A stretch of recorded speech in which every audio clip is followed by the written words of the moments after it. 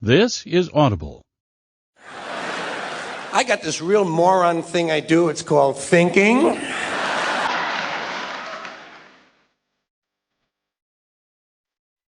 Simon & Schuster Audio presents Last Words by George Carlin with Tony Hendra. Read by Patrick Carlin. Featuring a conversation with Kelly Carlin and Tony Hendra.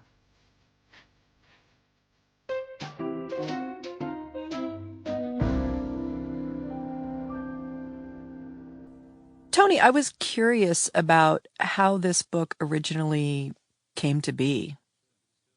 Well, I should probably explain that I knew George from way, way back, and we first got to meet one another in 1964 when we were both sort of struggling comedians, and we both were sort of hanging out in the village and appearing at a place called, rather unfortunately named, the Café Au Go-Go, which was sort of one of these nexuses of young performers, singers, and comics and musicians.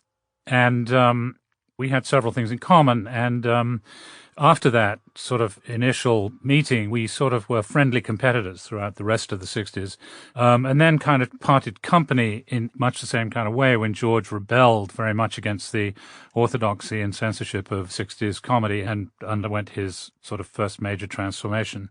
And I did something very similar, putting all this stuff behind me and becoming one of the original editors of the National Lampoon.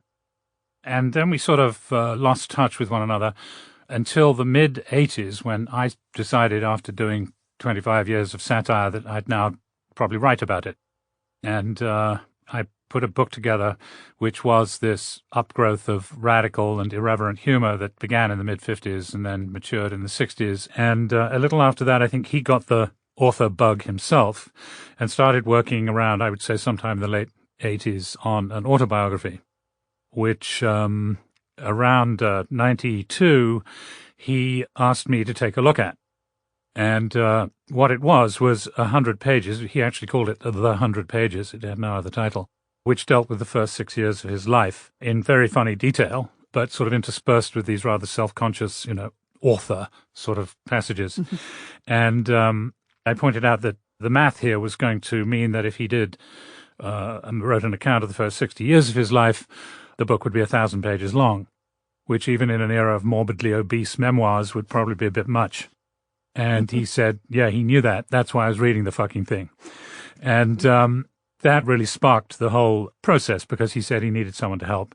And so began the always hilarious and very erratic process of documenting the life and times and oeuvre of Mr. George Carlin. So that's really how the book started.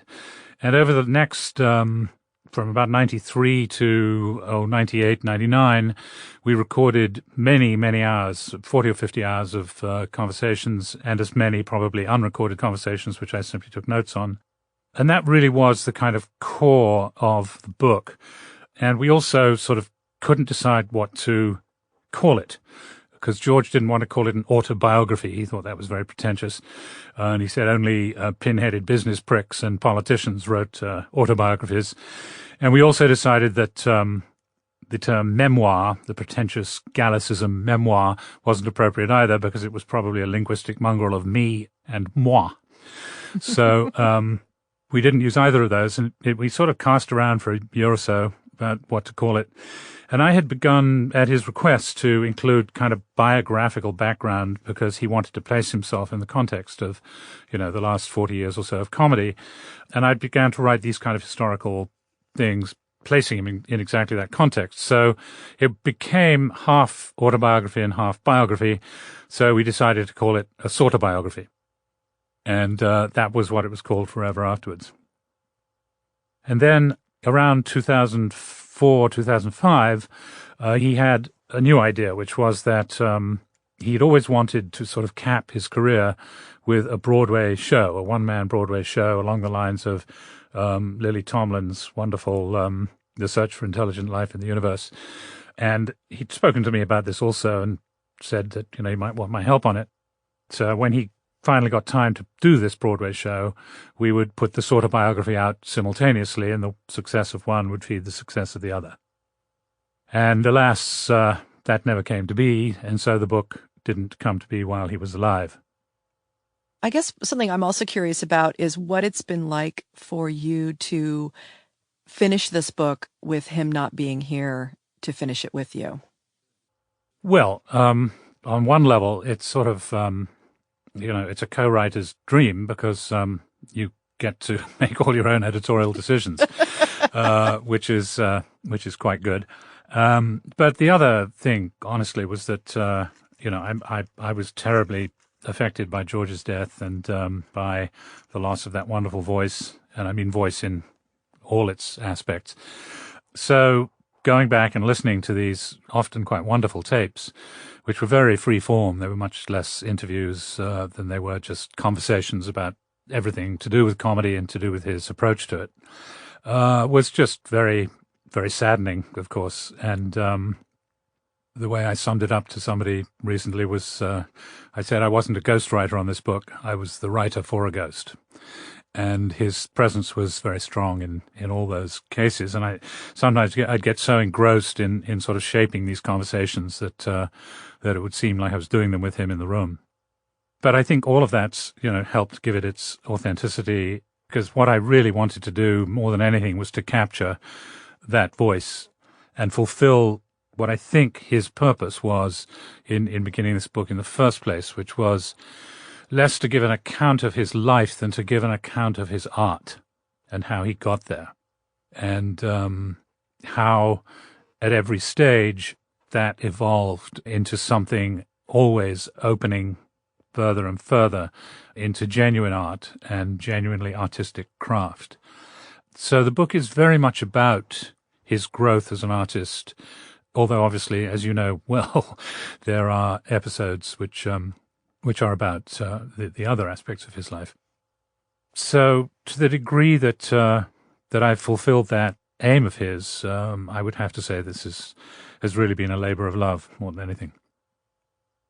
And it's so interesting because one of the things I've been grappling with since he's been gone is how to represent him in the world that lives up to his almost impossible standards that he held himself up to in his art.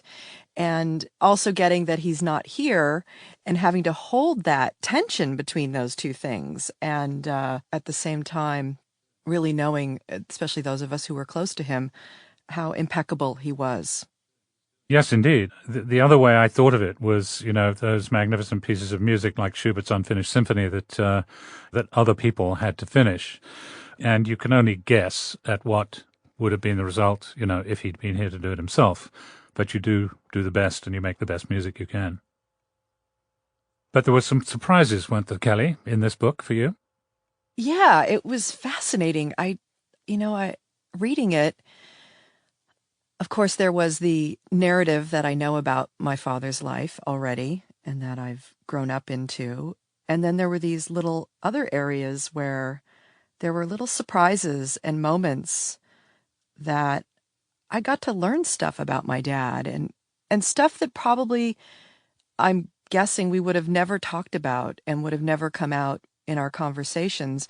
I mean, little things and big things, but I mean, one of which is like even how much influence his brother, my uncle Patrick, had on his life. Right. And reading that chapter and really getting it, like, wow, I didn't get that before, and then my father becomes this more whole, richer human being in my eyes. And also, there was a little part where he talks about, I think it was the late 70s and early 80s, after the big success and the big change and all of that. And he talks about going into a direction that could almost be considered conceptual art in his mind. And that he said if he didn't have the pressure, the middle class pressure of having a house and a family and all of that, he might have gone into conceptual art. And reading that, for me, I've always had that struggle too inside of me. And because of my father's success, I always felt like, well, I have to be seen and heard and big. And if 10,000 people aren't paying attention to me, it's nothing at all. And yet I've always felt this pull to be really obscure and strange and alone in my own conceptual art. And it suddenly gave me more freedom. Like, oh, I see where that comes from. There's this urge in me to just go and be strange in the corner and be okay with it. And he had that too. And so that was really exciting. I was actually just reading that a few days ago and it hit me again. The other thing about Patrick I found totally fascinating, I must say, that he introduced Patrick into the process quite early on. And I was blown away about how similar these two had become by, say the mid-90s. And yes, the credit which George gives to Patrick for sort of not, on the one hand, kind of, I think he became a more popular comedian in a way. He got a more sort of popular voice, or populist, perhaps I should say, through really sort of returning to the friendship with his elder brother. And he made a big point of that several times. And certainly Patrick contributed to that development of his voice in his sort of greatest period, which began in sort of 91, 92. In his earlier performances, he had really sort of kind of a light tenor voice, a kind of hippie version of a light Irish tenor. But Patrick sort of deepened and broadened that voice into what eventually became George's signature sound. Yeah, those influences were hugely important. So later in his life, he kind of recollects that part of himself that he kind of left behind, which is that very populist. It's a great word to use. There's a street, there's a street mentality there. There's the common man, and getting to reclaim that part of himself and his energy, and then weaving it so beautifully with the high intellectual wordplay aspect of himself. And yeah, what a force it became. Yes, to put those two energies together. Sure. Yeah. And it also made it very natural for Patrick to be the person who reads this book too. It was, my first thought was, that there would be an audio book, and Patrick seemed to be the obvious person to do it. And it's like, of course it's going to be Patrick. I mean, not only is in some ways the quality of their voice similar in an eerie way, but my God, it's a very, very close DNA. So it's, and I'm thrilled for Patrick too. And how do you feel now that you've read some of these things that you didn't know? How do you feel about the things that affect you directly? As a daughter of a very successful artist, he just wasn't there a lot. Physically. And then mentally, he wasn't there a lot because he was a man who lived a very internal life as an artist, and he was always working in some ways.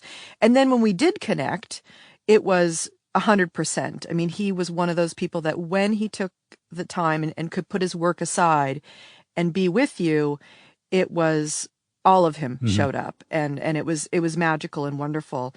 So reading this end of the book here where he talks about the difficult choices he made and almost the narcissism and the obsession of being an artist, it really healed me in a way, because I felt like he was directly saying, hey, kid, I get it. Yeah, yeah. One of his favorite words was authentic. He always wanted to be authentic. He made choices in word choices. He made thought and logic choices. And I think that was what he wanted to always achieve, his authentic voice. The George in me comes out authentically, not as some kind of artistic distortion of who he was. That makes perfect sense. I mean, his disdain for pretense of people and in our culture. Oh, yeah. It makes perfect sense, Yeah. And it's fascinating because since he's been gone and talking to people who, fans especially, and emails and Facebook and Twitters from all over the world, the one thing people say to me is he was like a friend. He was just a guy on the stage. He wasn't an icon or some famous person. He was just a guy on stage speaking the truth, which made me feel like I wasn't so crazy in the world because I think that way too. And so he got to do what he set out to do then. Sure. That's very Absolutely. cool. Absolutely. So few of us do or will. Absolutely. But I mean, it's a terribly overused word, but I mean, he really was the everyman, the voice of the everyman. And I think that's his crowning achievement, really. He spoke for all of us.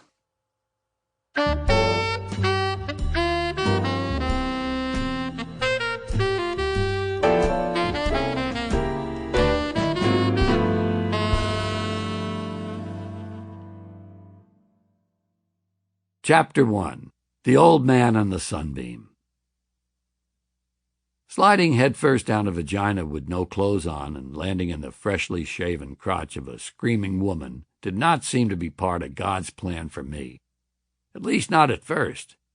I'm not one of those people who can boast of having been a sparkle in his mother's eye. A cinder comes closer. I was conceived in a damp, sand-flecked room of Curly's Hotel in Rockaway Beach, New York, August 1936. A headline in that Saturday's New York Post said, "Hot, sticky, rainy weekend begins. High humidity and temperatures in the 90s send millions to the beaches." At the Paramount Theater in Times Square, Bing Crosby and Frances Farmer starred in Rhythm on the Range. Meanwhile, at Curly's Hotel on Beach 116th Street, Mary and Patrick Carlin starred in yet another doomed Catholic remake of Rhythm in the Sack. For several generations, Rockaway Beach had been a favorite weekend retreat for New York's alcohol-crazed Irish youth in search of sex and sun. Popular ethnic slurs to the contrary, the Irish do enjoy sex. At least the last 10 seconds or so. But we must admit that Irish foreplay consists of little more than, "You awake?" or the more caring, sensitive, "Brace yourself, Agnes." Not that my conception was the tale of two young lovers carried away by passion and strong wine. By the time my father's eager, whiskey-fueled sperm forced its way into my mother's Egg of the Month Club, she was 40 and he was 48, certainly old enough to be carrying rubbers. The odds against my future existence were even longer. This particular weekend was a single isolated sex fest during a marital separation that had lasted more than a year. In fact, the preceding 6 years of my parents' marriage had consisted entirely of long separations, punctuated by sudden, brief reconciliations and occasional sex fests. The separations were long because my father had trouble metabolizing alcohol. He drank, he got drunk, he hit people. My mother told me that my father hit her only once. My older brother Patrick can't say the same. His first marriage ended disastrously when his first wife died of a heart attack not long after one of his beatings. My mother's theory was that while my father had been very free with his hands where his first family and Patrick were concerned, he didn't abuse her because she had 4 brothers and her dad was a policeman. Their reconciliations were sudden because my father had a terrific line of bullshit, and because my mother really loved him. The two of them were crazy about one another. According to those who knew them, they were one of the great pairings of all time. So while I sprang from something good and positive, by the time I showed up, I was a distinct inconvenience. This marriage had gone south long before, as in Tierra del Fuego. Getting conceived had been hard enough. Staying conceived literally required a miracle. My next brush with non-existence came 2 months after the sweaty sex weekend in Rockaway Beach. During the 5 years between the birth of my brother and my tiny embryo glomming on to a few square millimeters of her uterine wall, my mother had made several visits to a certain Dr. Sunshine in Gramercy Square. Never for an abortion, mind you. Holy Mary, Mother of God, no. The procedure in question was called a D&C, dilation and curettage, literally open wide and scrape. A wonderfully delicate euphemism for quasi-Catholics with a little money, really high tone, too. Gramercy Square was the place to get opened wide and scraped. No back-alley abortions on my father's salary. Legend has it that my mother was seated in Dr. Sunshine's waiting room with my father, who, being a family man, was reading the sports pages, apparently just fine with my being less than 100 feet from storm drain number 3. The good doctor's instruments were sterile and standing by. The old dilator and curetager had selected a nice new pair of rubber gloves and was whistling cheerfully as he pulled them on, preparatory to my eviction. Then it happened. My mother had a vision. Sometimes when you're trying to be boring, that religious shit can come in handy. Not a full-blown vision, like Jesus' face being formed by pubic hairs in the bottom of the shower, but real enough to save my embryonic ass. My mother claims she saw the face of her dear dead mother, who died 6 months earlier, in a painting on the waiting room wall. She took this as a certain sign of maternal disapproval from beyond the grave. Catholics go for that sort of thing. She jumped up and left the abortionist's office with me still safely in the oven. On the street below, she delivered these momentous words to my father. "Pat, I'm going to have this baby." And so I was saved from an act frowned on by the Catholic Church through an experience smiled on by the Church. It's a wonder I'm not more devout. In fact, you might be surprised that I support a woman's right to an abortion. But I do. Absolutely. So long as it's not my abortion. My father's response to this dramatic development is unrecorded. No doubt it included something about finding a place nearby that had qualified for a liquor license. After all, this was the man who, riding home from the hospital where my brother had just had a tonsillectomy, said, "Know how many beers I could have bought with what it cost to take your damn tonsils out?" In October 1936, shortly after my aborted abortion, Mary and Pat decided to try and make a go of marriage again. So here they were, this time at 155th and Riverside, with another nice home, a maid, and of course, the same old problems. And I have to say that while my father's drinking must have made a sizable contribution to the chaos, my mother was an extremely difficult person to live with. She was spoiled, self-centered, strong-willed, and demanding. No matter who you were, she'd find out how to press your buttons. God bless her sainted memory. Somehow, though, while I waxed and multiplied within her, things sailed along smoothly enough for them to stay together. One night in May 1937, she decided to take a recreational stroll on the then-new George Washington Bridge. The exertion brought on labor pains sooner than expected, and a couple of days later, I came barreling down the birth canal, a 9-pound behemoth, requiring the use of forceps. My mother insisted care was taken not to grip my temples, lest in her delightful words it caused the creation of an idiot. This was almost as important to her as the fact that the obstetrician was Dr. James A. Harrah, the Park Avenue doctor who delivered the Lindbergh baby. The day I was born was auspicious. It was the day King George VI of England was crowned, and a commemorative stamp was issued with the king's head on it, along with my birth date, May 12, 1937. How about that? A New York Irish kid named George rates a fucking stamp for his birthday. No wonder I've always been a devout monarchist. I was also born about a week after the Hindenburg disaster. I've often wondered whether I'm the reincarnation of some charbroiled Nazi CEO.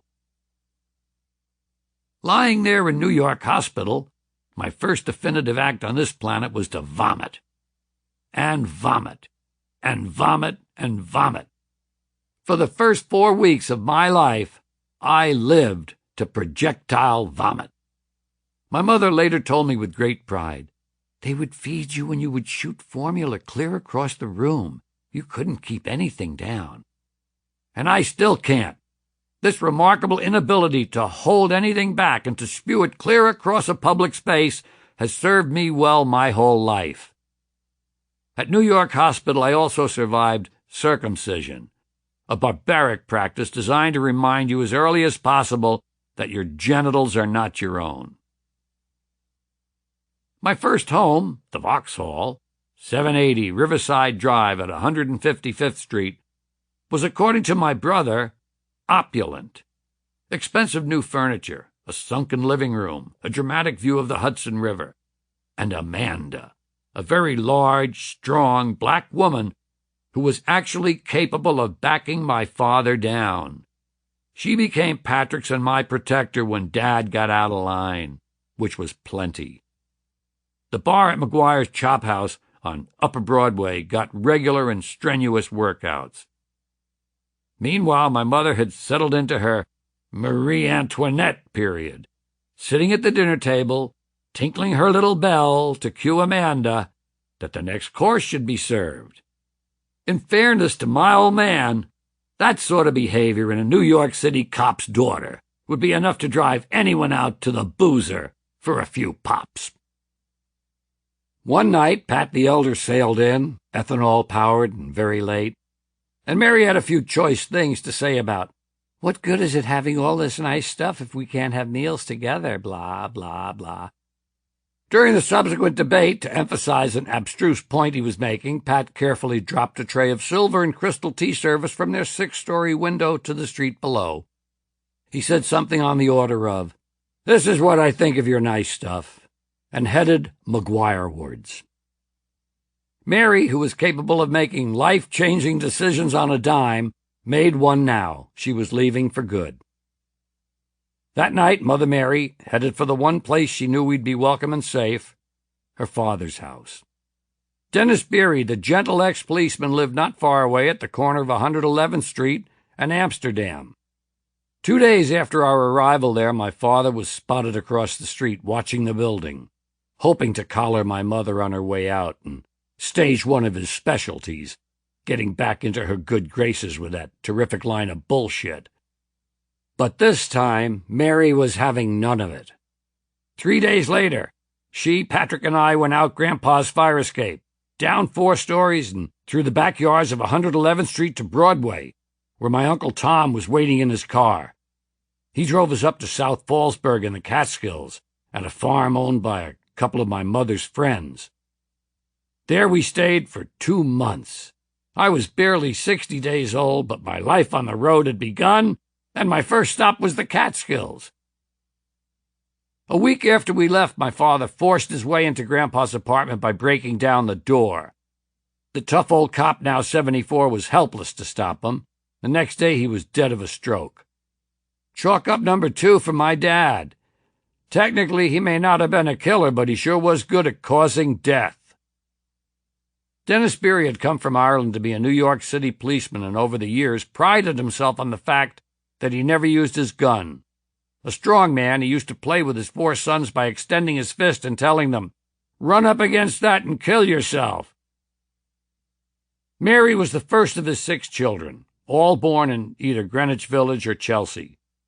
She was small, vivacious, made friends easily, played piano, was a great dancer, laughed loudly, and you didn't want her for an enemy. She always knew who she was and what she could do. She was never the least bit backward about coming forward. She brooked no shit from the world, clerk, waiter, bus passenger. Anyone who crossed her would get a verbal broadside and a belly full of the look, a thing of such withering dismissal it could strip the varnish off a paratrooper's footlocker. This all served her well in the business world. In 40-plus years of work, she had only 5 bosses. Her second job was great, at a then-hot ad agency called Compton. These were the roaring 20s, and she was a flapper. She played the field shamelessly, a self-admitted cock-teaser. I'd lead them on, but never come across. Yet in spite of this intense partying, she never drank. Unusual at a time when so many people's livers were swelling to the size of beach balls. While her friends soaked up the gin, she soaked up culture. She read widely in the classics, with a special fondness for, of course, tragic heroines like Hedda Gabler, Anna Karenina, Madame Bovary. I don't mean that this cop's daughter was a cultural snob. She almost single-handedly kept the Broadway theater afloat in the 20s, and had as well-developed a taste for the thin rot of American pop culture as the lowbrows she tried to distance herself from. While she genuinely appreciated serious playwrights, her pursuit of high culture was also a part of a pattern of social ambition, and certainly of her plans for me. She often called on her command of literature, when later our lives had become a running battle. I think my early aversion to reading can be traced to the importance she placed on it, and her use of literary references in the middle of an argument. Maternal monologues would include stuff like, How sharper than a serpent's tooth is the ungrateful child. Or, what a tangled web we weave when first we practice to deceive. All delivered with the melodramatic flair of a Sarah Bernhardt. From an early age I was unimpressed, which was part of a larger pattern in our relationship. She insisted, I resisted. But one message did fall on fertile ground. She passed on to me the love of language, an immense respect for the words and their power. The long struggle between Mary and Patrick entered its final stages in December 1937, when the court awarded her a legal separation. My father fought the action, contending that he was a loving father and husband. He was brought down in court by his own flair for melodrama. At a key point in the proceedings, my mother's lawyer had my Aunt Lil bring my 6-year-old brother Patrick into the courtroom. My father sprang to his feet, flung out his arms extravagantly, and cried, "Son!" Patrick cringed like a whipped puppy and clung to Ma's skirt. Bingo! $35 a week. He didn't want to pay, natch, and over the next 2 years they fought through lawyers until my father simply quit his job to deny her the money. My guess is his alcoholism was probably catching up with him as well. With time on his hands and liquor on his brain, his harassment worsened. My mother, a policeman's daughter, had the remedy. Patrick remembers many evenings when the three of us would arrive from downtown at the 145th Street subway stop. She'd call the precinct, and a patrol car would shadow us all the way home. More often than not, my father could be seen standing across the street. These sad and sorry performances were the final act of the drama, one that in many ways was a tragedy. My father's children by his first wife swear to his loving attention. His letters to them are shot through with gentle, jovial affection. Even my mother had to admit he could be an absolute joy to be with.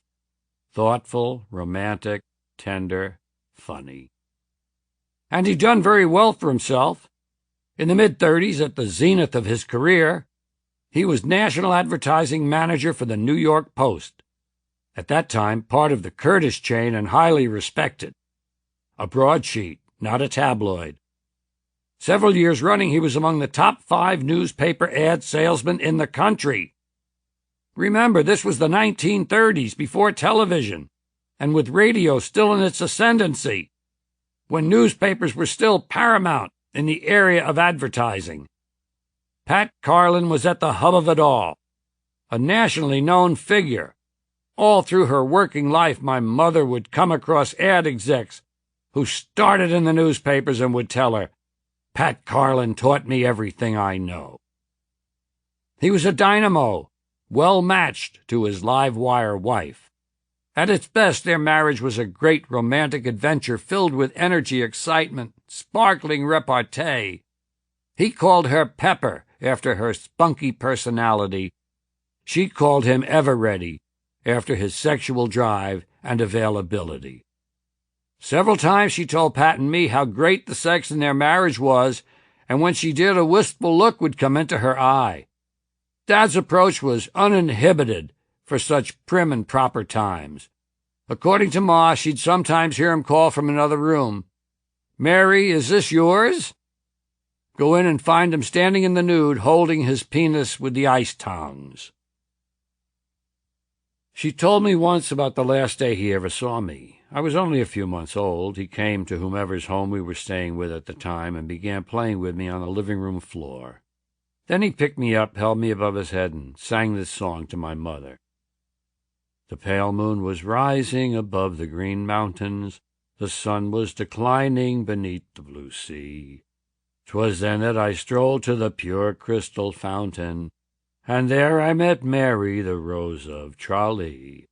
She was lovely and fair as the rose of the summer, but 'twas not her beauty alone that won me. Oh no, 'twas the truth in her eyes ever dawning that made me love Mary, the Rose of Tralee. Early in their courtship, they'd made the Rose of Tralee their own song. I'm sure it poured absolutely sincerely from his great sentimental Irish heart, but it didn't work. The Rose of Tralee was determined, and he was history. He never saw me again. His life after the divorce included a stay at a monastery and a job at a radio station, but none of the outward success he'd achieved before. But judging from letters to his daughters from his first marriage, he seemed to be a person who defined himself and his self-worth in terms of his own relationship to the universe at large, not the material world and its narrow standards. It made me proud of him and gave me reason to believe that my own very similar sense of what's important had come directly from him. It's a connection, a profound one. I don't have many. He died, age 57, in December 1945, of a heart attack. I remember walking up the hill to our house. By now we'd had a home on West 121st Street for several years. It was a few days before Christmas. I was singing Jingle Bells and thinking of the presents my Uncle Bill had let me pick out the week before, wrapped and waiting under the tree. An electric baseball game, an electric football game, a real leather football. The kitchen was quiet and my mother more serious than usual. She sat me down on a little stepladder that doubled as a chair, I still have it, and handed me a death notice from that day's New York Journal-American. I didn't need to read beyond his name. I knew what death notices looked like. I don't recall any emotion. I just knew my brother would be happy and my mother relieved. Years later, I came across the only record I have of his feelings for me. It's a telegram he sent to my mother on my first birthday in May 1938. We'd been separated from him for about 10 months by then, but my mother hadn't found work yet, so he was probably still fanning the hope things might work out. He wrote to her, "Just to let you know that 1 year ago today I shared every moment of your anguish and prayed that I might share each pain, while your present advisers said nothing and cared less. Thank God and you for the sunbeam you brought forth, whom I pray will outlive all the ill-founded gossip." He did have a terrific line of bullshit. Praying to share the pains of childbirth sounds like vintage Pat Carlin.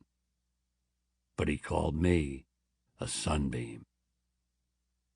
And he got his wish, though there are very few people alive to whom it matters. Not only did I outlive the gossip, by which I'm sure he meant my mother's quite public and vocal negative opinion of him, but I lived to write this book, which will serve as testimony to my old man's great heart and soul. A sunbeam. Imagine that. Chapter 2. Holy Mary, Mother of George. My mother's visit to the funeral home was a frigid affair for both sides, her family and the Carlins. She had always kept her distance from Patrick's folks, considering them shanty Irish, and I'm sure they saw her as a climber, an uppity gold digger. They weren't far wrong. My mother's capacity for good living had long been blunted by the realities of salaried employment, but she retained her class pretensions and tried to realize some of them by using us kids as advertisements for her taste. Much of the struggle between Mary and her sons revolved around her plans for us and our strongly developed instinct for independence. There was a fierceness to my mother's striving, typical of her generation. She was born in 1896. William Shannon in The American Irish writes, "Social rules and conventions in America are set by women, and the standards women enforced in the late Victorian America as to what was nice behavior could be cruel and rigorous. And to those standards, the Irish mothers and maiden aunts often added exacting requirements of their own because resentment and competitiveness impelled them not only to want to be accepted and well thought of, but also superior and invulnerable. Voila! Mary Berry in a nutshell. She felt she had detected a diamond beneath my father's rough shanty Irish exterior and could clean him up, polish the gem. It's a common courtship fantasy. That mission thwarted, she turned her sights to the more malleable silly putty of her sons. Pat the younger quickly screwed up that strategy. One time in the elevator of our building on Riverside Drive, they encountered a lady of particularly regal bearing. "What a lovely little boy," she purred. "And what is your name?" "Son of a bitch," answered the lovely little boy. Pat was dismissed early on by Ma as being a Carlin and having the dirty, rotten Carlin temper, and I became in her eyes a Beery, a scion of her superior, cultured, lace-curtain ancestry. My quiet nature as a little boy became the Beery sensitivity. She even named me for her favorite brother, George, a sweet, gentle soul who played classical piano. George, by the way, spent most of his life in the nut house. He had taken all his clothes off on the crosstown bus, and they said, "Don't do that." But he did it again 2 years later, so they put him in Rockland State Hospital, Building 17, diagnosed with dementia precox. He would also come home on Thanksgiving and Christmas and play the piano. One Thanksgiving he turned to me and said, "I'm an admiral. I sail out of Port Said." He pronounced Said as the past tense of say, not with the vowels separated. I thought it was wonderful that he'd spent his life in Rockland and claimed to be an admiral. But he never told me any more about his seafaring days. Part of my mother's strategy for advancing her life agenda and realizing her material dreams demanded careful control of the development of her children. I don't mean moral guidance or practical life advice, but a code that would make her look good and feel comfortable. Everything you do is a reflection on me. She was obsessed with appearances, utterly dependent on the approval of the outside world, in particular, that segment of society for whom she worked and that met her approval, the ruling class. Her vocabulary was full of tripe like, "A man is judged by his wife. When you speak, you judge yourself. You are judged by the company you keep. Judgment, judgment, judgment, judgment of others, judgment by others."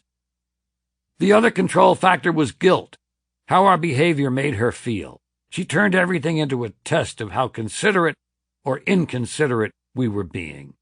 She carried it to melodramatic heights, infused it with a sense of martyrdom. It wasn't just, "I give you everything." It was, "I trudge home, night after night, my arms loaded with bundles for you boys. My poor arms loaded with bundles, and the doctor says I may drop on the spot because my blood pressure is 185/9,000, and the garbage isn't even out."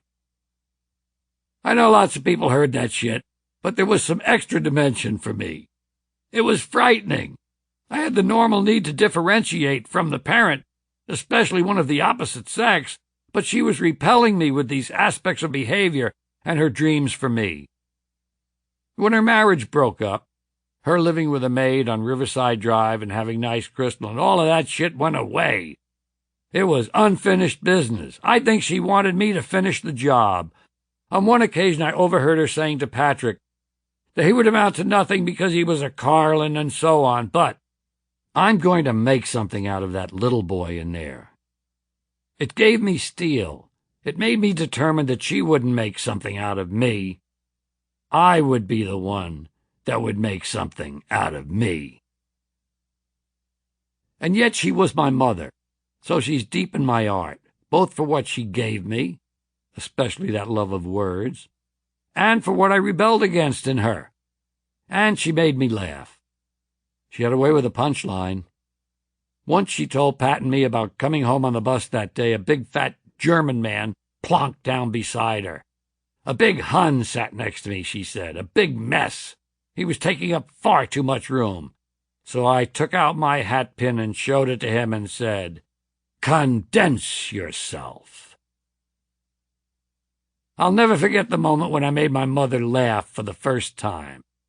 That I actually took an idea and twisted it, and she laughed. And it was real, not just cute kid stuff. I provoked a laugh in her by means of something I thought of. How magic that was, the power it gave me. Even after I made the break, made it pretty clear that I wasn't going to let her make something of me, she hung on. She'd find excuses to come visit me on the road when I was playing these little nightclubs in the early 60s. She'd show up in Boston or Fort Worth or Shreveport. I just want to see if you have nice linens. When I was a regular on Merv Griffin in the mid-60s, she came on the show and upstaged everybody, including me. In a way, I hadn't yet made a break with Mary's niceness. The 60s were my nice years. My nice suit, my nice collar, my nice tie, my nice haircut, and my nice material. When I really made the break in 1970, really put that niceness behind me. She had a remarkable, but typical, reaction. She came to the bitter end on Bleecker Street right around the time of the FM and AM album. I was doing 7 words by then, and so for the first time she saw me saying cocksucker and motherfucker on stage and having people laugh and applaud. Mary was never a prude. She liked to tell a dirty joke, but she'd make believe she felt ashamed and embarrassed. She'd give you a look like, aren't I awful? Am I a bad girl? And then tell it. But I was taking things very far, plus I was attacking 2 of the things she held most dear, religion and commerce. She was mortified that I would be rewarded for these attitudes, but she was incredibly happy that I was successful. It was the payoff, the fulfillment of, everything you do is a reflection on me. She was the star's mother. Hi, I'm Georgie's mother. But here's the most telling thing. On the block of 121st Street where I grew up was our church, Corpus Christi, and Corpus Christi School. It was run by Dominican nuns, and they all knew Mary. Throughout my nice years, the sisters got to know me from television. They knew I was an alumnus of Corpus Christi, and my mother would visit with them, and it would be, yes, he's doing so well. Yes, I'm proud of him. Yes, you should be. Now come shit, piss, cocksucker tits, and God has no power. So one day she's walking past the church and runs into a couple of the nuns, and they comment on the new surge in my popularity and say Corpus Christi was all over the Class Clown album. So Mary says, yes, but isn't it awful, sisters, the language he's using? And they say, no, don't you see what he's saying is, these words are part of the language anyway, and they're kept off in their own little section and their own little closet. He's trying to liberate us from the way we feel about these things. My mother says, oh, yes, of course. She's okay now. She's fine. Shit, piss, fuck, cunt, cocksucker, motherfucker, and tits have just received the imprimatur of Holy Mother Church. Now they're nice words. When I threw my mother out of my life, figuratively as a teenager, I threw out the good with the bad. To make a clean break, you eliminate everything. But I still find her ambitions hidden in mine. And they're not necessarily bad. An important goal of mine is to do a one-man Broadway show. And it was Mary who used to take me to Broadway shows and to the lobby and point to people and say, see that man's hand? Look at that. He's cultured. He's refined. Look how he holds his cigarette. Look at the angle of his leg. That's what I want for you.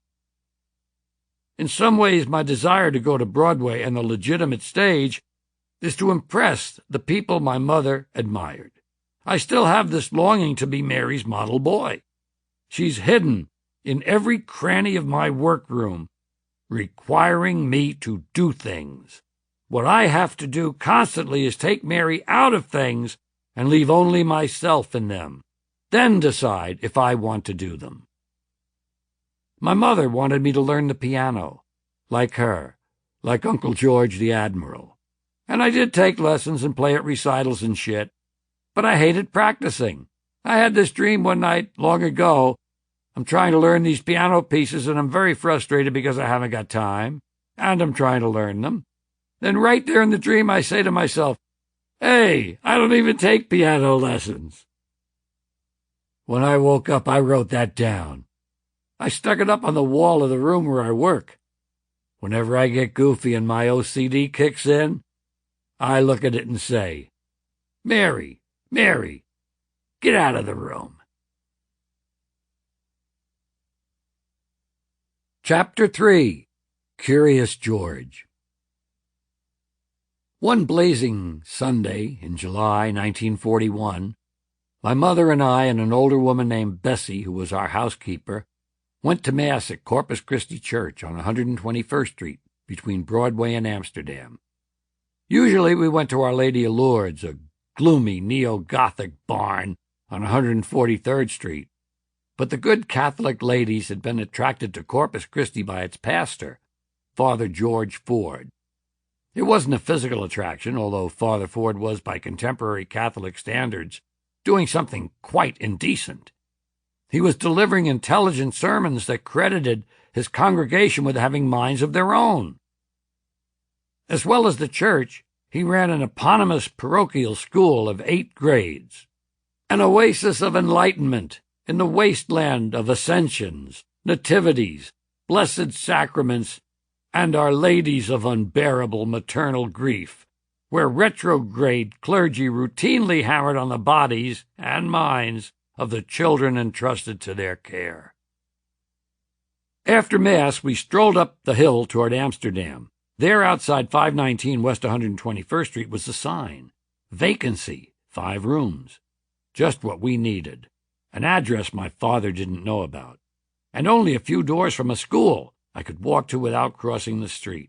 Of course, I was only 4, so I still had 2 years to shop for a really cool pencil box. Mary always was a visionary. We soon discovered we'd moved into one of the greatest neighborhood concentrations of educational, cultural, and religious institutions in America. The centerpiece was Columbia University with its many colleges, including just a few yards from my front door, Teachers College, from which it was once said every superintendent of schools in America had been graduated. Across Broadway was Barnard, one of the Ivy League's 7 sisters. Down the street from our house was Union Theological Seminary, America's foremost training ground for Protestant clergy.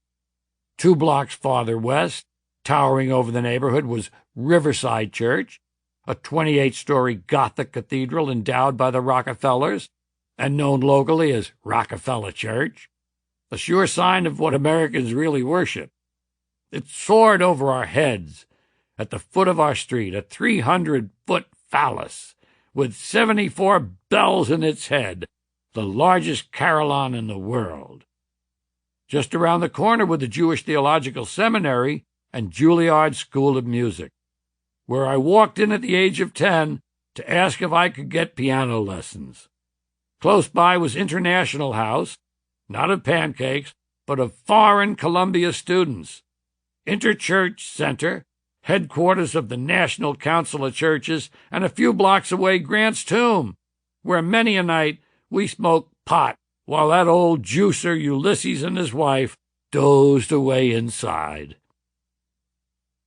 Our neighborhood quickly became a metaphor for my mother's cultural dilemma.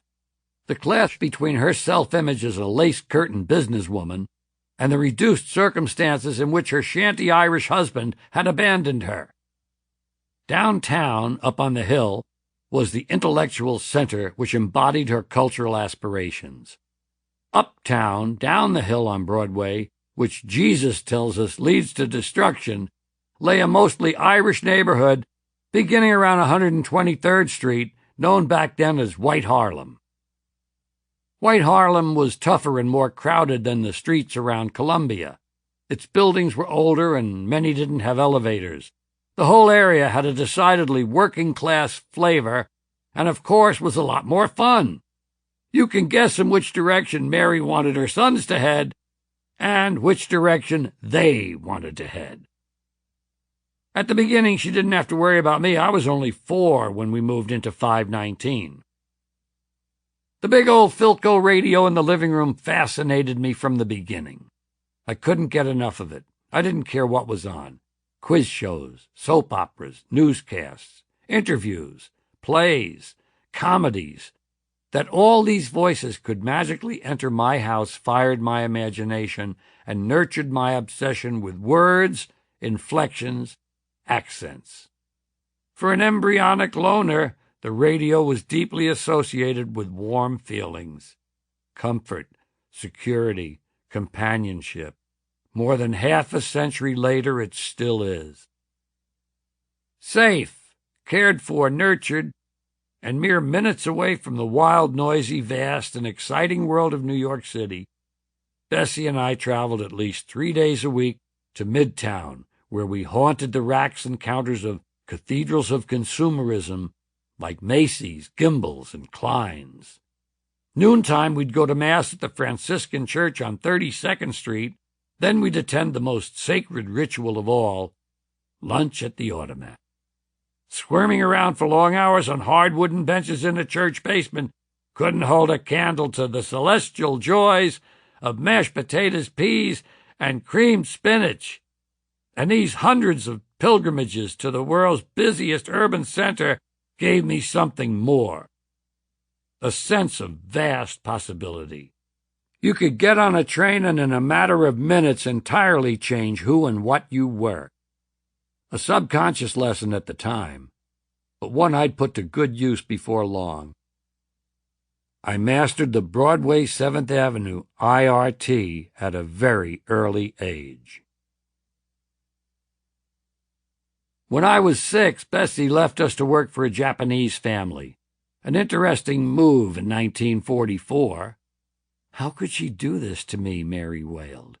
Leave me for a Jap family. I didn't care. I was in Corpus Christi by now, and my Bessie period was behind me. After school without Bessie or Mary or even Patrick was an unparalleled education in street life. I started exploring early. I had a mile-square playground of colleges and churches and their grounds at my disposal. 1,000 hallways, classrooms, labs, theaters, lounges, libraries, dorms, gyms, chapels, and lobbies, just asking to be terrorized by me and my playmates. Security, a more recent American obsession, was minimal, and a handful of small kids can scoot, scatter, disappear, and reappear with amazing ease. In addition, of course, we were in our pre-vandal stage and attracted little attention. When we got tired of being little pests, there were games: Chinese and American handball, boxball, ring-a-levio, called ring-a-lirio in my neighborhood, blacksmith, Johnny Ride a Pony, kick the can, roller hockey, and a strange game called 3 Steps to Germany. Plus all the city-street variations of baseball, stickball, punchball, stoop ball, curb ball, and baseball off the wall. We had 3 parks nearby: Morningside Park, Central Park, and Riverside Park, which stretched 5 miles along the sewage-laden Hudson, where we bathed in summer with no apparent ill effects. All the parks were dotted with playgrounds, many recently installed by Mayor LaGuardia and called tot lots. Basketball courts, baseball diamonds, wading pools, thousands of trees to climb, countless hills for sliding, sledding, rolling down and running up, and miles of paths for riding bikes. Not designated bike paths, not shared paths, paths where pedestrians had to get the fuck out of the way. Actually, I rarely rode my bike in the park. It was more stimulating when ridden in the streets, weaving adroitly through fast-moving vehicles. Go play in traffic wouldn't have been a put-down for us, just another glaringly obvious suggestion from an adult. By the time I was 7, I was slipping into the subway to head downtown to Central Park, Times Square, Rockefeller Center, Wall Street, Chinatown, the waterfront, great tracts of unexplored territory, an urban El Dorado just sitting there waiting for an adventurous child. Afternoons of collecting autographs, sneaking into movies, browsing in department stores, walking up the stairs to the observation decks of the RCA and Empire State Buildings, stealing stuff from novelty stores, climbing trees in Central Park, riding elevators on Wall Street, or simply walking around, taking in the big show, the greatest entertainment on earth. It gave me the feeling I belonged. I was entirely at home in the vast city I was growing up in. New York City was a great education, But first grade with Sister Richardine in room 202 also meant other awesome new experiences. Sex, music, and the roar of the crowd. First grade generated first kisses. 2 of them. The first kiss was one afternoon when Sister Richardine announced the imminence of the annual church bazaar. This so aroused a little girl named Julie, clearly a future shopaholic, that she threw her arms around me and planted a big wet kiss on my cheek. An uproar ensued in the class. Small as I already was, I shrank even further. A tiny beet-red creature in short pants. But deep down under those ill-fitting shorts, something was stirring. My second first kiss came not long after, alone in the clayroom with Ilda Mullertime. I bided my time, then made my move, and gave her a big wet kiss. My only memory was that it was good, she didn't hit me, and we didn't get caught. To this day, I can't see a child's poorly made clay bunny without a vague churning in my loins. Room 202 possessed an odd, homemade musical instrument consisting of rows of glass bottles filled with varying amounts of water, suspended in a wooden rack. The player struck the bottles with soft wooden mallets, producing a musical note, and after much effort, I learned Frere Jacques, and one day played it for the class, my first ever public appearance. A real charge, having 30 people, 6-year-olds, but they had pulses, sit without fidgeting and watch something you were doing, which they couldn't do, was intensely satisfying.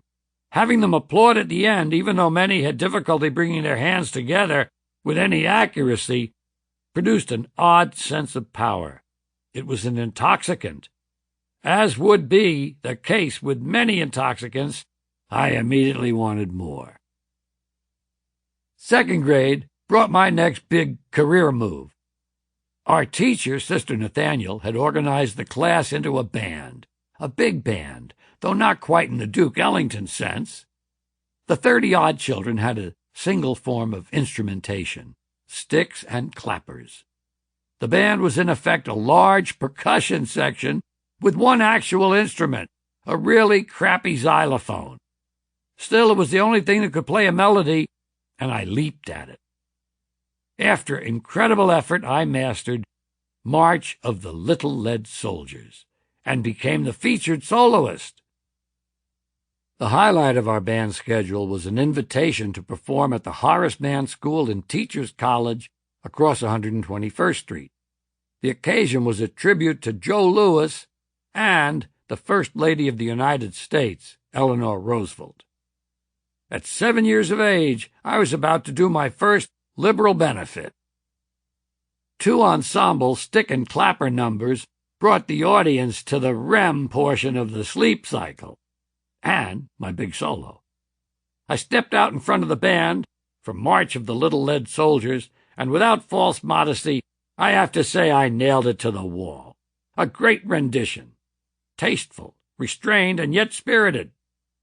I may have made xylophone history with my daring crosshand 4-mallet ending. I glanced across the stage to where the guests of honor were seated. Thank God they were awake. And applauding. I did notice that one of the First Lady's stockings were drooping rather badly.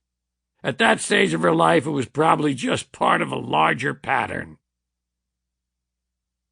Corpus Christi School, revolutionary for its time, had no report cards or grades. There was none of that cutthroat competitive spirit which so improves our American way of life. We were encouraged to study and excel simply for the joy of discovery. If we were inculcated with anything, it was the simple idea that the future would take care of itself if you did right by yourself today. I grasped the work easily and had a lot of time for daydreaming. If there'd been a course in what's outside the school window, I would have been head of the class. But idle classroom time can lead to more than just looking for brassieres on the rooftop laundry line next door. It is the breeding ground of the class clown. Class clowns are dedicated to attracting attention to themselves. Traditional Freudians might attribute my chronic need for attention to the fact that I had no father and half a mother.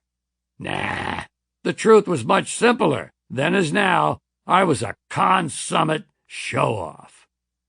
Disgusting tricks are the key components in the class clown's repertoire.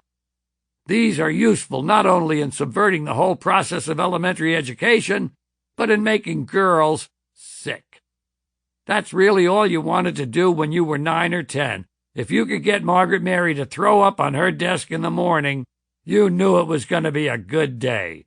And though I doubt I deprived my schoolmates of much of their education, I certainly curtailed my own. My entire public school education ended at the 9th grade, and I barely made it through that. On the other hand, the credentials I earned disrupting class and making girls throw up stood me in good stead a quarter-century later in my 1972 album Class Clown. I had several disgusting tricks I could do. I could bend either thumb backward till it lay flat on my lower forearm. I could crack every one of the 28 finger knuckles officially recognized by the Knuckle Institute. I could also control each eye independently. First, both eyes left, then keeping right eye left, move left eye right, then right eye right, done at high speed with the right girl. This will definitely make her vomit. But I was outclassed in this category. Ernest Cruz could turn his upper eyelids inside out. Wow, even I would heave. Don't do that, Ernest. You look like a devil, man. My class clown arsenal included all the standard weapons. Weird faces, fart sounds, belching, mimicry, random Weisenheimery, and sickening physical contortions. I was gifted with a rubbery face and took pride in contorting it in the most revolting ways. The trick here is to identify students with minimal self-control and loud or goofy laughs. This goes to the heart of being class clown, because class is one of those places you're not supposed to laugh, like kneeling in front of the casket. So it's the one place the urge to laugh is uncontrollable. First, you get your target's attention with a rubber band-powered paperclip to the neck. When you have their attention, you whip some interestingly twisted face on them. They explode in giggles. You relax your face into a mask of innocence, and they get reamed out. You're off the hook. You're ready to strike again. This time, instead of depriving only one child of his or her education, you can stunt the development of the entire class. Welcome to the world of revolting sounds, a symphony of bodily functions, preeminent of which is the fart. Class clown was always the first to discover the artificial fart under the arm. You place your palm vertically in your armpit, under the t-shirt and against the skin, and snap your elbow sharply downwards against your side. The air escaping from the armpit pocket erupts in an impressive blat. I've never understood why this action, which involves no actual bodily fluid, results in such a deliciously liquid-sounding fart. Besides a budding talent for which you might loosely call physical comedy, I was also a pretty good mimic. I could do anonymous character voices, like drawls and brogues, but I could also do many of the adults us kids had to deal with, especially the nuns and priests of Corpus Christi. Later I branched out to include storekeepers, local characters, the parents of my friends, a minefield, that one, and the friends of my parent. I also did the standard celebrity repertoire of the time, Peter Lorre, James Cagney, Sidney Greenstreet. Even though my voice was an octave too high for accuracy, they were a generous audience on the stoop. But the exciting thing was the discovery that I could create funny dialogue for these characters and voices. Plenty of people can do imitations. Lots of kids can mimic grown-ups. The real power is in making up stuff for your impressions to say. And the most exciting thing of all was to try this stuff on my mother and have it work. I knew her laugh, and I knew when it was sincere. It felt great to be able to say in answer to her question, "Where did you hear that?" I made it up. Disrupting class made school more bearable once lessons had been mastered, but after school, that longed-for part of the day that belongs to the kid alone was what counted for me and the kids of my generation. Small screens hadn't yet co-opted the play of children, and it was out on the streets with us, exploring neighborhoods, hopping the subway downtown, hanging out, stealing. I remember so much from those days, like my fedora. It was black, and this is how I got it. You would go into the IRT subway at 116th Street, and in the nice weather, when the trains came in, some of the windows would be open. This was way before air conditioning, and the vertically oriented windows would open from the top down. So if a guy was sitting inside with a hat on, you would wait until the doors closed, and then just as the train had begun to lurch forward, you'd reach through the window and grab his hat. Then you'd trot alongside and wave and give him the finger. If you got lucky, you got one that fit. I got a fedora of the low-rent variety where it's almost as flat as a pork pie. But it was a fedora, it was black, and it fit. Now we'd be called delinquent, troubled, alienated, or worse. Certainly some of the guys from the neighborhood later did time, but there was something innocent about running wild on the streets back then. For one thing, the streets were pretty safe. There were no weapons and no one ever got hurt. I stayed a night recently in New York, and I didn't know it had snowed, so when I opened the drapes, I was immediately back in that wonderful childhood world of waking up with snow. All those little things you noticed as a kid, the way the mortar that sticks out between the bricks picks up a little snow on each level, those weird porcelain insulators screwed into the window frame that the people before you left behind, they have little piles of snow on them. The clotheslines strung between the buildings on every floor have a fine line of snow all the way across, and suddenly, for no reason, a little bit falls off. There's one other thing with snow. Even when you're 15 or 16 and you just want to get laid, and snowballs no longer hold the slightest interest for you, or even, for that matter, if you're never going to see 60 again. When it snows, you've always got to make one snowball. Only one, but you gotta.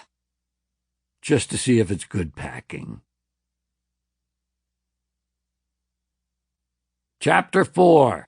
The Ace of Aces and the Dude of Dudes. My brother Patrick is what shrinks call a self-installed role model. I went to his high school. I followed him into the Air Force. I learned to dance from him. He's the one who taught me, George, if you're going to steal, never get caught. His idea of honesty.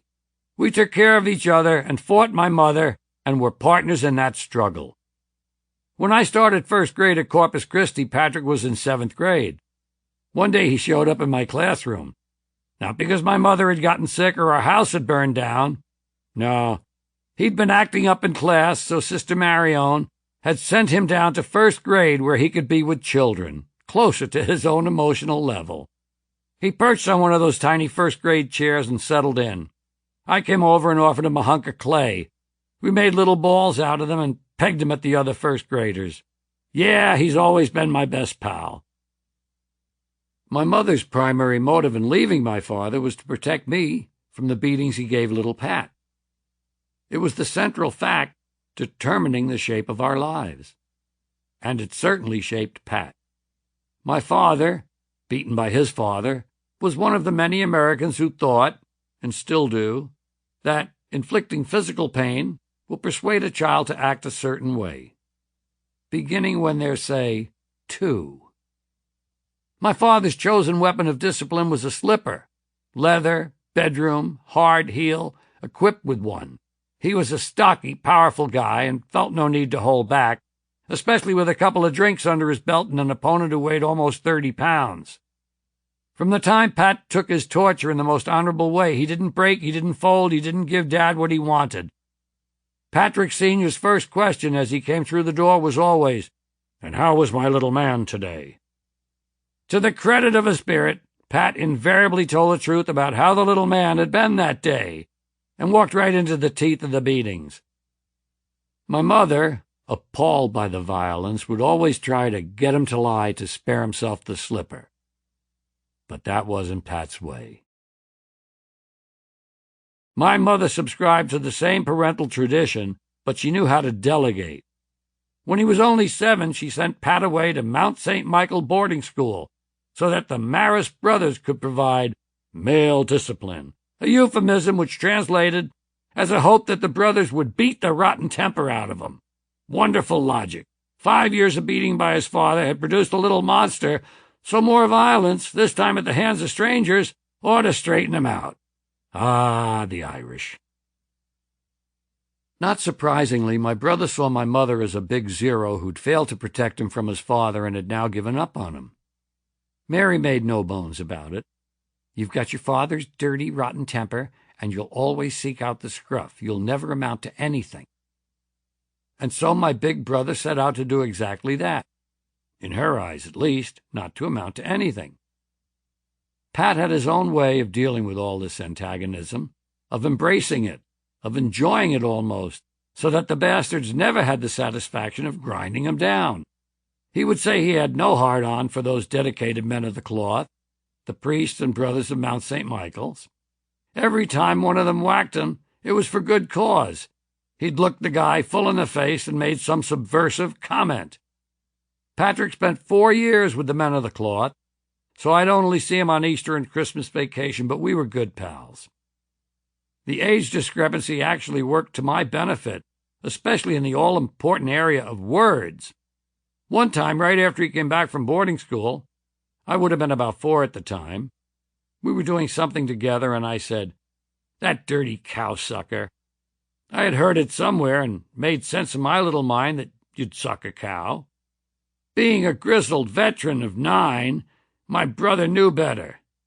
Not cow-sucker, George. Cocksucker. In a good Irish neighborhood, we were into bad shit. If there was a rule, Patrick's religion required him to break it. Anything I did wrong, he would encourage. We both resisted our mother because she had these delusions of grandeur. She was determined to make a couple of geniuses out of us, or fruits. The way Patrick puts it is concise. Mary wanted 2 little Lord Fauntleroys. What she got was a pair of hardened dog turds.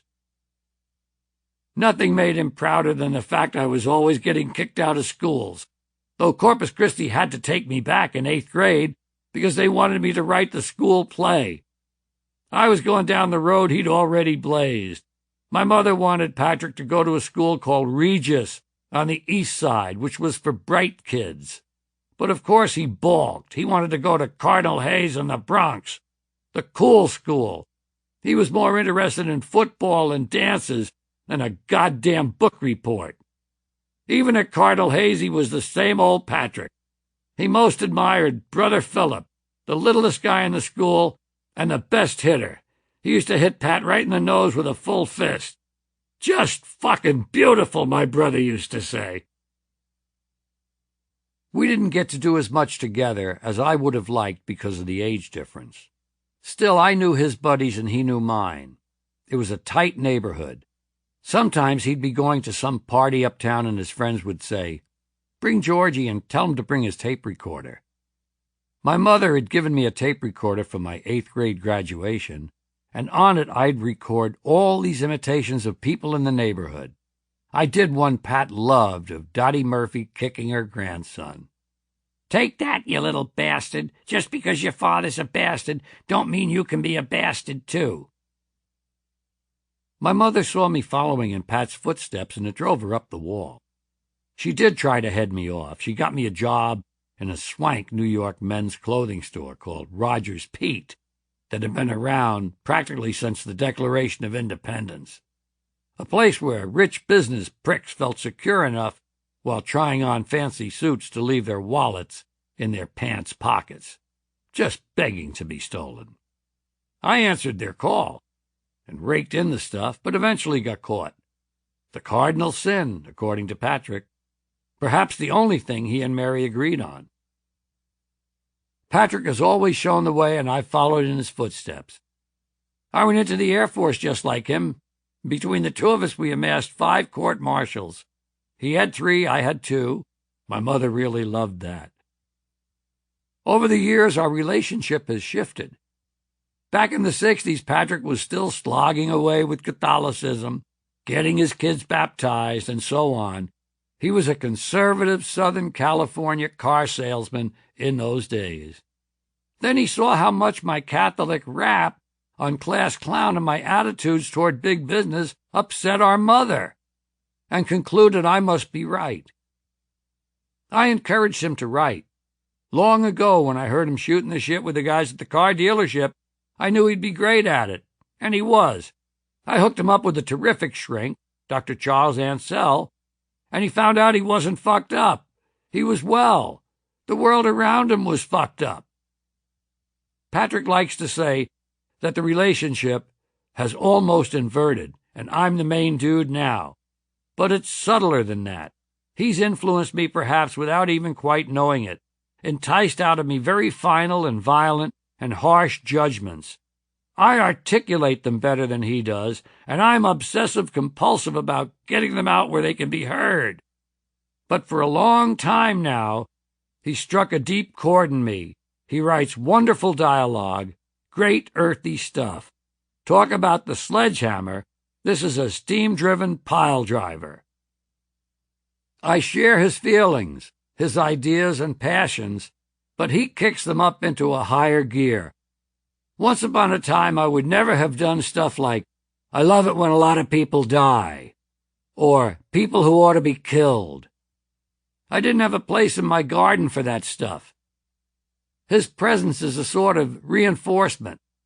It's less an inversion than that the wheel has come full circle, almost like the old days. If my big brother feels like that, it must be okay.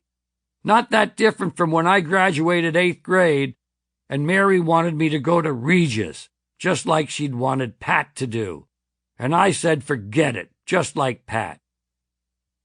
At the end of 8th grade, you get this little 8th grade book which everybody signs with things like, Happy graduation, George, from the girl who sat next to you. The stuff of fond memories decades later. Patrick happened to be home on leave from the Air Force, and I asked him to sign my graduation book. This is what he wrote. Go to Cardinal Hayes and be a cool guy. He signed it. The ace of aces and the dude of dudes, your brother Patrick. Chapter 5. Air Marshal Carlin tells you to go fuck yourself. Weird how the military touches so many aspects of your life. It's like the church in that way. You hate it, but it forms you. It's apparent. Mother Church and Father Military. Father might seem a bit affectionate for someone who's on record more than once as having no respect for the business of war, but I confess to being conflicted about the military. I was 4 when we got into World War II. Its memory is precious to me, a central fact of my life. The slogans, the uniforms, the newscasts, the songs, the White Cliffs of Dover, Don't Sit Under the Apple Tree, I'll Never Smile Again. I can never hear them without being overwhelmed by nostalgia. Weirdly enough, the songs of war make me feel safe. Then there were bombs. I'd always had a thing about bombs, and they were a big part of my childhood. By the last year of the war, I was 8, and already riding downtown on the subway by myself, often to the Chrysler Building on 42nd Street, where the Army had a permanent display of military hardware. Jeeps, artillery pieces, a tank, uniforms, insignia, all sorts of good stuff. But the centerpiece was a huge 500-pound bomb called the Blockbuster. It sat vertically in a rack in its falling orientation, packed with explosive possibilities. I imagined the rising high-pitched whistle as it screamed to earth, perhaps from a B-17 my Uncle Tom had worked on, falling down, down, down onto the heads of those German people I'd seen in the newsreels. But what I remember most vividly is that previous visitors had scratched their names on the bomb's casing. Vito, Brooklyn. Gloria and Eddie. Sonny, USN. Anonymous, powerless people trying to associate themselves with the bomb's vast impersonal power. Why not? Everybody should try to scratch their names on the bomb of life. A few hundred yards from my house, in Columbia's Pupin Physics Labs, another bomb, the big one, began its charmed life. That same year, our own homegrown bomb was tested on a few 100,000 Japanese and came through with flying colors. We all went down to Times Square to celebrate VJ Day, the end of one war and the beginning of the next, the Cold War, which would last 10 times as long and cost 100 times as much, but which will also win. Damn, we're good at war. In due course, the time came for me to do my part in winning the Cold War, the draft. One problem with the draft in a large population like New York City was that they had so many volunteers, you often didn't get a draft notice until you were 21 or 22. That was more disruptive than getting one at 18, so guys often joined up earlier. A lot of them didn't want to be in the Army, so the chic way to get out of military service was to go into the Air Force. The Air Force seemed a pretty good deal.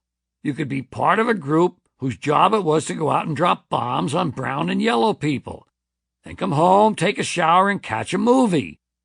Plus, my brother was in it, and they had cool blue uniforms. Not that pukey khaki shit, and a lot of off-base privileges. The way it came down to me, the Air Force sounded a lot like a country club. But mainly, I joined the Air Force with a clear goal: using the GI Bill to train myself as a disc jockey at disc jockey school. Funny how a teenager thinks. I had it all mapped out. I'd become a disc jockey someplace, and I'd be so good in that town, I'll get famous enough to appear in a nightclub. I'll become a comedian there, and get funny enough to be a comedian on Broadway. And after that, I'll be in the movies. Piece of cake. In August 1954, in I went. My mother had to sign me in because I was only 17. My fiancée, Mary Catherine, and I went down to 39 Whitehall Street at 5 in the morning for reporting and swearing in. They put us on a bus for a 300-mile ride to Sampson Air Force Base near Rochester, New York. What's running through my head is, off we go into the wild blue yonder, and I'm on a fucking bus going into a dark hole called the Holland Tunnel. Basic training was grueling, but I was prepared. You've always got to weed out the amateur slackers and leave the field to professional, dedicated slackers like me. I volunteered for an experimental flight of 70 men used as medical subjects to track the spread of germs. We didn't live in the open base, but in our own section, in real rooms. Every so often the medics came around and swabbed our throats with long Q-tips. The first time they said, "We're trying to see if there's any colds in the outfit." Later we found out what they were really doing. They took cultures from the throats of all the men, marking what room they were in and where they slept in that room so they could track the spread of colds and viruses. So along with the swabs that went in to take stuff out, there were swabs with germs from other guys they put in. Not on the same Q-tip, but still disgusting. But we got out of a lot of duty. We did a lot of fucking off. I didn't consider flying for a moment. I had no high school diploma, so I wasn't going to be an officer or a pilot. I quickly discovered that officers were assholes anyway, the bosses and managers of the operation. I definitely didn't identify with them.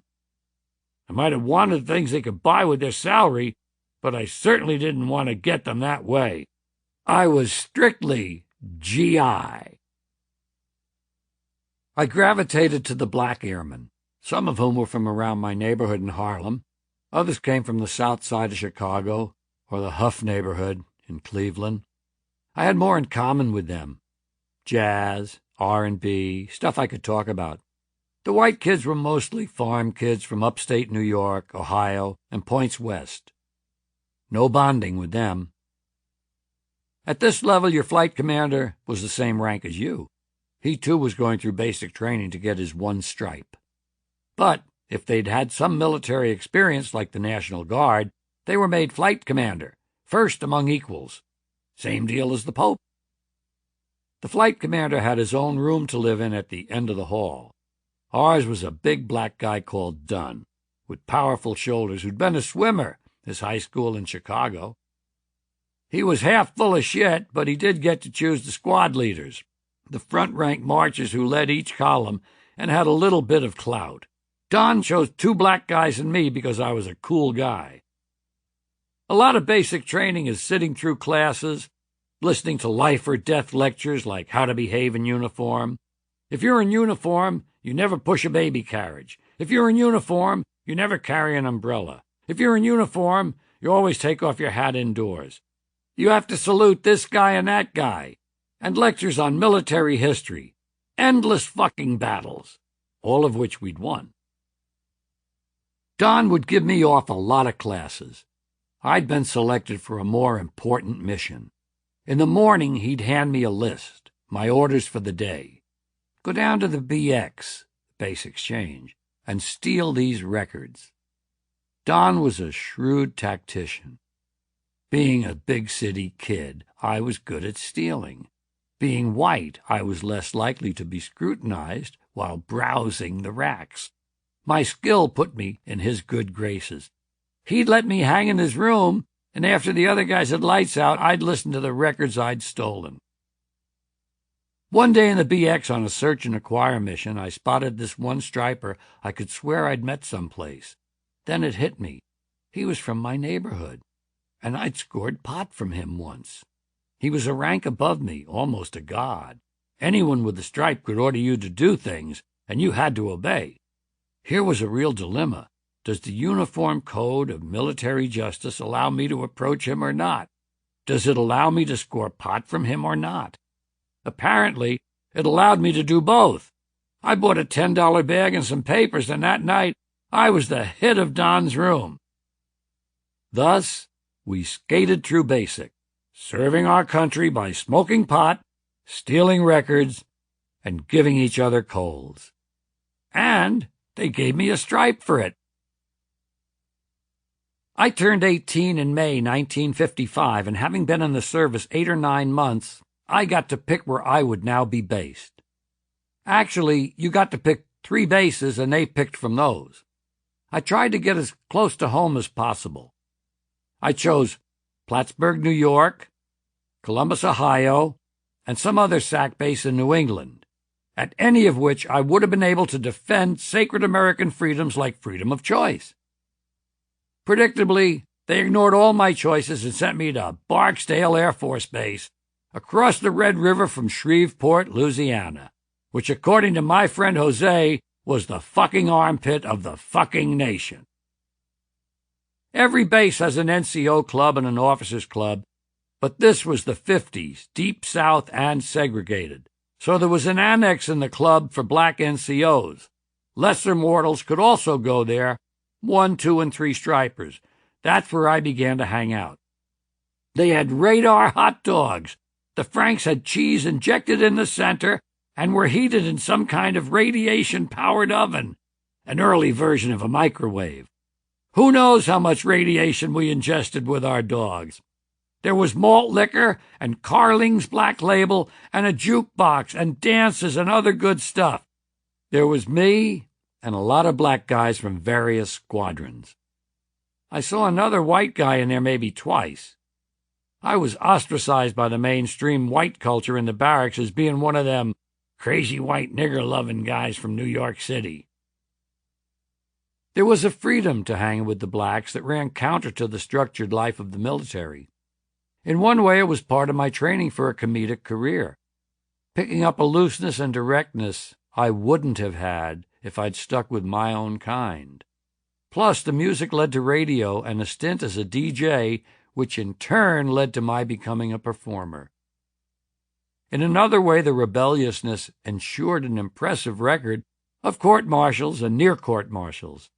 My Air Force record on stripes was this: I got 1 stripe, lost 1 stripe. Got 1 stripe, got 2 stripes. Lost 1 stripe, got 2 stripes. Lost 1 stripe, lost another stripe. I earned 6 stripes and lost 4 stripes. By the time I got out, I felt like a fucking zebra. So now my rep was starting to be, it's not just he's hanging out with these boogies, he's a fuck-up too. Then something happened that changed my life. I'm sitting in my room one night, and a guy named Mike Stanley from Mississippi comes by and says, "Hey, George, you know what I'm doing? I'm in a play. I play the boxer in Golden Boy. There's this little theater group downtown called Venture Theater, and they got other parts to fill. You'd be good at that. You're a clowny guy." So I went down and got a part in one act as the trainer and as the photographer in the next, with a different hat. But the guy who was playing Tom Moody, the fighter's manager, is Joe Monroe, morning disc jockey on KJOE, the most popular station in town. Everybody listened to KJOE, and everybody talked about it because it played Top 40 when quick format Top 40 was brand new, the hot thing. What I didn't know was that Joe Monroe was also a 50% owner of the station. So I said, "Joe, I want to be a disc jockey when I get out of the Air Force. I'd love to come down and just watch your show someday." He said, "Anytime." I go down to KJOE, and when he signs off, he says, "Take these texts, go in the studio with that glass wall and read them for me." So with my New York accent, in the Deep South, I'm reading, "Hey, Hack and Pack store is open 7 days a week, 24 hours a day." Then I read news about the Suez Canal crisis. He hires me on the spot, 60 cents an hour to do the weekend sustaining newscast. Soon I expanded. There was a 1-hour show from 12 to 1 where they didn't do the formula. They just played nice music at noontime or whatever. I got that hour, 12 to 1. The next step was he decided to cut out the 12 to 1 slot. That stuff's bullshit. We're not doing that anymore. He went to a 6 to 9, 12 to 3, 3 to 6 daily format. I got the 12 to 3 slot every day. The Air Force was incredibly pleased that I'd finally found something constructive to do. I was downtown, in a very visible position. I was not spreading venereal disease or raping people. Excellent PR for the USAF. They let me do that until they let me go. So, I do have this ambivalence. Obviously, I'm against militaries because of what militaries do, but in a way, the Air Force was a father I never had. It was an all-male entity that took care of me, gave me a room of my own, fed me, and helped me get the childhood part of me finished. It brought me to a place where I could step off into my life and career, and rejected me at just the right moment. So I want to thank the Pentagon, the Soviet Union, and the military-industrial complex from the bottom of my heart. Without them, I could never have become the man I am today. Chapter 6. 2 Guys in Their Underwear. The most important milestone in my early career was meeting Jack Burns at WEZE in Boston in 1959. After the Air Force and I parted ways, I continued as a DJ at KJOE back in Shreveport for a few months. But I wanted to be nearer New York and in a larger market, and when one of the guys from KJOE moved up to Boston, I asked him to get me a spot there no matter what kind of station it was. WEZE was a far cry from KJOE, an NBC network station. They still carried soap operas, quiz shows, and other antiquated programs. I got on the air as a board announcer, doing live copy and running the board when network came in. I did have a 2-hour music stint late at night, but I had to play shit like Sinatra, Victor Moan, Keely Smith, and Louis Prima. Jack was a newsman at the station. He and I hit it off immediately. We both did much the same Irish street character, who later became my Indian sergeant and all the other sergeants he spawned. Jack's version was a Boston Irish bigot who later became famous in his classic taxi cab routine with Avery Schreiber. Jack's guy had more of an edge. My guy had a more human side to him. These two guys would talk together for hours. They were great characters for saying things you weren't quite willing to say yourself.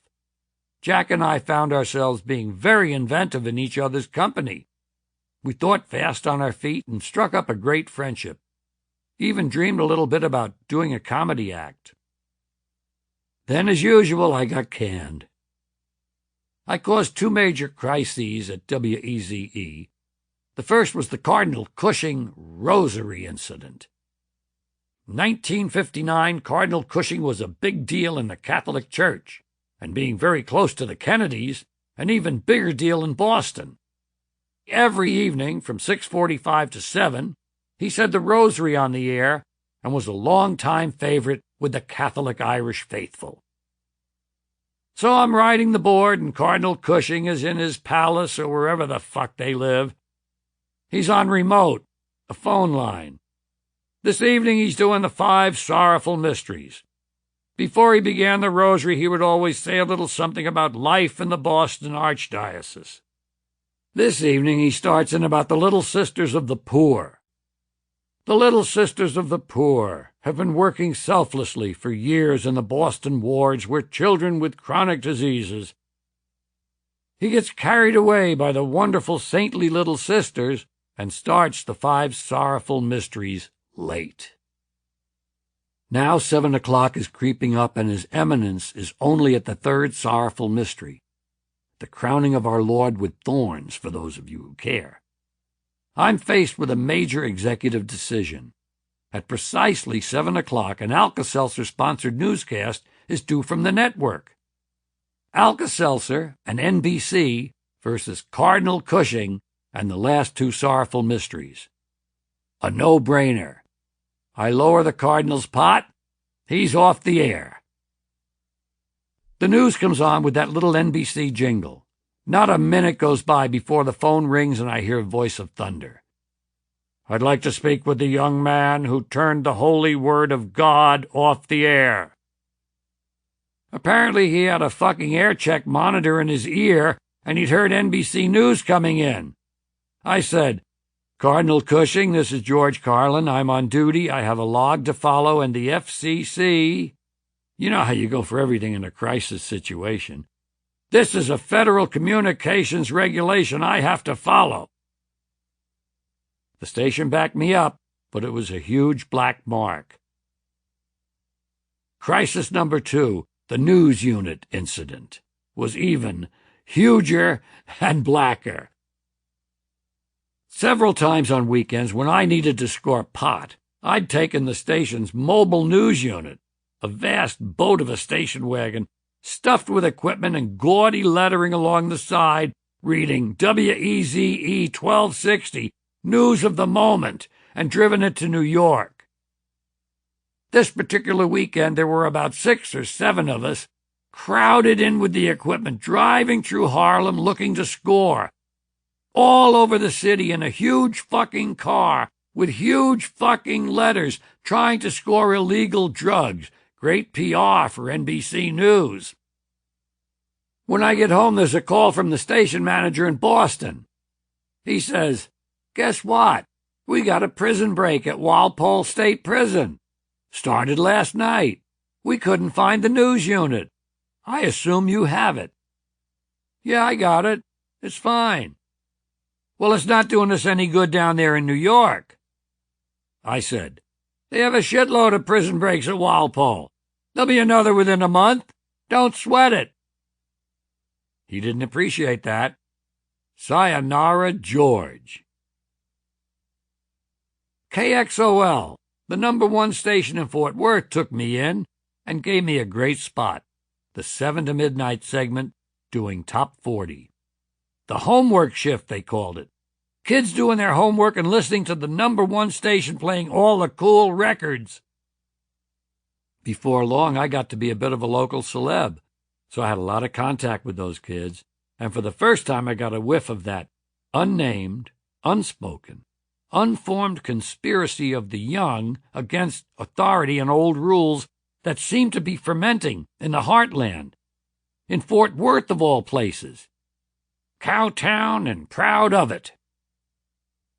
Then after about 6 months at KXOL, who comes floating in the door one day but Jack Burns? He'd quit WEZE while doing the early morning news with a massive hangover. The station was in the old Statler Hotel, which had long windows like the Today Show does now, through which the public could peer in and be part of the exciting world of radio. Like newsman Jack Burns doing the early morning news. In the middle of reading the headlines, Jack looks up to see an old wino pissing on the window right in front of him. If there were no glass, he'd be pissing on Jack. And Jack thought to himself, I do not want to be pissed on while delivering important news of the day, and quit. Now he's on his way to Hollywood, but he's broke and his tires are bald, and he's taken a detour to Cowtown to see if I could find him work. In more ways than one, it was something that was meant to be. A guy had just quit our newsroom without notice, and they were looking for a newsman. Authoritative, knowledgeable newsman Jack got the job on the spot. We picked up right where we'd left off, as did our Irish alter egos, and started rooming together. And Jack resumed his steady radicalization of me that had begun in Boston. In my home, republicanism was a given. Both my mother and aunt had worked for William Randolph Hearst and were terminally infected with the Westbrook Pegler, J. Edgar Hoover, Joe McCarthy virus. My mother was always happy to proclaim that while her dad had been a lifelong Democrat, she'd become an Eisenhower Republican. Then there was McCarthy. Because of what I'd absorbed at home, I was very pro-Joe. Of course there were communists everywhere, and if you were commies, wouldn't you try to get into the State Department? Those feelings, rather than opinions, weren't really part of my overall personhood. My mother had simply grafted them onto the personality of an outsider and rebel. At WEZE, I still had that conservative graft. It would come out on air sometimes. On one particular occasion, Jack called me on it. I can't remember why I did this on an easy-listening station in an ultra-liberal town. Some news event must have provoked it.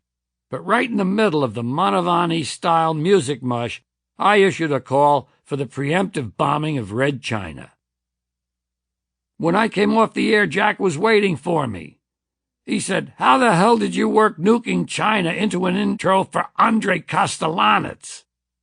I had no idea what he was talking about. It seemed normal enough to me.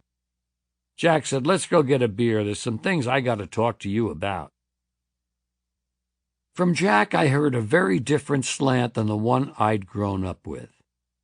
That the right was interested in things, but the left was interested in people. That the right defends property and property rights while the left fights for civil and human rights. I began to realize the error of what had been handed to me through the Catholics, the Irish, my mother, through the Hearst legacy in our family. It didn't take much reasoning. It immediately struck a chord. Of course that's how I feel. Of course I'm for the underdog. Of course it's right-wing business assholes who've been keeping me down. The first time those doors opened for me was thanks to Jack.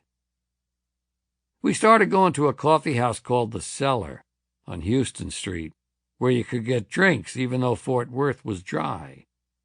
In white Protestant Texas Cowtown, a bunch of beatniks at an all-night coffee house with illegal alcohol was really living on the edge.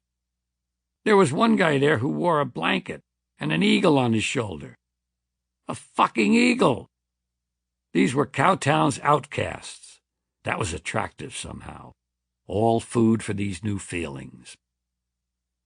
One night we got up and started riffing on the bits we'd played around with at home, letting our Irish guys talk, improvising on the floor. We heard laughs, amazing, real laughs. And that was the beginning, the genesis of everything that came afterwards. The first time I ever stood up in front of an audience of complete strangers and intentionally made them laugh. There is nothing like that feeling. Nothing. Nearly half a century later, it's still as powerful as ever. We continued to get up at the cellar and continued to get laughs and a great deal more confidence. Some of it was because we were local favorites from the radio, but we were also doing these things with great abandon. The cellar was our gymnasium, our laboratory. It belonged to us. Something else happened during that period that had a nice, wistful, romantic flavor. We would watch the Jack Paar Show, where dreams are made, and be full of fantasies about appearing on it. We'd sit around in our underwear. It was very hot in Texas, so we'd always be sitting around in our underwear, and improv getting on Par. One would play Par, the other Burns or Carlin. So tell us, guys, that soft, serpentine hiss Par had, how did you two get together? Well, I was dating Jack's mother. She's black, by the way.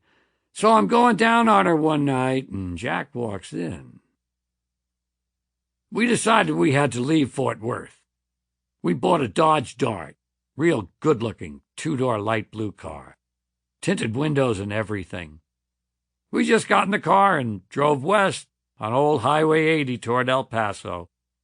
Mike Ambrose, the midnight guy who went on after my shift was over, kept saying goodbye to us as we drove out of the signal's reach, talking to us on the air. They're on their way to Hollywood. They're going to be big stars. Then he played El Paso by Marty Robbins. Just a wonderful feeling.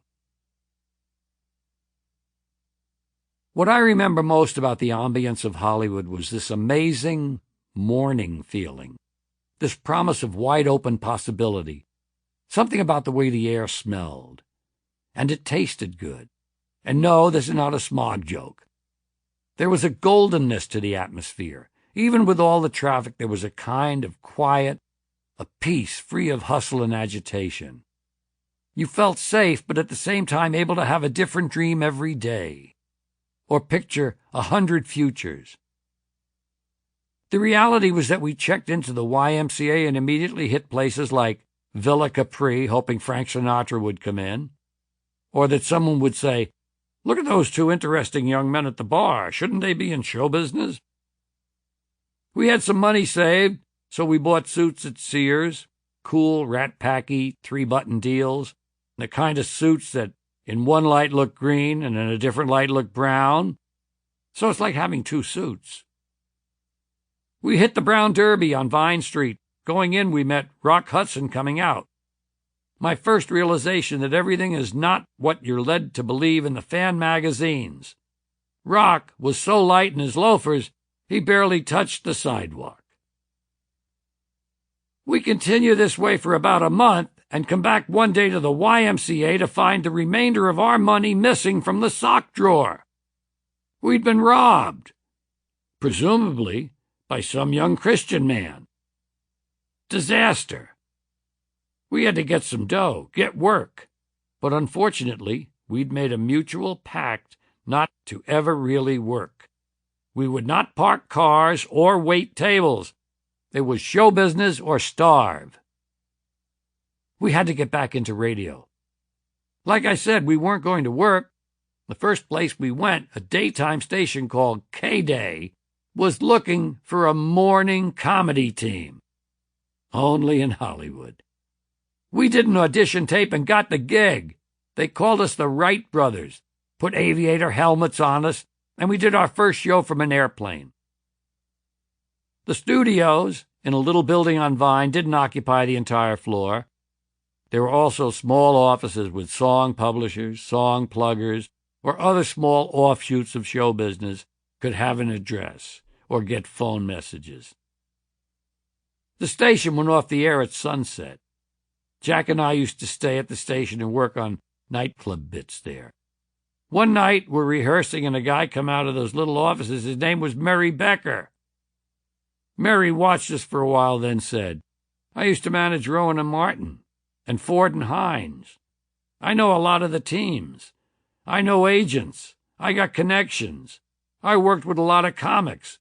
You guys are nice. You're hip. You're young. You're clean. You got that hip tip. It's in. It's hip. Why don't you let me manage you?" Well, why not?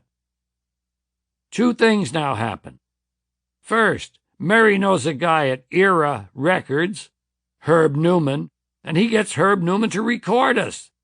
$300 advance, but we're only in L.A. for a month, and we've recorded an album. Second, an important part of our act was an imitation of Mort Saul and one of Lenny Bruce. I did them both because I was a better mimic than Jack, and to imitate them in 1960 was something of an act of defiance. So we felt far out. That was the term of the time. These guys are really far out. They do Lenny and Mort Saul. Mary says, "I know Milt Evans, Mort Saul's manager. I know Lenny Bruce. We were in the Navy together. I think I can get them to come in and see you guys, and we can get a blurb or something. We get a little talk going. You guys are young, you're sharp, you're hot, you're hip." So Mort came in to see us. Mort was encouraging. He called us a cerebral duo, and later he recommended us to Hugh Hefner for the Playboy Club. They called us a duo of hip wits. A few nights later, in comes Lenny with his wife, Honey, and while we didn't quite realize at the time the legendary nature of this encounter, I do remember that, for evening wear, Lenny had chosen a powder blue sports jacket. Lenny was incredibly important to me. I'd come across his album, Interviews of Our Time, when I was in Shreveport, and I was changed forever. The defiance inherent in that material, the brilliance of the mimicry, the intellect at work, the freedom he had. I had no sense I could approach it ever, but I wanted to emulate it in any way I could. One simple way, mimic him. I got aspects of him that were very good, although I didn't really have the voice. But he liked us. He was partly flattered, I think, and partly liked the brash edge we had. So he was friendly and wished us luck. Emis. The next thing we know, we got a telegram from Jack Sobel, the head of GAC, which was one of the biggest agencies of the day. General artists, we handle everybody. The telegram read, "Based on Lenny Bruce's rave reaction, New York office hereby authorizes West Coast office GAC to sign Burns and Carlin under exclusive representation contract. All fields. Jack Sobel." Whew. It was June 1960. We'd been in the business 5 months. We had an album, a manager, and a big agency, and Lenny Bruce liked us. L.A. seemed to have delivered big time on that morning feeling. We got booked into a legitimate nightclub, the Cloister Inn in Chicago, a first-line place that was regularly reviewed by Variety. We do great. We get held over. Hefner sees us. Hefner likes us. We're in the Playboy Club, and Playboy at that time was on its way up, the polite side of the revolution, if you like, fighting for sexual freedom and freedom of speech. The guys who bought keys were actually kind of lame. They only thought they were hip because Hef told them they were. But still, it felt good to be in that mix. And we got the Parr Show. Just 10 months after we'd been sitting in our underwear in Fort Worth fantasizing about it. We did Huntley and Brinkley interviewing Kennedy and Nixon. I did Nixon in 1960. Before anyone, I think. And I did Kennedy better than Vaughn Meader. Ha! We didn't get Parr as host. We got Arlene Francis. So we didn't get to tell our story about our having met when Jack caught me going down on his African-American mother. But we did get to be part of the growing Kennedy power structure that night. Arthur Schlesinger, Jr. was also a guest. Burns and Carlin were on their way. Our goal, if we had one, was to be a crossover act, somewhere between the disrespectful, irreverent comedy of the coffee houses and the smart, sophisticated Blue Angel School. Shelley Berman, Mort Saul, Nichols and May had already accomplished this. Bob Newhart and Dick Gregory were beginning to. That was what we aspired to. But there was some other element to what we did, a certain amount of risk-taking. We weren't quite what was becoming a standard type. We weren't clean-cut campus bred. We were urban, rough-edged Irish kids, in nice suits with what seemed like a decent vocabulary and a bit of social conscience, but cut from a coarser cloth. And when we later auditioned live at the Blue Angel, which was a very big deal, besides being in my hometown, those sophisticated East Siders who fell off their chairs at Shelley and Morton, Nichols and May just stared at us. We had a veneer of hipness, even of daring, but we were more interested in playing characters, especially these lower-class Irish guys, than we were in making a statement. We let our comedy serve our politics rather than have our politics drive what we did and said. And the Irish characters were in charge. They did the writing. There was always the chance at any moment that one of these characters might say something unplanned and might say it in an uncontrollable, disturbing manner. Shock, not titillate. That's exciting, the high wire stuff. These guys came from deep in our street experience. They were cops, dads, bartenders with baseball bats. The first-line authority figures we'd grown up with, as opposed to Congress, big corporations, and more impersonal authorities. Putting bigoted or violent language in their mouths was fun and funny and even to a degree satirical, exposing them for what they were. In a way, they were the forerunners of later mainstream Irish bigots, like Peter Boyle's Joe and Carol O'Connor's Archie Bunker. Later still, throughout the 80s, my Irish street guy was a powerful element in the evolution of what finally became, in the early 90s, my authentic voice.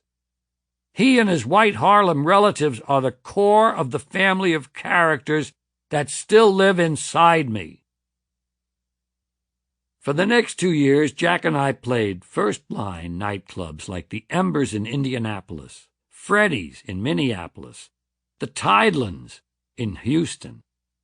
Bill Brennan, the owner of the Racket Club in Dayton, flew into Chicago to see us and booked us for the next month. The Racket Club was a hugely important booking. Not professionally. After all, this was fucking Dayton, Ohio. But it was where I met my wife, Brenda. Deep down, I didn't want to work. I was lazy because I knew I was going to be a single at some point. Jack and I being together was just a stepping stone. I had no idea what the timing would be, but I knew it was inevitable. We developed a show of solid stuff and a second show for when those fucking people in the front tables wouldn't leave. But once we had that under our belts, we essentially coasted. We broke up in March 1962. Or I broke us up. It was at the Maryland Hotel in Chicago, where we'd had our first big booking. Jack seemed a bit stunned at first, but I think subconsciously he'd known for a while it was coming. We got pretty stoned and were clowning around, and for some reason that seemed funny at the time, Jack threw this paperback out the window into the freezing night. As he did, he suddenly realized all his pay was in the book. He'd put it there for safekeeping. We ran to the window and watched the 20s and 50s floating down through the snow, and we both knew that by the time we got to the street it would all be long gone. So we split my half. Jack joined the Compass Players in St. Louis. He auditioned with another hopeful named Alan Alda. Both of them made it in, and then moved to Second City, where he later formed a comedy team with Avery Schreiber that did far better than Burns and Carlin. He ended up as a hugely successful TV writer and producer. We've stayed the best of friends. A few years ago, Jack said that without Burns and Carlin, he would have been working at the A&P as a stock boy for the rest of his life. Maybe. And quite possibly without Jack, I would have ended up as some dopey old radio cocksucker spewing bigotry into the night. Chapter 7. Introducing the very lovely, very talented Brenda. Brenda was born in Dayton, Ohio in 1939 at St. Elizabeth's, an open-door hospital run by the Franciscan Sisters. 40-odd years later, I wound up there one night after totaling my car and experienced a nose-related miracle. She was the elder of two sisters and Daddy's little girl. Art, his name was. He took her everywhere, including his favorite saloons, where he'd sit her on the bar while he drank. Art had been a singer in Chicago speakeasies during Prohibition and went by the name the Whispering Tenor. His wife Alice made him quit. Alice was the dominant figure in the family, and Brenda was scared of her. She did stuff like marking Brenda's periods on the calendar with an X. She was nice enough, but very controlled and severe. Art worked as the production manager for Newsweek in the McCall's printing plant. They were the largest printer in the United States, and they printed 60 or 70 titles in Dayton. As a kid, Brenda loved going with her dad to see the huge presses in action and smell the printer's ink in the air. When she was older, she even did paste-up for the foreign edition of Newsweek, all of which nurtured her high school ambition to be a journalist. On graduation, she planned to go to college because she'd gotten a scholarship to Ohio Wesleyan. But her mother said no. Women didn't go to college unless they wanted to be teachers. She should have said, okay, I'll be a teacher, and then switched to journalism when she got to Wesleyan. But she'd always been a sweet, obedient, overachieving child, and it didn't occur to her. And her mother was adamant. So Brenda never went to college, and she was very, very angry about that. She'd been going with the guy next door for about 3 years. Like her, he was a good kid. They didn't fool around, but after the college episode, Brenda was in a fuck you mood and more or less forced the guy to sleep with her. That very first time, she got pregnant. Again, her mother was adamant. They had to get married. Again, Brenda went along. Within a month, she was walking down the aisle in a white dress her mother made. She was an expert dressmaker. 2 weeks later, after the honeymoon, she had a miscarriage. She hadn't needed to get married at all. The poor slob on the other end of all of this didn't like it any better than Brenda did, so as soon as she could, she filed for divorce. That was the breaking point with her parents, because she was the first person in their family who'd ever gotten a divorce. So, from being a wonderful, overachieving, goody two-shoes child, Brenda became overnight an alienated divorcee of 20. She went to work for a tool company as an executive secretary, which seemed like a good gig until she found out the job involved the executives' tools as well as the ones they sold. She quit after having to organize call girls for visiting salesmen and being made to watch them at work so she could give head herself. Today, Dayton is just another struggling city in the Rust Belt. Back then, it had a tremendous industrial base. Frigidaire was there, National Cash Register, General Tire. When it still had jobs and factories, it was a major stop on the entertainment circuit. Comedy and music acts used it as a kind of test market. Showbiz wisdom was that if it went over in Dayton, it would go over anywhere. One of the bigger venues in Dayton, out in a suburb called Kettering, was this place, the Racket Club. By day it was a swim and tennis club. At night it became a supper club with top-flight entertainment. Brenda heard on the grapevine that the maitre d' had had a heart attack. She immediately drove out there and said, "I heard your maitre d' had a heart attack. I want his job." She always had balls, Brenda. They said, "Where have you worked?" She said, "I haven't, but I'm really good with people." They were desperate for somebody to front the place, so they gave her a temporary tryout. She loved it and was really good at it. Her whole life began to center round the nightclub. Major acts came through all the time, including at one point in 1960, Lenny Bruce. He and Brenda became good friends, a platonic relationship, according to Brenda. It was one of her friends he fucked, but they'd hung out and had a great time. Lenny recommended Burns and Carlin to the Racket Club, and we got a booking there for August 1960. It was only our second or third engagement after Chicago. When our publicity photos came in, apparently Brenda and her roommate Elaine gave us the once-over. Brenda pointed at me and said, "He's mine." Elaine said, "Jack's mine." Fresh young meat, they called us. Our first night she caught my eye, and I caught hers. She told me later I reminded her a lot of Lenny, the same body language. After our first show, I went over to her and asked, "What do you do in a town like this?" She said, "Well, you can go out to breakfast, or you can find someone with a stereo and a hi-fi and go home with them." I said, "Do you have a stereo and a hi-fi?" She said, "I do." So she took me home. For 2 weeks, we clicked immediately. Our minds clicked. Our humor clicked. We both had the same thought. This is going to be fun. Then the booking ended and it was time to leave. Brenda said she was in love. I didn't know if I was or not, but I knew it wasn't just another fling on the road, which was what everyone at the club told Brenda after I'd gone.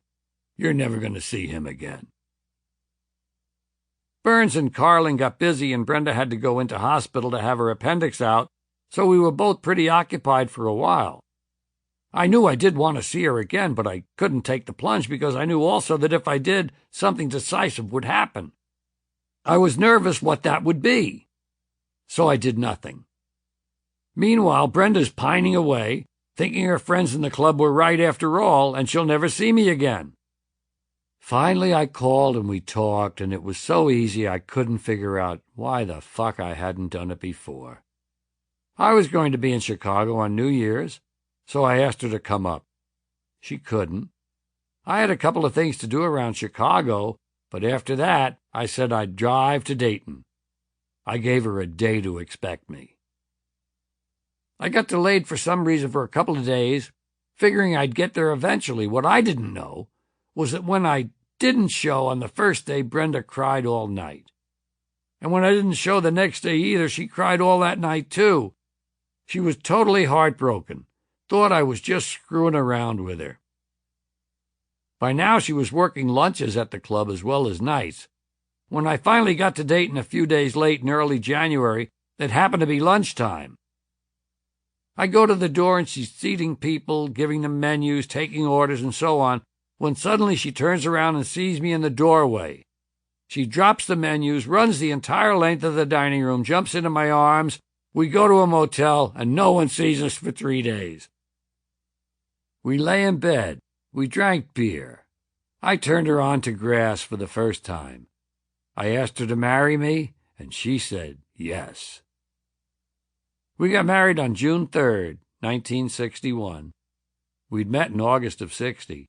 In those 10 months, we'd been together for a total of 5 weeks. But Brenda was itching to get out of Dayton. She'd say, "I don't belong in that family. I don't belong in that town. I think I was probably raised by wolves." So it was into my car, with not much more than her clothes, and back on the road with Burns and Carlin. But for us there was something different now. We were starting out on our own journey, one that would continue for almost 36 years. We had great adventures, and a lot of them, both with Jack and later when I began working as a single. Being on the road with Brenda wasn't all wonderful. Our car was broken into once, and we lost everything we had, which at the time, when we were living hand to mouth, was devastating.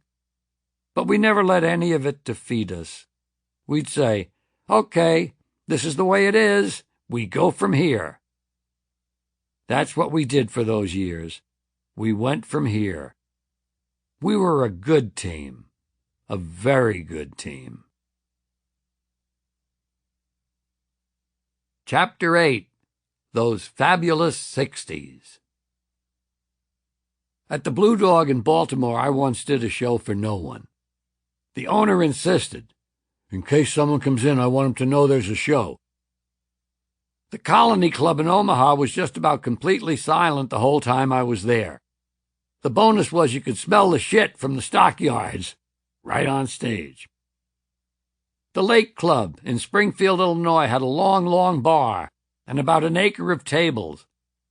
The tables and I were on the same level. None of the glory of being 2 feet higher than the audience. And if you ain't higher, you're lower. No, the lowest. Sometimes I can still see the hundreds of pairs of hostile, unblinking eyes out there in the darkness. Only a couple of months, and it was kicking in just how hard this shit was. How few places there were where I felt secure. How many times I had to repeat to myself after the died-a-death nights. "Remember that terrific set 3 Fridays ago? Hang your hopes on that. Last night was an aberration. They were noisy. They were drunk. It was the second show. They'd already seen some of it. There was always a reason why the bad night wasn't really.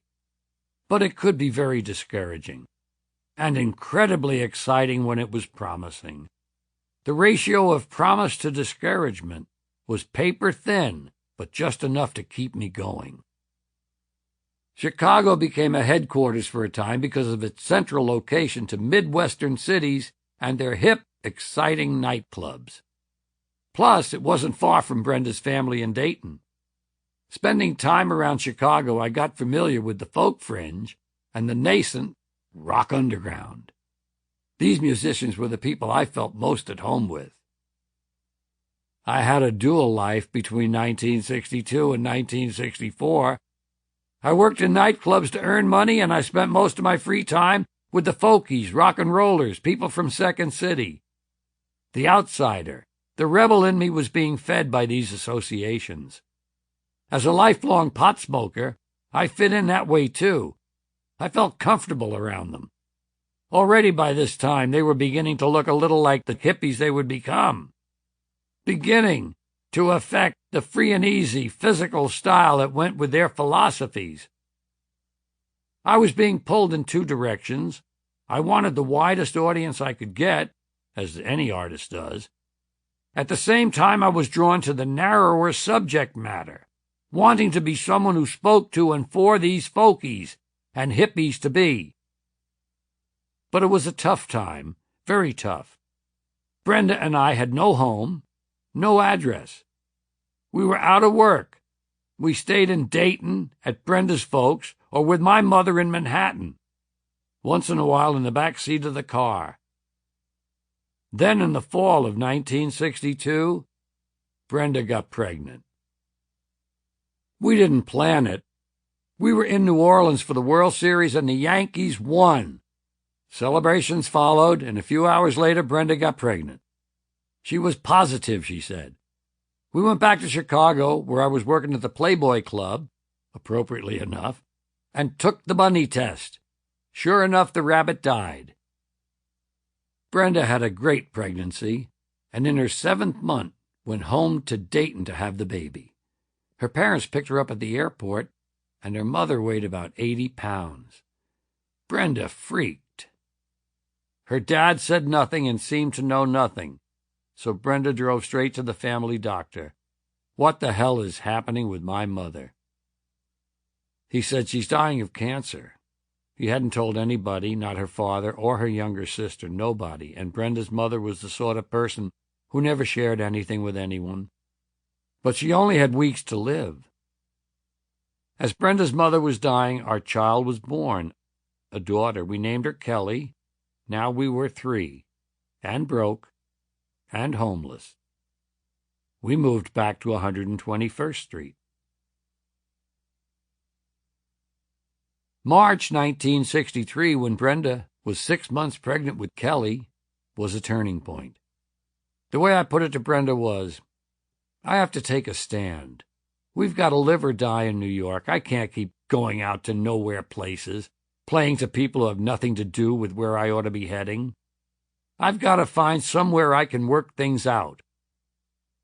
Though it risked cutting us off from what little income we had, she supported me totally, and I began to have a powerful feeling of things inside me developing. Just like her, in fact. Perhaps it was a creative Couvade syndrome. At the time, the only way for struggling comics to be seen was something called a hoot. Hoot was short for Hootenanny, originally an impromptu concert of folk music, which had evolved into a version of amateur night where all kinds of aspiring entertainers could strut their stuff. That March, I did my first hoot at the Café Wah, a hole-in-the-wall off Bleecker, and another the next night at the bitter end on Bleecker itself. Nothing. A few nights later, I auditioned at the Village Vanguard, a venerable old jazz joint in the West Village. Still nothing. Next month, I did the same circuit, and at the bitter end hoot, Howie Solomon caught me. Howie owned a new, quite large coffee-house-style club across Bleecker Street called the Café or Go-Go. The Go-Go was well on its way to becoming the epicenter of everything people now remember, Bleecker Street, and, by extension, the Village, to have been in the 60s. Stan Getz recorded his Go-Go album there. Other jazz giants like MJQ and Nina Simone played it. Mort Saul was a regular. Steve Stills got his start as a solo, as did many other folkies who later crossed over to rock. Howie covered the field, and he offered me exactly the kind of a deal I was looking for. An open-ended arrangement to be a regular when the mic was open. 2 nights here, 4 nights there. Drop by of an evening if you're downtown. He offered the same deal to a number of young musicians, but to only one other comic, a guy 3 years my junior named Richard Pryor. The Go-Go became my home court advantage. I still took jobs outside New York. I wasn't turning down money, but I'd made my stand. Now I had a place to stand as well, a laboratory in the very heart of what would soon be the counterculture. An audience not only open to material that contained some ideas, some risk, but outsiders by instinct or choice who didn't accept received values, who resisted convention, who felt alienation from the smug certainties of middle-class, middle America, and who, in a few short months, would add to this potent mix a smoldering rage. When Kennedy came on the scene, I identified closely with the youthful Irish Catholic man of ideas. He wasn't my class, but he was my tribe. A politician, yes. But like a lot of my contemporaries, I wasn't old enough yet to have been disappointed. With Kennedy, a new beginning seemed possible, a chance for ideas to be advanced that took into account how people felt and lived, how the world treated them. A slow but sure march towards more concern about people and less about property. The black struggle was the most visible and emotional example of it, but Kennedy's promise included much else, explicitly and implicitly, about people who had been ignored or marginalized in the rush to the 50s consumer paradise.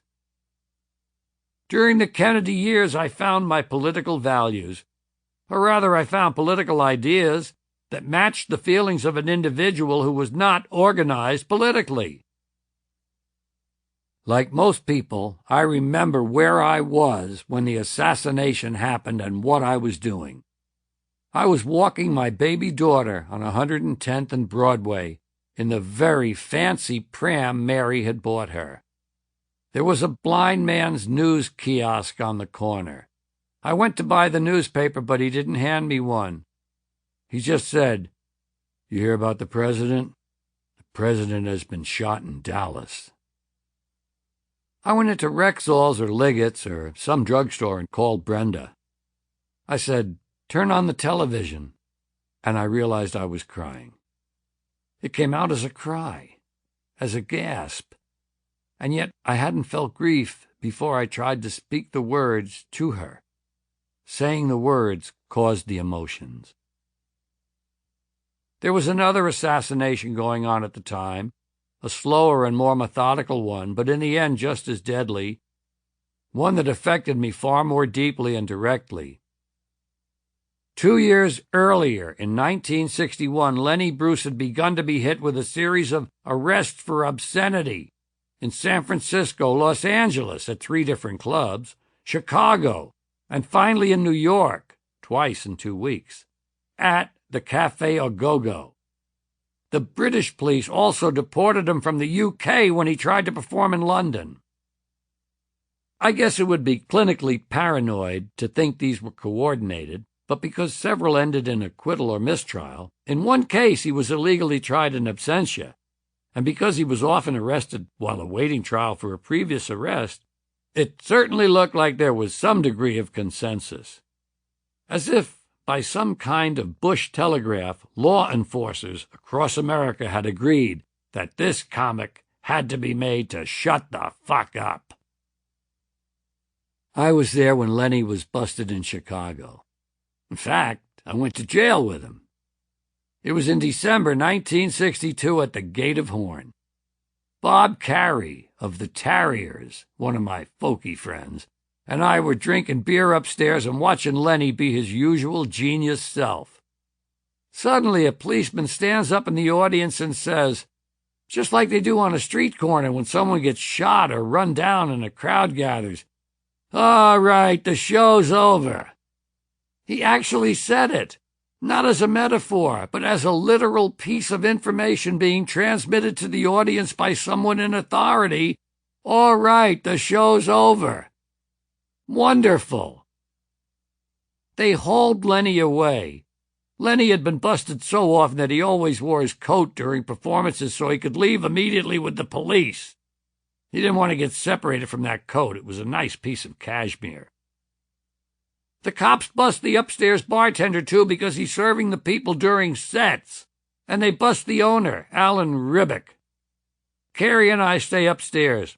Downstairs, the cops are trying to close the front door so they can check ID before people leave in case there are minors present. They really wanted to punish the club for having the balls to let Lenny speak free. Eventually, they found a girl who was 15 or 16, and Alan got into legal trouble for that. The Gate of Horn was never really the same afterwards. Carrie and I were still drinking. We were pretty juiced. And purposely I arranged to be almost the last going out. The policeman said, "I want to see your ID." I said, "I don't believe in identification, sorry."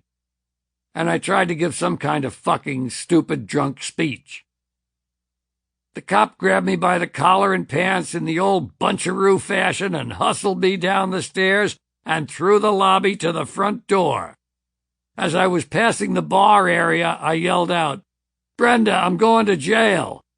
Then it's out the door with my hands cuffed behind me and into this paddy wagon where Lenny was.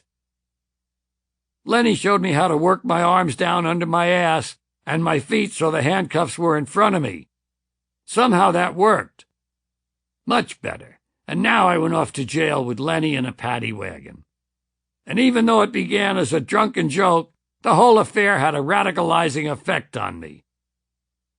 It was only reinforced when Lenny was busted at the Go-Go. Not once, but twice I was out of town at the time, because when the Go-Go had the major headliners, the regulars had no opportunity to appear. By now it was becoming pretty clear that Lenny wasn't being arrested for obscenity. He was being arrested for being funny about religion, and in particular Catholicism. A lot of big city cops, not just in New York, but in Philly, San Fran, Chicago, tend to be Irish Catholic. In addition, Lenny's persecutors had names like Ryan, the judge who tried him in absentia in Chicago, Hogan, the DA who went after him in New York, and Murtaugh, the trial judge in New York. Lenny's Chicago trial began on Ash Wednesday, 1963. In court, judge and jury having just come from Mass, everyone had ash crosses on their foreheads. So it probably shouldn't have blown my mind that the Vice Squad cop who busted Lenny at the Go-Go, the one who wore the wire, grew up in my neighborhood. But it did. He was a guy called Randy. I'm immediately thinking, why would Randy do that? He must know what great stuff Lenny's doing, knocking down this bullshit, seeing through that. Surely any of the guys I grew up with would agree. We were so outside the law, so inconsonant with authority. A few days later, Randy comes into the Moylan, the classic New York saloon where we all hung out. He has a transcript from the wire he wore. He's showing it around to the guys. You gotta see this. Look at what this foul mouth had to say. A nun's tit, fecal matter on a crucifix, Pope this, Cardinal that. And there are universal reactions of outrage. I try to mount a feeble defense of Lenny, and they get even more outraged. Now I'm truly blown away, because these are disrespectful guys. They stopped going to Mass when they were 12 and 13. Nothing was sacred to them. It was the most dramatic evidence I'd had to date that these lines were sharply drawn. The legacy of that Catholic upbringing, that clannish Irish working-class neighborhood ethic, was a rigid demarcation. Just because you grew up with a guy and shared A, B, C, D, and E with him didn't mean that on F through Z you wouldn't be diametrically opposed to each other. 12 days before Lenny died in 1966, Brenda and I went up to his house in Hollywood. We had just moved there, and we wanted to check in just like the old days. He had a beard by then, and he was completely immersed in his legal battle. He knew the law incredibly well on the specifics of his cases. He didn't appear in clubs anymore. The Irish cops and judges had indeed shut him the fuck up. He was just about bankrupt, having spent all his income and intellect trying to vindicate himself. We visited for a while, and he was as affectionate and lovable as ever. That was the last time we saw him alive. Lenny was one of the very few comics, perhaps the only one, I sought out and felt comfortable hanging with. I never had a circle of friends in the comedy biz. I never went to the delis or coffee shops after late shows where people would sit around eating breakfast and riffing till dawn. I always felt alien, not a part of them. Not that I was different or better, I was just a part. They had some common bond that didn't include or interest me. A competitiveness that I was very uncomfortable with. I wasn't a compulsive entertainer. I could always think on my feet, but I never was quick around the kind of people who dominate a table. I was a product of ideas, not ad-libs. Later I came to realize the curiousness of choosing to be and feeling apart from people and at the same time dying to be accepted. Longing to be accepted, to be asked in, but on my terms. I rubbed elbows with some comics like Richard, but it was rock musicians who shaped my development. John Sebastian, Cass Elliot, Zal Yanovsky, Phil Oakes, all the people in the Village in the mid-'60s who were forming and reforming into groups like the Mugwumps and Poco. I felt at ease with them. They were companions, not competitors. In the end, I was a loner. A loner, happy to be alone. I worked alone. I wrote alone. I was sticking to my plan, which I'd nurtured for years. Stage 1, radio as a way into show business. Stage 2, become a comedian, like the comedians I'd listened to on the radio as a boy. Stage 3, achieve fame as a comedian and take possession of the ultimate dream, movie stardom.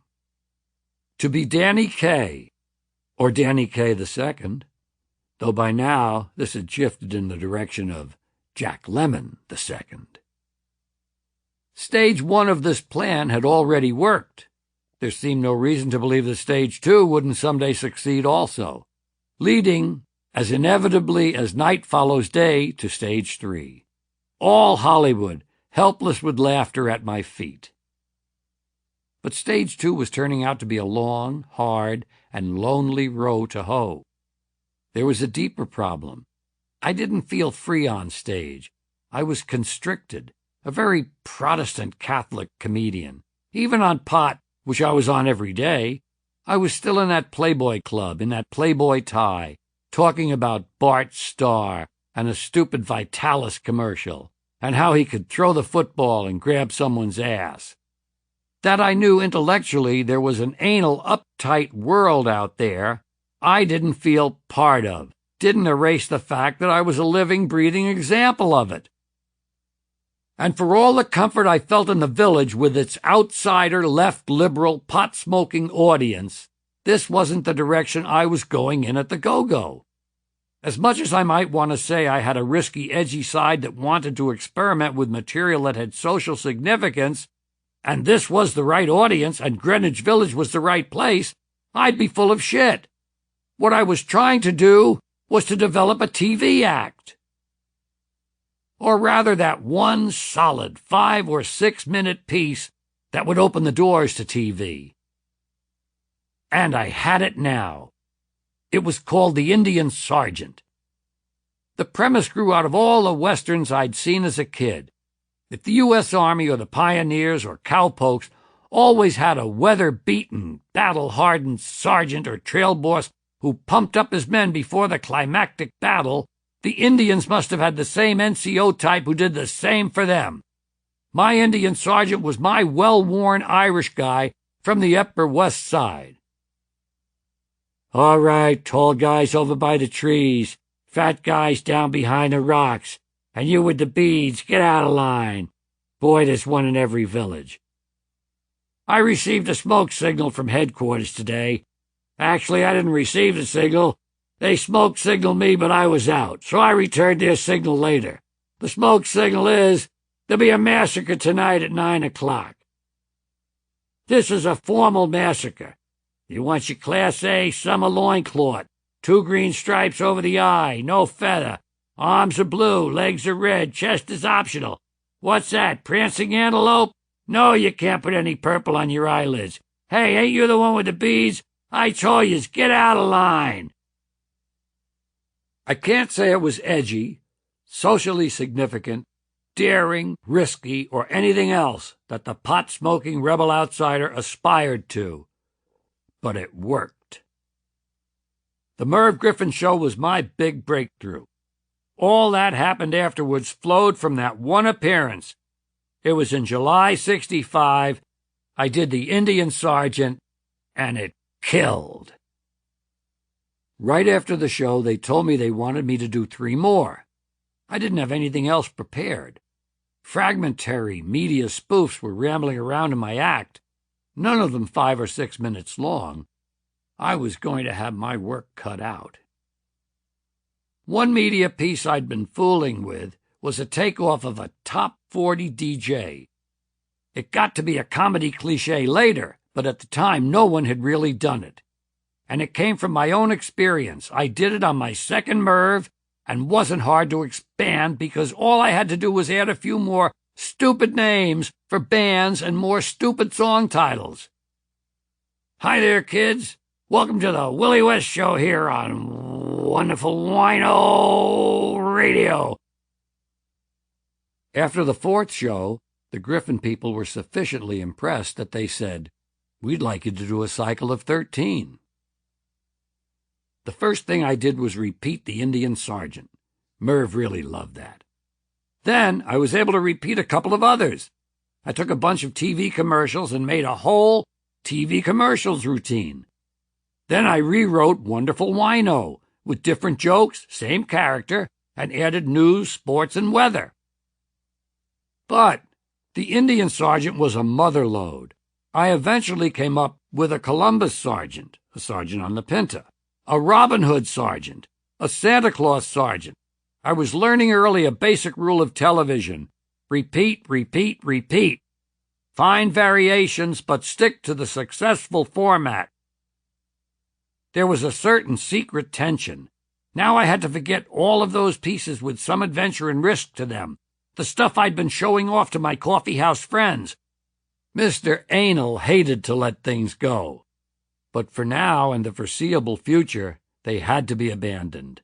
They weren't going to work where I was going. My fondest memories of 60s television are the Griffin shows. Although it was a television show like any other, it had a little something more. The thrilling thing about Merv's show was that it was on Broadway, 44th Street between Broadway and 8th, no less, in the heart of the theater district when that heart still beat strong and steady. When you grow up in New York and you collect autographs as a boy, you know where all the stage doors are. Broadway is the center, the Mecca, true magnetic north. Though I didn't aspire to be a Broadway actor, Broadway was the symbolic pinnacle of what I wanted to be and belong to. Broadway was where I first found out that guys actually stood up in front of people to make them laugh. In this case, between features at the Capitol Theater or the Strand.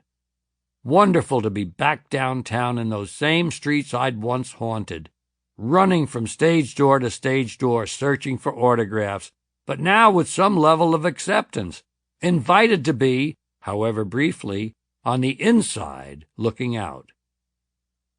After fighting against it for so long, I felt the wind at my back and the road rising to meet me. Chapter 9. Inside every silver lining, there's a dark cloud. I'm sitting in a brightly lit pink and white gazebo in a drab, medium-sized studio in Philadelphia. It's much too early in the day. Mike Douglas is also sitting in the gazebo, watching his guests, the Andrews sisters, musical and sexual icons of World War II, belting out one of their close harmony boogie-woogie hits. Not the kind of thing you want to hear at 11 in the morning, but for the audience of plump, blue-haired matrons, this shit is sacred. Sitting next to Mike is Jimmy Dean, himself an icon of white-bread wholesomeness and down-home values, and next to him is Mike's co-host, George Carlin. As middle sister Maxine hits a high note, Jimmy leans over to me and says, under his breath, "I bet old Maxine's coos hangs down like a sock." The Mike Douglas show in Philadelphia was a kind of extra added bonus to Merv. If you did Merv, you did Mike. Mike Douglas was one of the top-rated daytime shows. Both were syndicated by Westinghouse. Both had staggered play dates that might be a week later in one city and a week earlier in another, so both were pretty good exposure.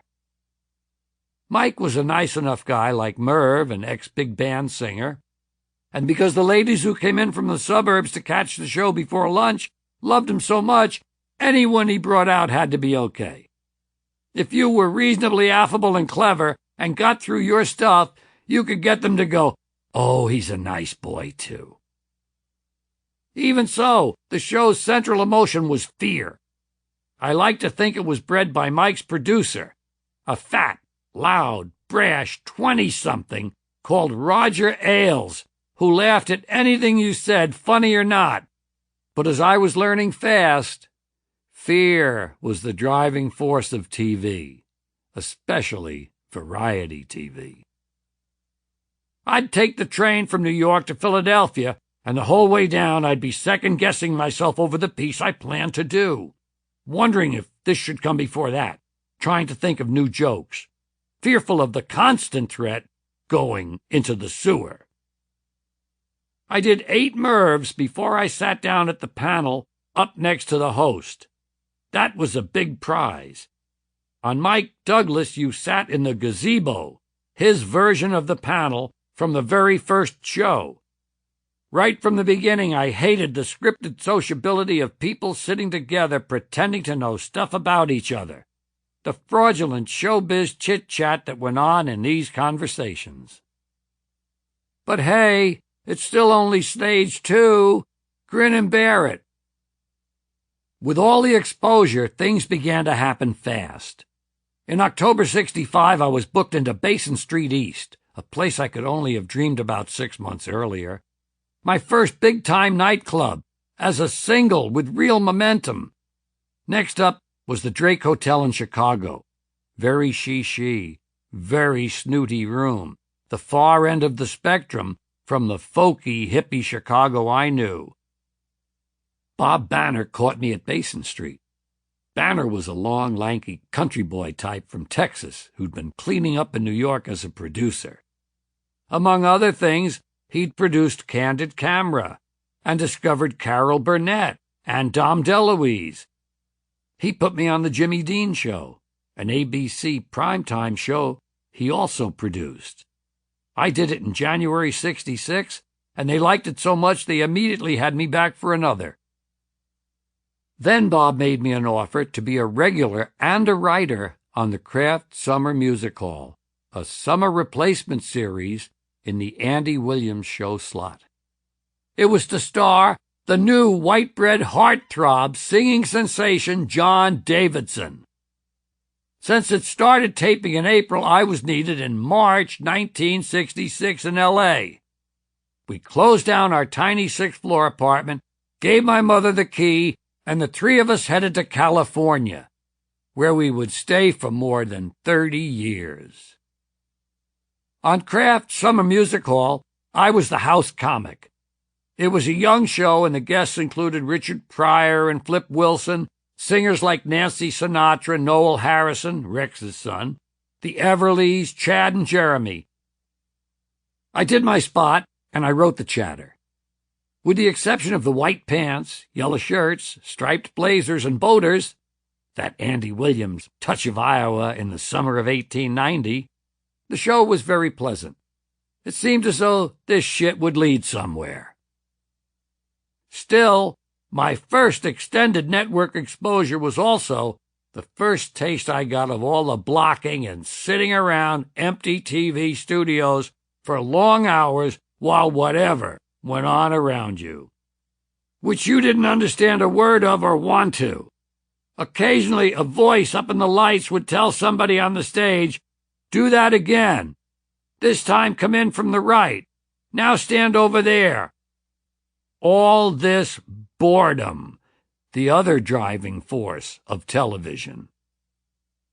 There were some private compensations.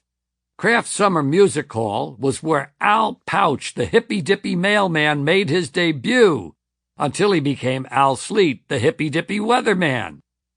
What was great about having Al on this harmless, pleasant, white bread show was that, to my way of thinking, after all, I was Al.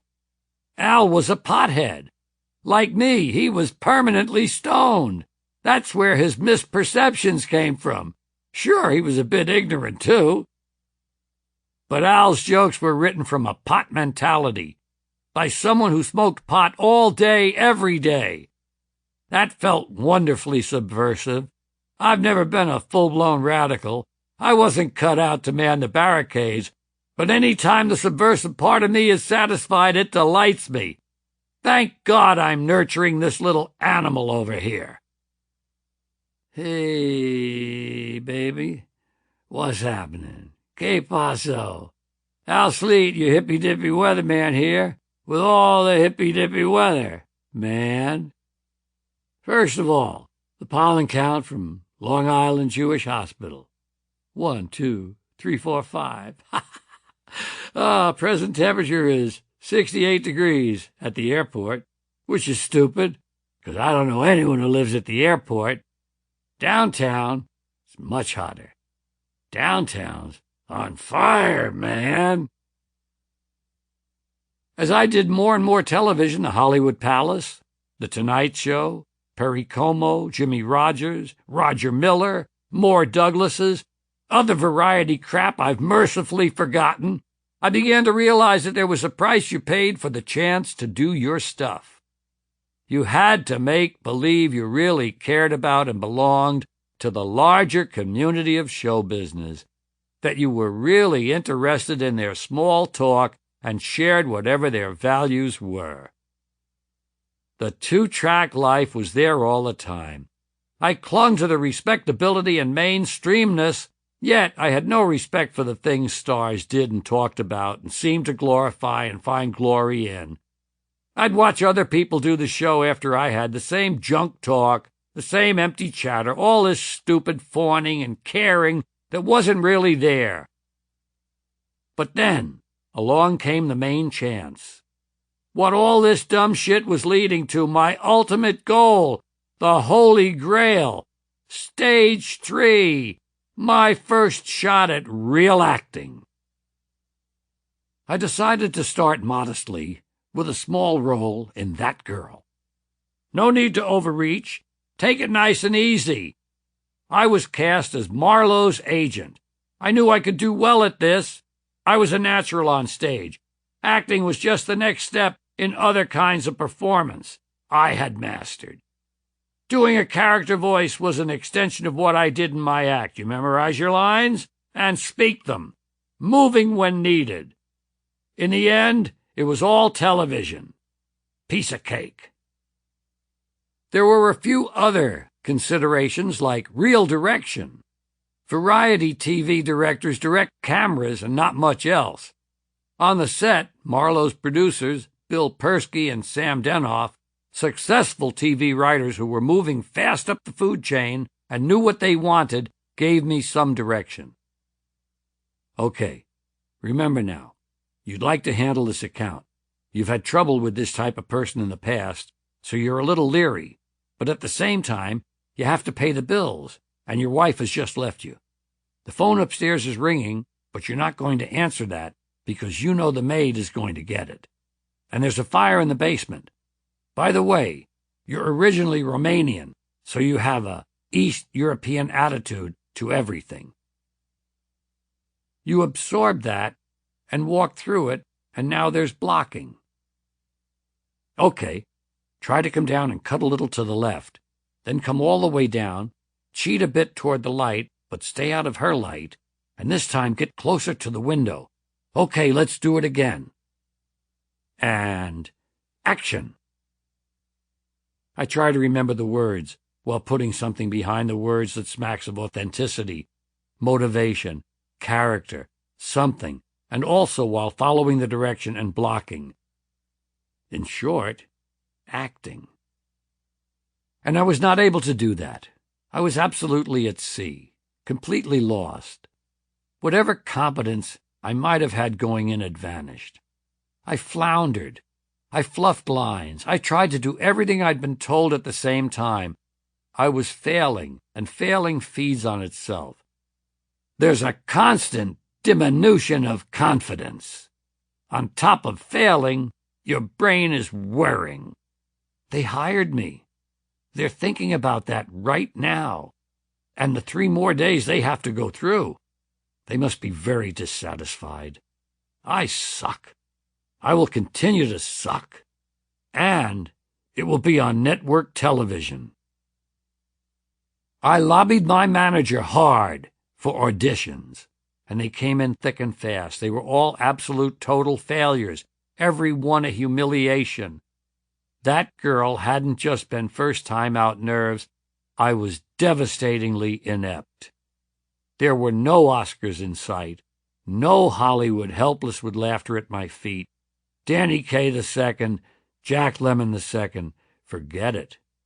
It was all beyond my reach. I felt like I'd lost both legs in a car crash. My dream, this thing I'd wanted since I was a little kid, sitting transfixed in a funky, dark movie house on the edge of Harlem, this future I believed was my birthright, had dissolved into thin air like the morning mist. Meanwhile, Stage 2, which was to have been phased out, having served its purpose, the booster rocket designed to fall back to Earth as I shot to movie stardom, continued to barrel upward, getting bigger and stronger all the time. To the outside world, I was a comic on the fast track, hitting all the professional heights. But inside, I was full of fear and confusion. I was beginning to feel the discontent that became intolerable later on. Objectively, 1967 was full of success. In February, my first album, Takeoffs and Put-Ons, came out and went gold. It was nominated for a Grammy and lost by a squeaker to Bill Cosby, a very worthy opponent. I was playing the biggest nightclubs in the country. I was starting to play Vegas. That summer, I did another replacement series called Away We Go, 14 episodes in the Jackie Gleason show slot. Hence the title, Away We Go, being one of Gleason's catchphrases.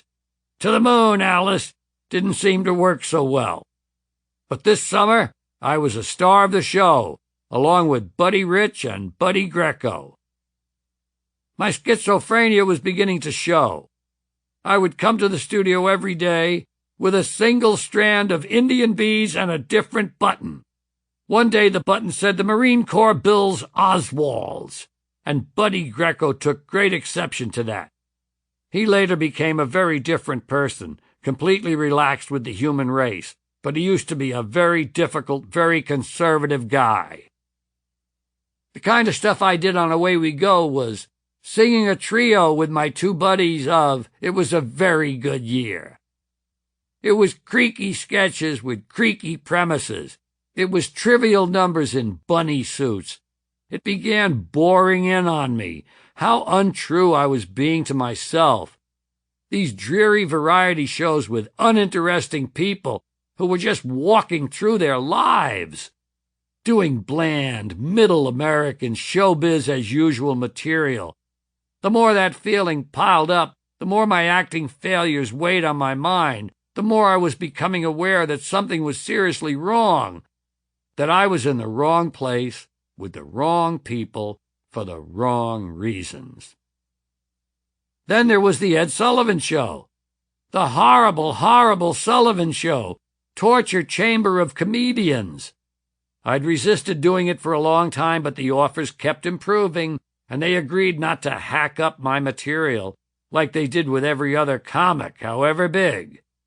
So in '67, I finally went on Sullivan on what I thought were my terms. The Ed Sullivan Show's worst weapon of torture was that it was live. There were no second takes on Sullivan. If you fucked up, all America saw it. If Mr. Pastry dropped his plates, or Jackie Mason gave Ed the finger, there were no do-overs, no cutaways, no edits, no apologies were accepted. There was additional pressure. The studio audience knew the show was live, too. They know there was a chance they might be on television, sitting in front of the picture of Joe Louis or Jimmy Cagney or some other celebrity Ed wrote about in his stupid column. Half the audience had special invitations. It was a perk. If you were a Lincoln Mercury dealer on Long Island, you got 10 tickets, and you brought people you wanted to impress. Everybody had their best things on. They were on display as much as you were. When an audience is potentially on display, they're very inhibited. They're reluctant to let go. So laughter, which is a natural, spontaneous thing, must be avoided. They say, I'll wait and make sure that if I laugh, it's something everyone's laughing at, that I'm right in with the crowd, because if I start roaring, ha ha, oh ha ha ha, God, oh fuck, that's funny, and no one else does, I'll embarrass the shit out of myself. Not good for comedy. The final turn of the screw, Sullivan himself. During your set, Ed would stand on stage over to stage right, out of camera range, but on stage, so the entire audience never watched the comic. They were watching Sullivan to see if he would laugh. And he never did. Add all this up, and you have the graveyard of laughter. Playing comedy to the Sullivan audience was agony. You'd get more laughs in a mausoleum. I've always been an ordered and left-brain person about performance, worried to the point of obsession that every detail has been taken care of, is precisely in place. But I don't get nervous. On Sullivan, I was always incredibly nervous. At first, I thought it was the unpredictability, the lack of control. But I soon figured out it was because the show cultivated, it seemed almost deliberately, that driving force of network television, fear. I'd stay at the Americana Hotel, now the Sheraton, on 7th and 52nd. I'd take that walk the last mile across to Broadway and up to the stage door on 53rd Street. There was a deli right at the stage door. I'd get my 2 cans of Rheingold because I knew I could handle 2 cans. It wouldn't show and it might help a little, but the nervousness never went away. These days, Letterman is taped in the same place, the Ed Sullivan Theater. Once in a while, when I'm in New York, I purposely walk the last mile across those same streets and up to that stage door on 53rd. 40 years later, I still re-experience all the fear and vomiting nervousness. It got even worse. Sullivan was on Sunday nights at 8. Because the dress rehearsal began around 1 or 2 p.m., you had to be there fairly early in the morning. So you had 10 or 12 hours to sit around getting absolutely fucking terrified before you went on live in front of 50 million belching, farting, comatose Americans who'd just eaten a big Sunday dinner. The boredom part of fear and boredom. There was one tiny ray of sunlight. Ed found out that I was an Irish Catholic from New York. It didn't help with any of the physical horrors of the show, but it did mean I got preferential treatment when it came to having my material butchered or simply being cut from the show after dress, both of which could happen, even to the biggest names in comedy. The Sullivan people told my manager, whether it was true or not, who knows, that I was Ed's favorite comic. On one show, he called me over after my set to where he stood, stage right. This was supposed to be a big honor. We had some inane exchange, and then he said out of the blue, "You're a Catholic," and then gestured to the audience with that weird insect thing he did with his arms. "Give him a big hand. He's a Catholic." Ed was partial to this form of intro. He once introduced my friend the Hispanic singer Jose Feliciano, another of the Ogogo gang, as follows. "Want you to give the next act Jose Feliciano a big hand. He's blind, and he's Puerto Rican." But the real milestone of my Sullivan career was the show where I followed the skating chimpanzees. There's something I can say for the rest of my days. I once followed the skating chimpanzees. Vegas, on the other hand, was a cinch. I had this act, which was essentially my 1967 album, that I wasn't really in, so it was easy. All I had to do was turn it on and let it run. I was a cute, clever, presentable guy, and I had a nice double-breasted jacket. I was good-looking without being overpoweringly handsome. Neat hair, slim figure, and articulate. I said what I said well. I knew how to do those characters and those voices and those radio announcers and those ladies on TV. I was a nicely packaged commodity, slick, entertaining. A random scan of my bookings for 66, 67 shows names like the Flamingo, Coconut Grove, the Hollywood Palace, Perry Como, the Jackie Gleason Show, Lake Tahoe, the Dean Martin Show, and on and on. Next stop on this track, I changed my name to Jackie Carlin, buy some white shoes, gold chains, and pinky rings, and I'm set for life. What was happening to me internally was that I'd got not just seeds of doubt, but saplings of doubt sprouting inside me, about my acting, of course, but about all my goals, about being on this rigid track, about being rewarded more and more for being cute and clever and funny, but not for being George Carlin. And there was something else, too, that I could see happening, but didn't know how to change. Something that was just as related to the track I was speeding along on and to the doubt and discontent it caused me. After Burns and Carlin broke up, Brenda and I were together all the time. She devoted herself to me and my comedy. She helped me with the details and logistics, booked travel, kept the books, made suggestions. She was my sounding board. She sat in every club I played every night, whether there was one person or it was packed. She celebrated when I did well. She was there to hold my hand when things sucked. We did a lot of holding hands. When she had Kelly in Dayton, I had to leave and go back on the road by myself. I could tell Brenda wasn't happy, but she didn't let that get in her way. When Kelly was just 2.5 months old, she packed her up and they came down to meet me in Florida. That was Kelly's first road trip. From then on, for the next 3 years, it was just like before, except there were 3 of us now. We were together all the time, on the road or back in New York. And just like before, Brenda was my manager and bookkeeper, collaborator and comforter. Then, the day after we got to L.A. in March 1966, I had to go to work on pre-production for the Kraft Summer Music Hall. Brenda was left alone with Kelly. Suddenly she had nothing to do. She knew no one. She had nowhere to go. So she got drunk. She started getting terrible migraine headaches, a pretty good indicator of stress and tension. But I missed the marker, and she wasn't inactive. She volunteered at a hospital, and she did one big thing in L.A. that she'd always wanted to try, but we couldn't afford till then: take flying lessons. She passed her tests. She became proficient.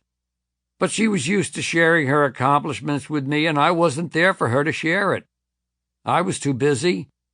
Instead of boosting her confidence, it became a source of resentment. So she got drunk. Brenda was used to being out on the road with me, doing everything with me and for me. Now I had agents and a manager and people who handled booking and flights and money. They'd taken her place. She told me later that there was a point in '67 when she literally couldn't sign her own name. She just couldn't write the words Brenda Carlin. She was losing her identity. So she got drunk. With me on the road or sitting around some fucking TV studio for days on end, she had to be mother and father to Kelly. Then I'd come home with an armful of presents and it would be Daddy's home, fun time, which cast her as the domestic tyrant, the one who said, no, time for bed, time for school. She hated being that, so she got drunk. I don't remember when Brenda's drinking became something more than Brenda drinking something, but I do know we began to fight. She would say she felt like a piece of furniture, that I was just walking around her as if she wasn't there. I didn't know what she meant. I just swallowed everything. You have to be aware of feelings before you can deny them and push them down. In a lot of ways, for a lot of reasons, I wasn't even aware of my own feelings. The ones that would manage to break through, I would immediately say, that can't be. We'd notice odd things about Kelly. We'd find her sleeping on the floor in the morning instead of in the bed. We never understood why at that time. And Kelly couldn't watch me on television. She'd put her head down so she couldn't see me on the screen. She couldn't handle it, for some reason. We didn't understand that either. There was something about me and Brenda's chemistry that we didn't have to consciously say, we'll stick this out for our child. We have to make this work. We felt bound together. In spite of all that was going on, there was an inevitability about that. I never had a thought of leaving Brenda. There was a feeling that the good times were still good enough. So there we were, a successful young couple with plenty of money, a nice home in Beverly Hills, with a mountain of grass and a lake of booze, and a beautiful young daughter who couldn't watch her daddy do what he did for a living. I always said Kelly has an old soul. Perhaps even then, in the wisdom of her 4 years on earth, She sensed that I was on a treadmill to nowhere, without a clue how to get off. Chapter 10. The Long Epiphany. On June 5th, 1968, just after midnight, while I was working at Bimbo's 365 Club in San Francisco with Lana Cantrell, Robert Kennedy was shot dead at the Ambassador Hotel down in L.A. I told him I wasn't going on for the second show. They, whoever they were, Bimbo, I guess, insisted that I go on. No way. In fact, I decided as I watched the coverage through the night that I wasn't going back the next night either. Fuck Bimbo. Then the Chicago Convention police riot happened, and that brought people down on one side or the other with more firmness than they might have had before. I was no exception. It's funny, but I never find myself responding very much to events of great magnitude. There's a part of me that knows that's exactly what's supposed to happen. I will sometimes marvel at the timing or circumstances or setting or the individuals involved. Weird is the word that occurs to me most often. That's fucking weird. Weird, but never unexpected. I didn't respond with rage to any of what was happening in 1968. Dr. King's murder in April was depressingly predictable. There was a sinking feeling that something good was ebbing away and being encouraged in that direction by the usual forces. The establishment was winning. Its war, its assassins, its secret government. And that fact overpowered and debilitated me more than it enraged me. I've always been the kind of person, whether it comes from being half shanty, half lace-curtain Irish, I don't know, who needs to be changed, rather than instigating change myself. I could never make life-changing decisions in a split second. I'm always open to change, but I need to have it happen in a natural, organic, timely fashion. I always say that everything in nature works very, very slowly. Okay, what about a volcano? Well, an eruption may seem like split-second drama, but it's actually the end result of a long process that's gone on for years far below the Earth's surface. My change, when it came, was like that, drawn out over several years, then exploding in a series of eruptions. By now, 1968 and 69, everything about my comedy seemed by rote. On the Smothers Brothers show, where I remember feeling at home, feeling we'd taken over, where even the things about the show that were the same, such as blocking and standing around like a dick for hours, had a different flavor. Even there, on the only comedy show that was actually taking a stand against the war, I did The Indian Sergeant. Why the fuck didn't I sit down a month before and write something daring for Tommy Smothers? It was a particularly low point. All these fucking stupid TV shows with all that lighting shit, meaningless banter, all that garbage, all that wasted time and energy. My brilliant act, which was doing so well, had nowhere to go. I was writing and performing material that went around in circles, media material, taking off on media form, television about television. And while I was powerfully attracted to the life my rock and folky friends led, as a comedian, how did I go about leading that? There were very few counterculture comedy centers. One terrific group in San Francisco called The Committee, who'd been on Smothers with me, but that was about it. I felt inadequate compared to an outfit like The Committee.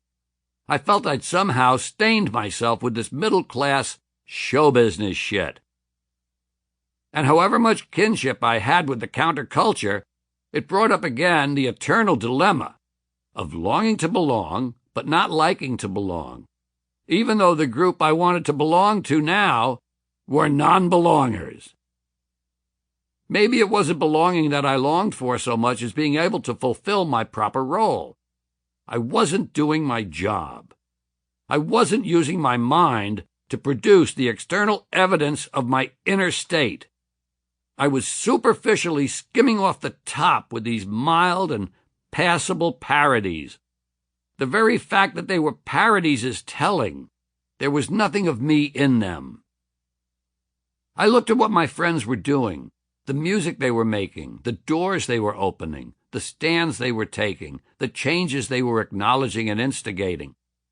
Then I looked at the people in TV studios and nightclubs where I did my superficially skimming act, mostly for the parents of the people I admired. I felt like a traitor to my generation. George Carlin has become a showbiz mystery. One of the very best young contemporary clowns, he had a splendid comic spirit, a fresh new outlook on comedy, got the top TV bookings, has been considered for several terribly remunerative TV talk show chairmanships. His material was attractive to teenagers, college kids, and mature marrieds. His records sold friskily, and all seemed right in his straight future. Carlin now seems an artistic dropout.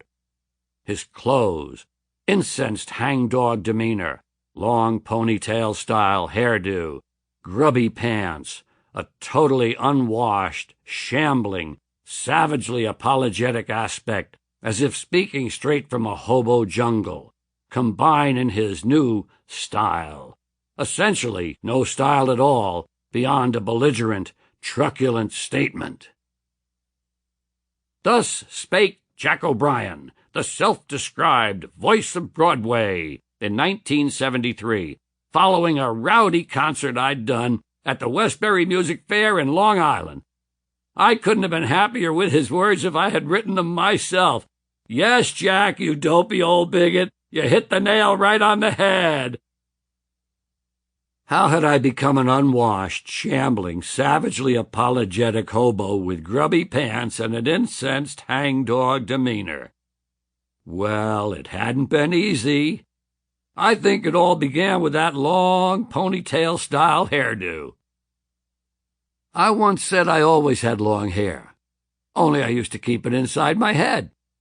But letting it come out where people could see it was a drawn-out process. Looking back on it, I'm not even sure where and when it began. It was a barely conscious decision, almost as if the hair decided to come out of its own accord. My hair had a mind of its own. Terrible things were happening to me, but because of them my life began to change. In the fall of 1969, I was fired from the Frontier Hotel in Vegas, where I had an extremely lucrative 2-year deal for saying the word ass. I had been working into my act, a little short about, I got no ass, you might notice. I go right from the shoulders to the heels, like most Irish guys. No ass.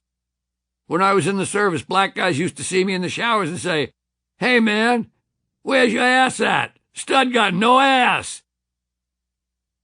That was it.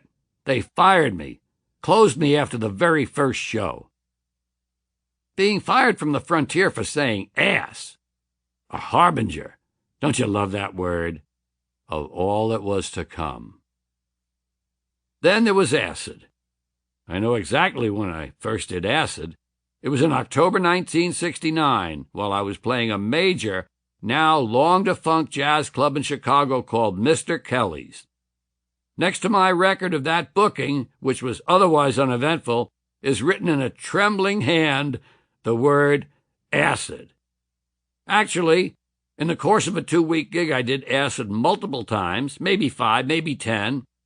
After the first couple of trips, your numeracy tends to decline.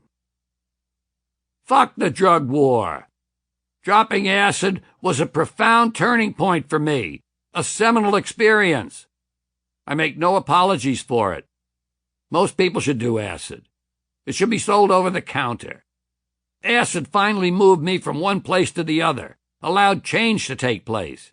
Change that had been rumbling underground all this time, but which I still needed to have happen to me rather than initiate.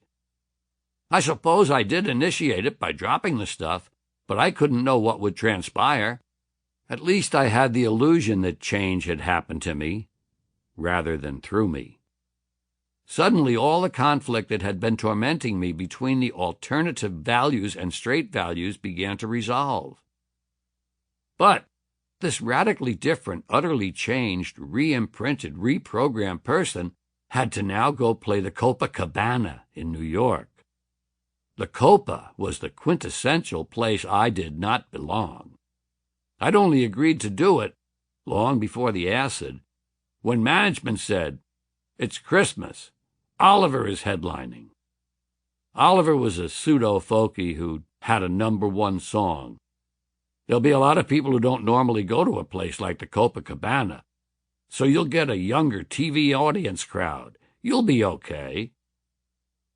The Copa was owned by Jules Podell, an old-line, semi-gangster type with this big pinky ring that he would tap loudly on the table when he didn't like something. So I did my act. Indian sergeant, hippy-dippy weatherman, wonderful wino, all the standard stuff, but less convincingly than ever. Sometimes midway in the show, not having my heart in it, with Podell sitting out there, I'd start in on the Copa itself. These dumps went out of style in the 1940s and they forgot to close. Tap, tap, tap, tap. Some nights I'd lie down on the floor under the piano and describe its underside. There are vertical and diagonal pieces of wood with little nails in them, and one of them says, New York City 00-601. Or, still lying on the floor, I'd describe the ceiling of the club, unfavorably. Another time, I brought the yellow pages on stage. I'm now going to read from Upholsterers, which I did. There'd be a few embarrassed, unbelieving laughs. Perhaps there were some people in the audience who'd heard of Dada and thought it was Dada, but not a lot. And always from the table out there in the darkness. Tap, tap, tap, tap, tap. This went on for 3 entire weeks, the tirades and Dada shit, alternating with the not even half-hearted performances. Every night I would ask to be fired on stage. I would say, "Please fire me." Podell wouldn't do it. Just the tapping. Then, on my next-to-last night, during the first show, in the final minutes of my final piece, they slowly turned the lights down on me. Ever so slowly, as if the sun was setting. Then just as slowly they turned my volume off. At the end, I was standing on stage, in the dark, in total silence. In a way, it was kind of perfect. The lights had gone down on that part of my life. It was January 6, 1970, the Feast of the Epiphany. A great start to a watershed year. I'd now been fired from 2 of the supposedly more prestigious and certainly more high-visibility mainstream locations in the country. And while the frontier could be written off as a temporary lapse, a minor infraction, I'd flaunted my disgust and conflict and unhappiness every night for 3 weeks in the media capital of the world. I got at least one good review from a very unexpected source, my mother. She wrote me a letter enclosing reviews of a Samuel Beckett play they'd just seen. This is what devout Catholic Eisenhower Republican Mary had to say to her wayward son about his latest developments. Dear George, I should be on the checkout line at the supermarket, but I must say these words to you. Please read these reviews. You will someday be a Beckett or a Joyce, or maybe a Bernard Shaw. You seem to have their kind of disturbance. Someday you will release what you have down inside of you, and it will be listened to and heard. They condemn you for idolizing Lenny Bruce.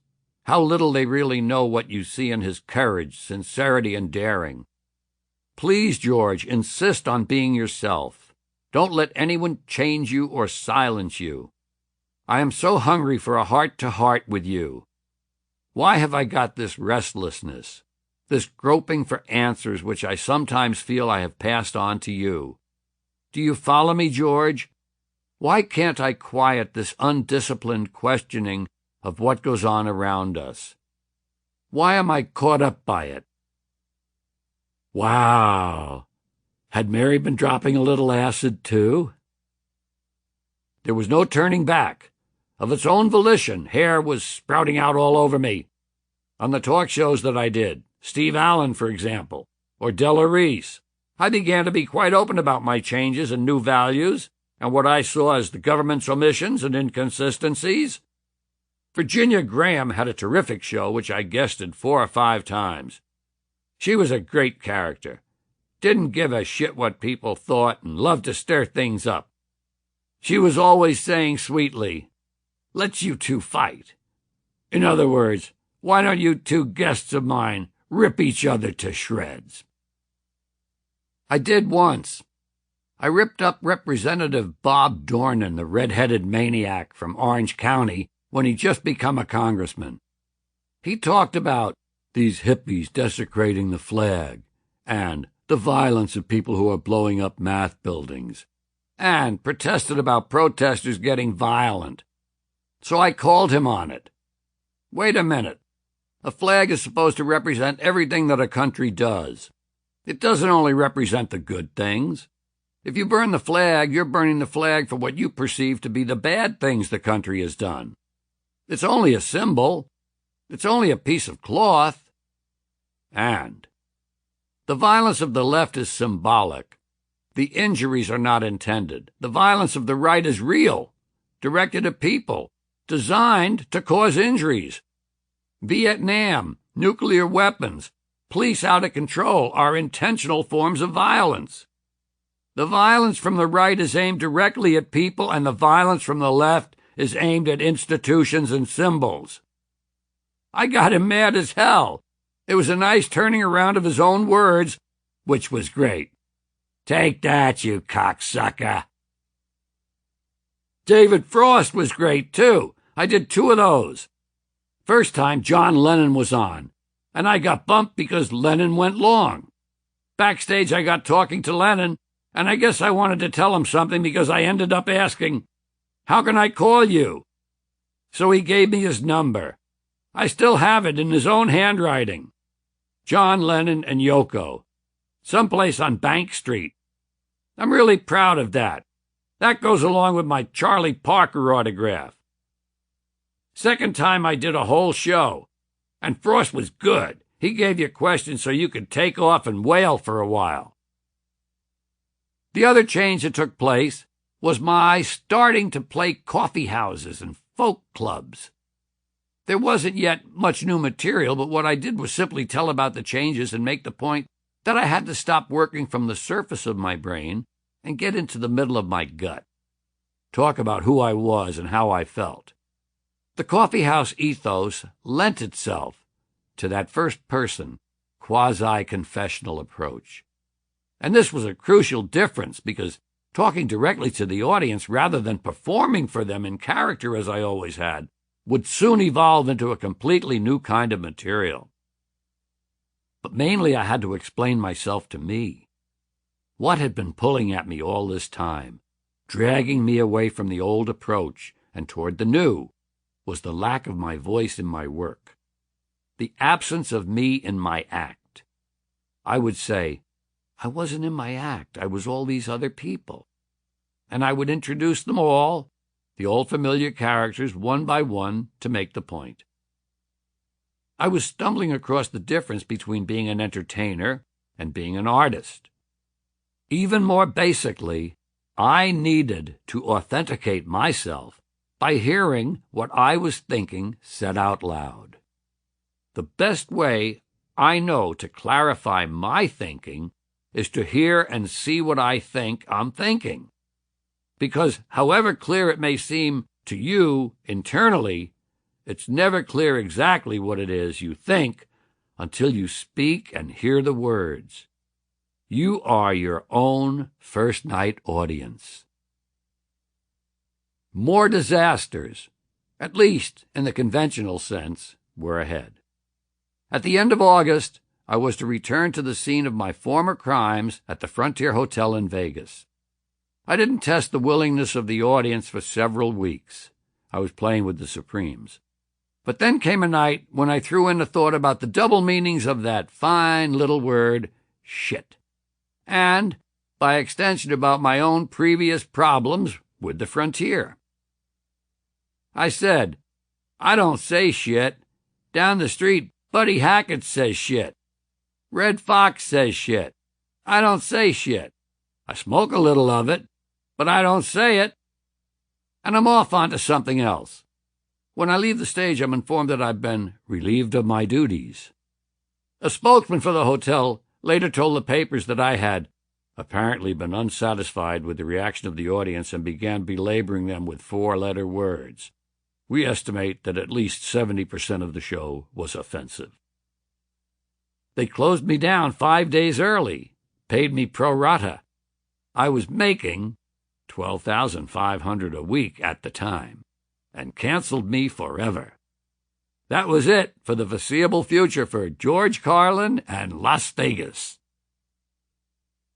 But what was in conventional terms a third major professional disaster was in fact another turning point. The experience became the first line in the routine that kicked off the FM side of my next album and was in many ways its trademark, the shit routine that went by the name of shoot. Shit's a nice word, friendly, happy word, handy word. The middle class has never really been into shit as a word. Not really comfortable. You'll hear it around the kitchen if someone drops a casserole. Oh, shit. Look at the noodles. Oh, shit. Don't say that, Johnny. Just hear it. Sometimes they say shoot, but they can't kid me. Shoot is shit with 2 O's. There's a clear line of evolution between shoot and the 7 words. The piece grew out of a desire to talk about language standards and the inconsistency in them. So by being authentic about what had happened to me, I found a way into a new comedy that was accurate and natural. The hair and the beard, which had to have been a factor in the firing, a clear signal in divided times that I had come down on one side of the Kulturkampf, was getting longer. The hair was certainly part of the next and final disaster. Daily Variety for Monday, November 30th, 1970, carried the bare bones of the story. Comic George Carlin was canceled and asked to leave Lake Geneva, Wisconsin, Playboy Club after the audience got ugly during his second show Saturday night. Management said it feared for his safety. It was his shtick about materialism in American society, press censorship, poverty, Nixon Agnew, and the Vietnam War that apparently incensed the late-night crowd. Club manager said Carlin insulted the audience directly and used offensive language and material. Reacting to his statements about poverty, one woman heckled, "You don't know anything about poverty. We don't have any in this country." A comment about going through Cambodia to get out of Vietnam brought the retort, "How do you know? You never been shot at." Club manager said comic would have been in danger if he'd gone anywhere in the audience.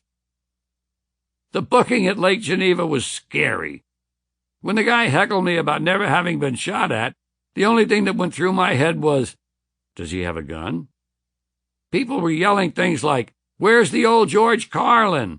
and calling for the check. Soon it became the entire audience, maybe 200 straight, tight, asshole-looking Wisconsin Saturday night out people. Getting up, walking out, fingers being waved at me. It was something out of a movie. I finished whatever time I felt they had to pay me for, and in a ridiculous act of bravado, walked out through the audience, although there was clearly a wing on stage. The Lake Geneva Playboy Club was a self-contained resort. I would have to spend the night in a hotel room in the compound, alongside many of the people from that disgusted, hostile audience. Management not only sent me a telegram canceling me, but said, "We cannot guarantee your safety if you remain on the premises. We're asking you to leave." Apparently, people had been going to the front desk and asking for my room number. So I thought, fine, I'm only 90 miles from Chicago and Hugh Hefner's mansion. Hef is probably home. Freedom of speech is involved. Hef says he cares about that. Hef will back me up, and I'll get my fucking money. I drive down to Chicago, go to the mansion, and Hef is there with Bill Cosby playing pinball. I tell Hef the whole story, and he says, well, there are two Hefs, George. One of them, sitting in that audience, would have loved that material. The other Hef, and here he was paraphrasing Lenny, you gotta do business with these assholes. So, I was finally finished with that fairy tale, too. There was another side to this time of discovery. Acting on principle costs money. In spite of all the things that had been going on in my head throughout 1970, Brenda and I had arranged to buy a house in Calabasas, our first home ever in suburban Los Angeles. All that stuff ran away. The house, that dream, just disappeared. It was a wrenching thing for Brenda. We had to leave the house in Beverly Hills. We were renting from a CBS executive and moved back to the apartment complex we lived in when we first came to L.A. We moved back down in the world. From there we went to Venice, which back then, long before gentrification, was a very run-down, hippie-ridden neighborhood. We took a little apartment on Pacific Avenue as a conscious way of entering the counterculture. I think Brenda was afraid of how I was, of the things I now believed and where I was going. I remember a resistance in her, whether it was just body language or facial expressions or some retort, even when I was just reacting to something on TV. It produced a lot of fear and apprehension in her. When I got angry with her, I would attack her for being a middle-class, Midwestern, Protestant, conventional thinker, trapped and bound by those values. And there was always my pot smoking. It left her out. She never smoked pot, and the few times she did, she didn't like it. And pot is a club. When the pot smokers are off laughing in the corner, and you're sitting there drinking your Cuddy Mist, that's devastating. This wasn't a political clash as much as a behavioral one. What I was saying was identified in her mind with unstable and dangerous people. There wasn't a chasm between us at this time, but certainly a good-sized crevice. I felt trapped by my commitment to things I wanted for Brenda and Kelly versus the things I wanted for myself. I never felt, gee, if I could only get away from this woman. I do remember thinking, gee, if I could just get her to stop drinking, some of this could begin to change. But that was selfish because here I was full of pot and my own intake of alcohol. Right in the midst of this, as my hair and beard began to sprout and the break was becoming irreversible, Brenda found out she was pregnant again. We had no money. This time I said, we can't do it. And very reluctantly, Brenda agreed. It was 1970, well before Roe v. Wade. We had about $700 in the bank. I took it out. I drove Brenda to Burbank to the parking lot of a bank. The woman met her, blindfolded her, and drove her to an apartment house somewhere else in Burbank. She said there was just a room with a table and a bucket. They did the abortion. Then she was blindfolded again, driven back to the lot, and I took her home. I can't begin to imagine now what she went through because of that. In addition, I was so focused on what was happening to me and where it would lead that I never actually sat down with her and explained myself, the physical and mental changes I was going through. Eventually, she asked me what the fuck was going on, and I said, I'm going to be the person on the outside that I've been on the inside my whole life.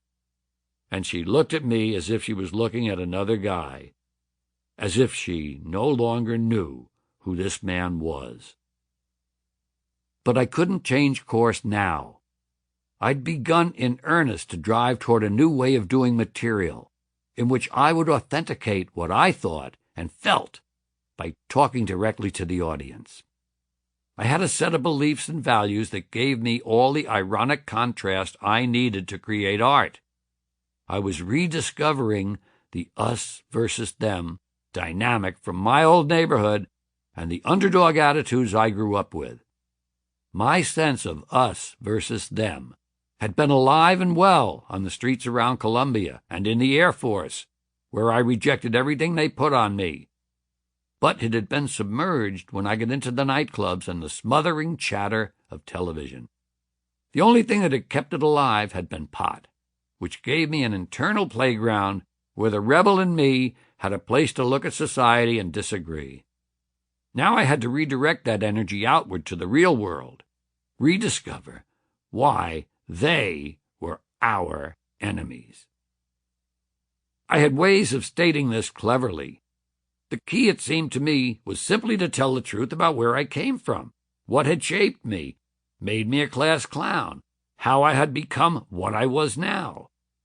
There was an autobiographical part to this that went along with that new first-person approach. Have you noticed? Know what I think? Do you remember? I would no longer deal with subjects that were expected of me in ways which had been determined by others. I would determine the ways. My own experiences would be the subject. I went into myself. I discovered my own voice, and I found it authentic. So apparently did the audiences in the coffee houses I was now playing. And while I was back to making no money, when they laughed, now it felt great. I was getting votes of confidence for the path I had taken. They were reaffirming something that I felt and now was able to think through as well as feel. It meant I was right, which strengthened my resolve to carry this through.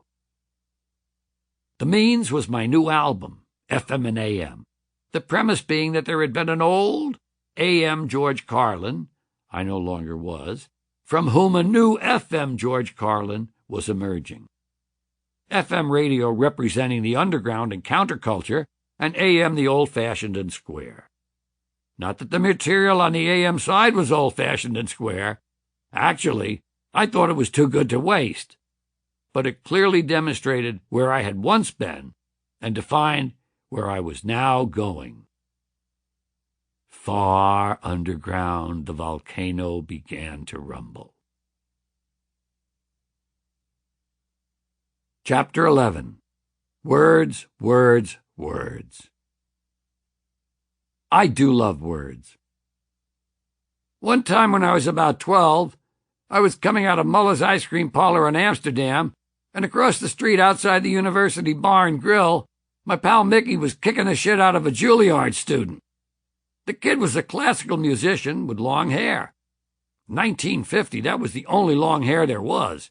And Mickey's yelling, "You long-haired fucking music prick!" Long hair fucking music prick. Great. I wrote it down. Another time I heard this guy Chris calling Mrs. Kohler's a kraut cunt. Kraut cunt. Also great. I wrote that down. Some guy came home from the service, and I asked him what it was like being in the Army. His reply, "Fine if you don't mind waking up at 5 o'clock in the morning with some burly, loudmouth cocksucker yelling at you." Burly, loudmouth cocksucker. Great rhythm to that. Loud, burly cocksucker. Not the same at all. I wrote that down. Soon I had a list of about 10 of these. Sure enough, my mother found the list, with dire results. She threatened me with psychiatry. But 20 years later, the list bore fruit. It contained all the 7 words you can never say on television, a.k.a. the 7 dirty words. Arguably, the best-known cut from my breakout album, Class Clown, which in turn spawned all the pieces on the ways we use, misuse, and abuse words I've done in the 30-odd years since. FM and AM came out in January '72 and was an immediate hit. It quickly went gold. The AM to FM premise seemed to click with people. In the early 70s, the feeling that something freer and fresher was emerging from the violence and confusion of the 60s was pervasive. Just 4 months after FM and AM came out, I recorded Class Clown. I realized that these pieces had been incubating and building for a long time. Held back by my own uncertainty, now they were bursting out of me full-blown. I used to be Irish Catholic, now I'm an American. You know, you grow. I was from one of those Irish neighborhoods in New York, a parish school. Corpus Christi was the name, but it could have been any Catholic church. Our Lady of Great Agony, St. Rita Moreno, Our Lady of Perpetual Motion. I've been gone a long time now. It's not even a sin anymore to eat meat on Friday. But I'll bet you there are still some guys in hell doing time on a meat wrap.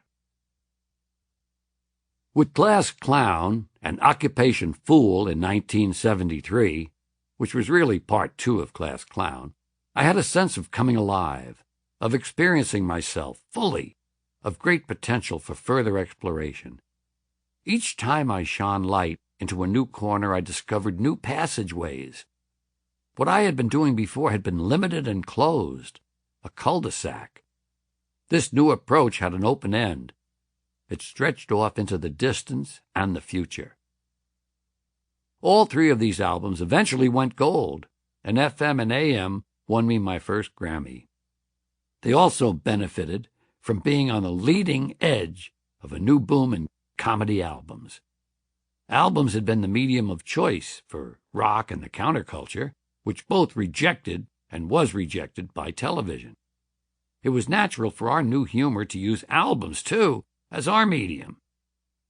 That's at the heart of the 7 words you can never say on television.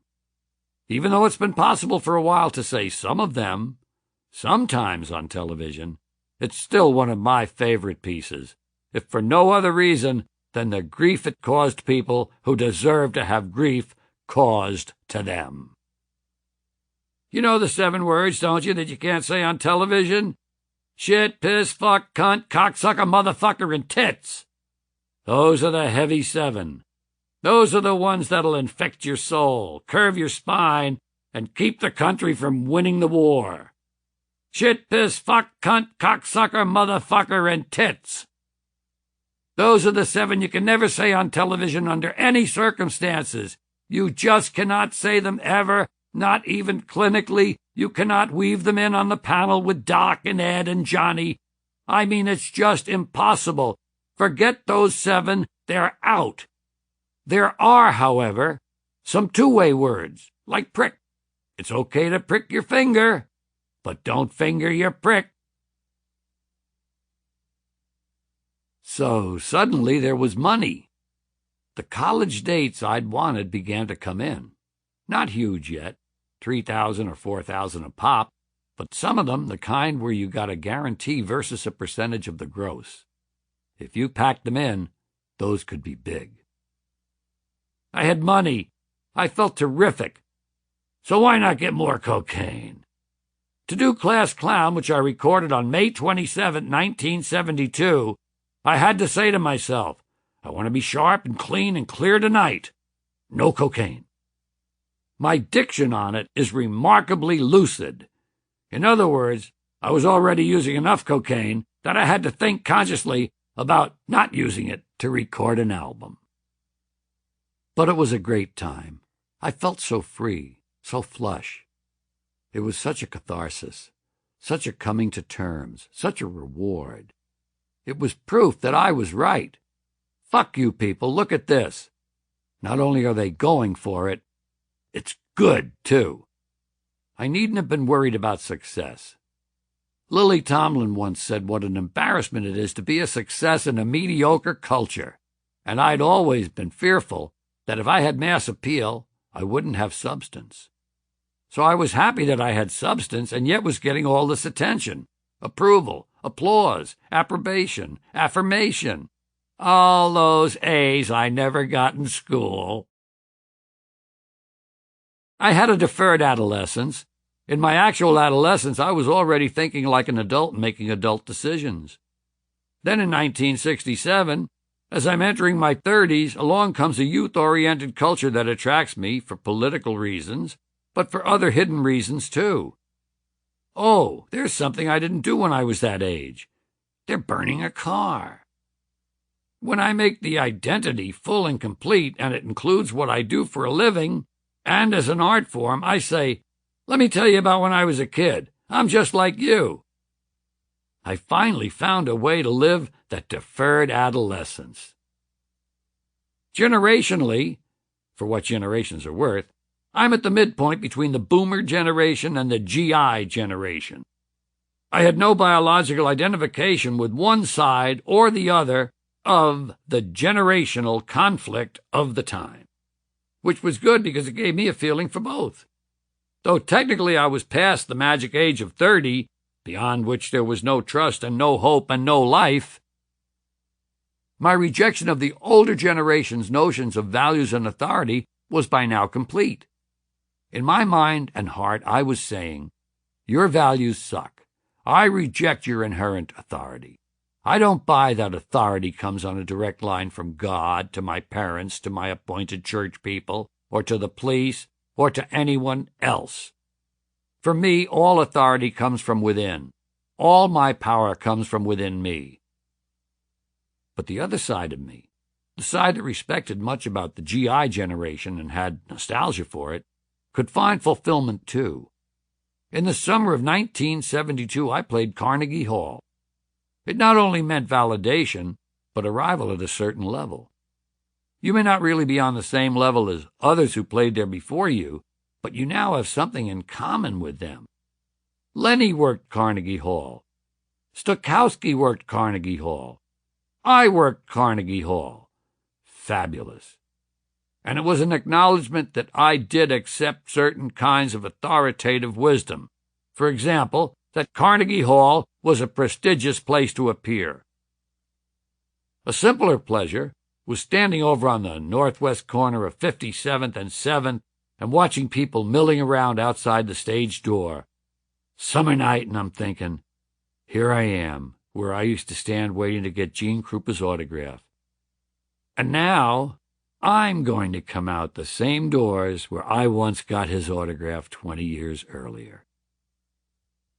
Gene Krupa was my hero. I've had very few heroes in my life. Mostly they're people who've been arrested. But when Gene Krupa came out those doors, he had on a fucking camel's hair wraparound overcoat. He had the forelock hanging down in all its marvelous deranged casualness, and he had a terrific-looking blonde on each arm. With a big smile and chewing gum, I got his autograph, and all the other guys. Jazz at the Philharmonic. I still look at those autographs and play the music from that night. Carnegie was a completion of a loop, a coming back to a beginning. As usual, a price had to be paid for all this pleasure. I discovered in July of 72 that not only could you not say the Heavy Seven on television, you couldn't say them in Milwaukee either. Here's how the AP reported it. Comedian George Carlin was taken into custody Friday night and charged with disorderly conduct after he allegedly used profanity during a performance at Summerfest, a 10-day festival on the city's lakefront. Henry Jordan, executive director of Summerfest, said, Carlin got up on stage and he used a lot of profanity. The police went up on stage after he had finished his act and arrested him. Jordan said he supported the police, adding that many in the crowd of 70,000 were children. According to the arresting officer and complainant, Patrolman Elmer G. Lenz, about 40 of the many thousands of children were youths in wheelchairs who were physically unable to leave the showgrounds even if they found the show was in bad taste. Of course, wheelchairs are so named because they include wheels, with which their occupants can propel themselves whenever they wish to go. But that wasn't foremost in Patrolman Lenz's mind in bringing their presence up. When it came to words, he knew right from wrong.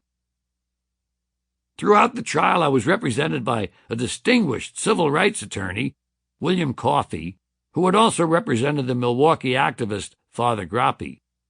5 months later, one Judge Geringer threw out the complaint, saying that while he had no doubt indecent language was used, he didn't believe anyone was violently aroused.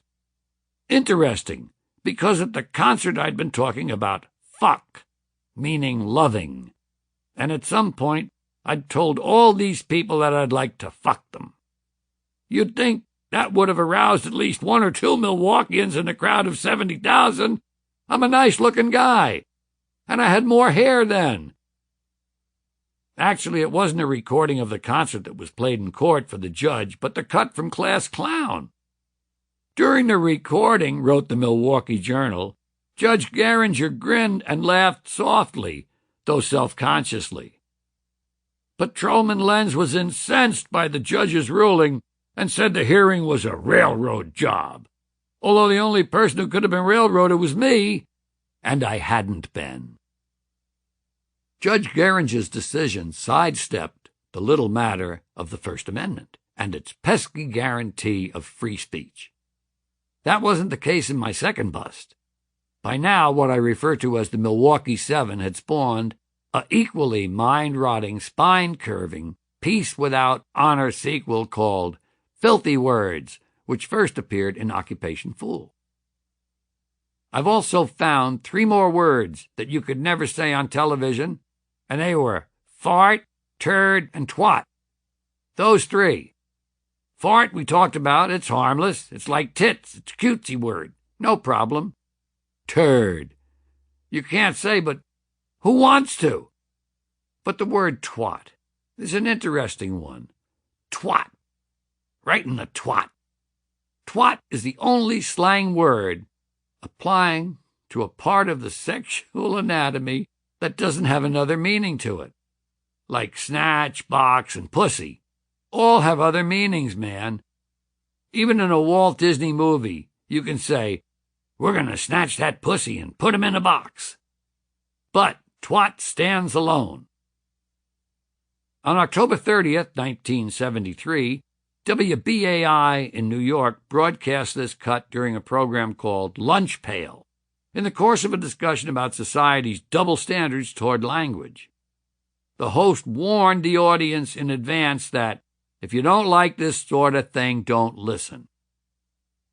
A New York man said a subsequent U.S. Supreme Court summary, who, while driving with his young son, heard the WBAI broadcast, wrote a letter to the FCC complaining about the use of such language on the air.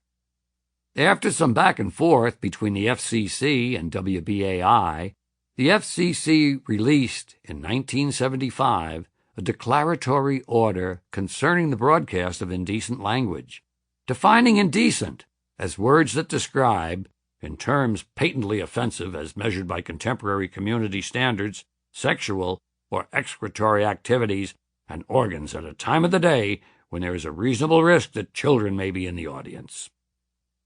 The FCC found my routine to be indecent by that standard and put what amounted to a warning in WBAI's license file. WBAI, actually the Pacifica Foundation, which owns WBAI, fought it and won in the U.S. Court of Appeals. The FCC appealed to the Supreme Court, and in 1978 the Supreme Court, surprise, surprise, found in favor of the FCC 5-4.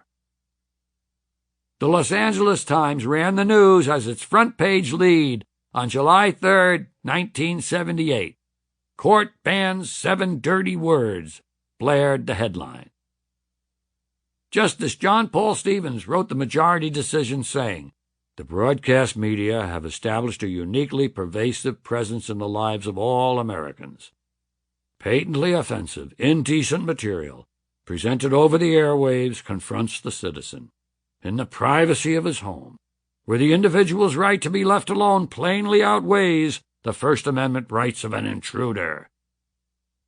Why can't the individual reach out his or her hand and turn that little knob? According to Stevens, to say that one may avoid further offense by turning off the radio when he hears indecent language is like saying that the remedy for an assault is to run away after the first blow. I'm no lawyer, but this guy seems to be saying that anyone whose language he finds indecent is like a burglar coming into his house with a gun or a mugger hitting him in the head with a pipe, which is a pretty paranoid view of free speech. Justice William Brennan wrote The Dissent. In our land of cultural pluralism, there are many who think, act, and talk differently from the members of the court and who do not share their fragile sensibilities.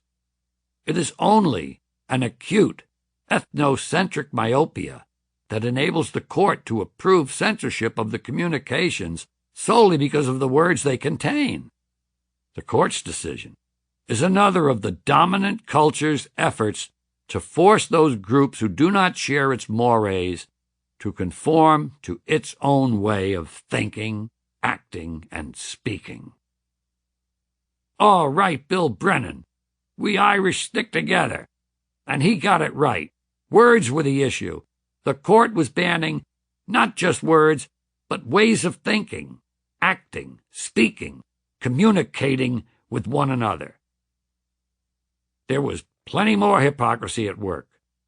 The original and sole complainant wasn't some average Joe who conceivably might have been speaking for contemporary community standards, if there are such things. He was a character named John Douglas, a member of the board of a big-time right-wing watchdog group called Morality and Media. John Douglas was, in Ned Hentoff's words, a professional offendee. Of course he couldn't turn off the radio, because that would have meant taking his right hand from its 10 to 2 o'clock position on the steering wheel and committing the hideous sin of reckless driving. But he could have told his young son to change the station. His young son was actually 15, several years older than I was when I made my original long hair fucking music, prick, kraut, cunt, burly, loudmouth, cocksucker list way back in 1950 in a simpler, more innocent time. Was John Douglas really claiming this angelic mid-70s teenager had never heard the word shit or fuck? Of course not. Other than turning out another fucked-up, tight-ass clone of himself, John Douglas's complaint showed not the slightest interest in his son's welfare. Poor kid. Kids are always the giveaway. Young sons, youths in wheelchairs. The main reason to outlaw indecency, wrote John Stevens in his majority opinion, is that broadcasting is uniquely accessible to children, even those too young to read, which in turn means that the only thing you can safely broadcast anytime, anywhere, in any medium is material that's suitable for kids. Could this be why our society shows so many signs of arrested development? FCC and Pacifica Foundation has become a standard case to teach in communications classes at many law schools. I take perverse pride in that. I'm actually a footnote in the judicial history of America. The one part of this I really love is that all 9 members of the Burger Court had to sit around listening to the filthy words cut from Occupation Fool. I've often wondered if, during the presentation of the evidence against me, any of them grinned and laughed softly, though self-consciously. Chapter 12, High on the Hill. I used to mark my really severe drug use by the years I couldn't remember who won the World Series. There were 3 or 4 years in there, mid to late 70s, Cincinnati Reds, twice in a row. When the fuck did that happen? How the fuck did that happen? I've always been scrupulous, over-scrupulous, about keeping records of every appearance I made anywhere. But during the breakout success after my changes, roughly 1972 to 1975, the record-keeping broke down. Anal became cocainal. As the period kicked in, we were still living the good hippie life down in Venice, but when the money began to flow, we decided to move back into a house in Pacific Palisades, way at the top of the hill, an area of the Palisades which was at the time almost entirely populated by executives from the Rand Corporation and their families. I was the town hippie, a rebellious, weird, long hair with a weird family who screamed at one another all night long and had strange people coming in and out at odd hours carrying small packages. One night, Kelly and I sauntered outside at twilight in front of the house.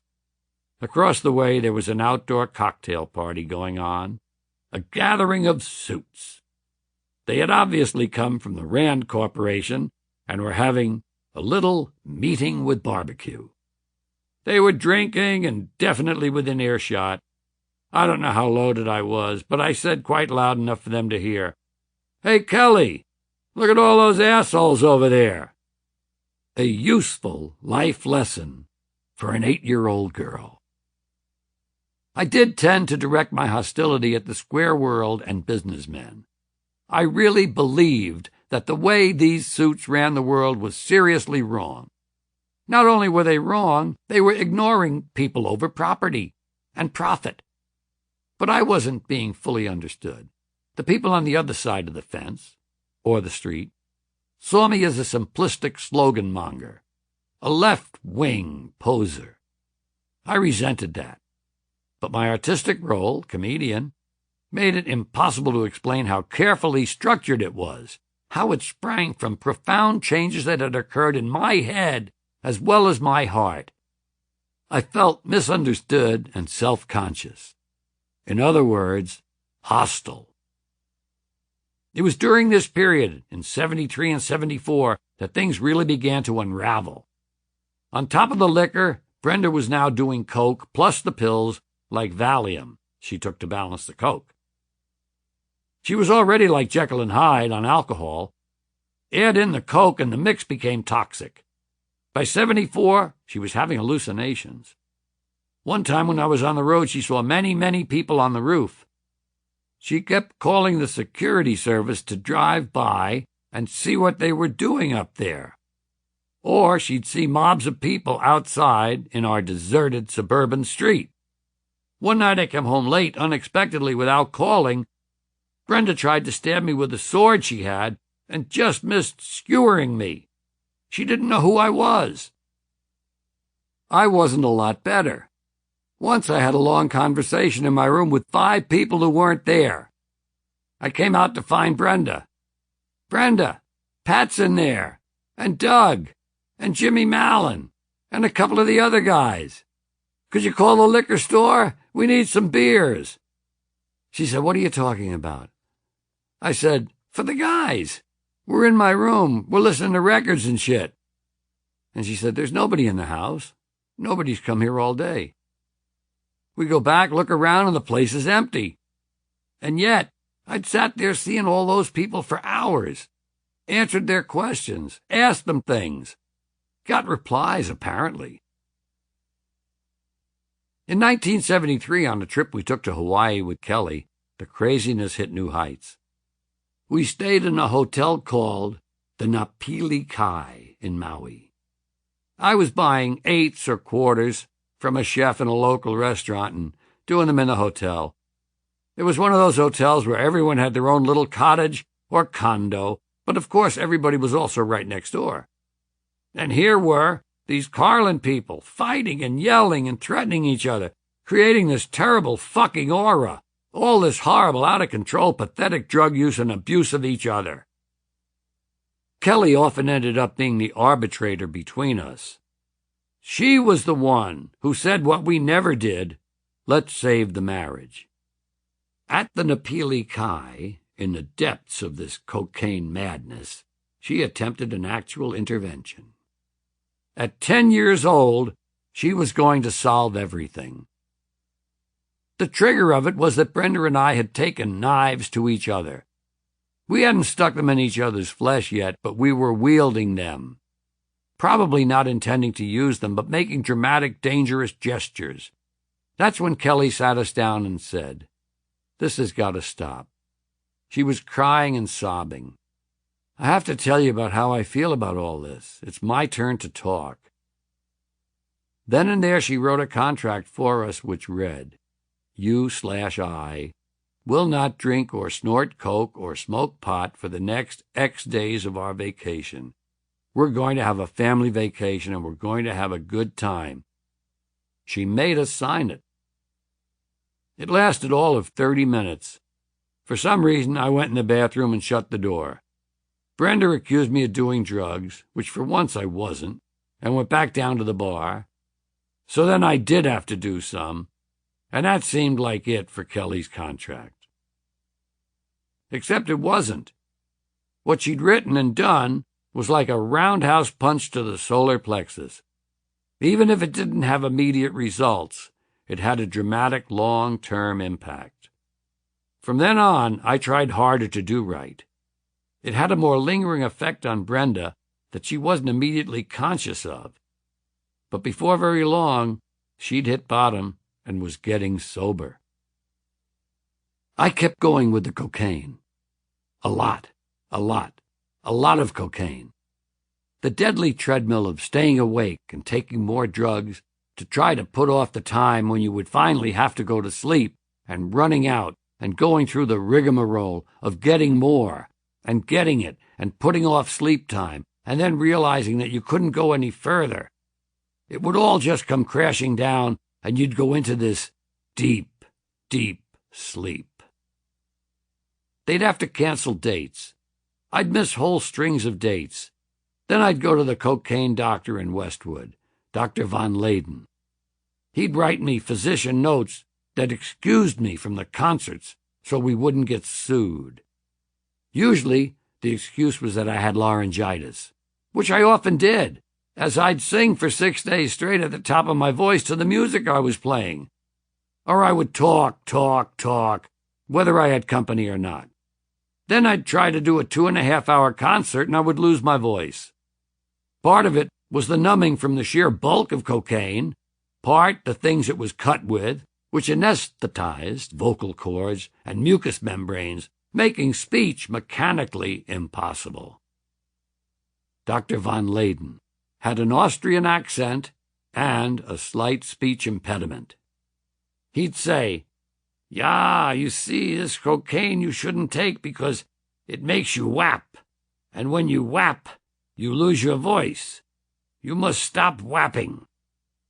I'd always agree to stop whapping, but a month later I'd be back again, all whapped out. As 1975 proceeded, things really began to fall apart. A big part of the problem was my mother. She had come out for some birthday earlier in the year and never went home. The woman who came to dinner. I knew how corrosive she could be. This time she had become Brenda's drinking buddy. Though my mother didn't drink most of her life, as she got on in years, she was 78 by now, she'd have a sip of this and a sip of that. It took away the aches and pains. But now she was pouring drinks for them both, while feeding Brenda's unhappiness and paranoia, and pushing her further into that toxic liquor-cocaine-Valium-liquor cycle. "He doesn't love you. You know he's no good. He's never been any good. If you ever leave him, come with me and I'll take care of you." In the shape she was in, Brenda had no defenses against malice like this. She sank lower and lower.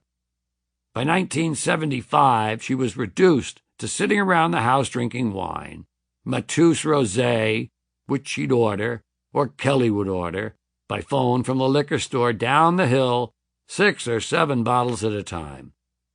Whenever she did actually sleep, she was terrified of dying in her sleep, she would sleep on the couch, then get up in the morning and immediately crawl to the kitchen to get booze. She couldn't walk because she shook so badly. She weighed less than 90 pounds. Inevitably, Brenda hit bottom. One night in August of 1975, we had a fight, and she got in my little white BMW 30CS and took my mother down the hill to the Santa Ynez Inn. They had drinks in the bar and left to head back. Brenda remembered waiting for the car at the main entrance, but after that, nothing. The next thing she knows, she's sitting in my car, having backed it into and through the lobby of the Santa Ynez Inn. The fire truck's there. My car's an accordion.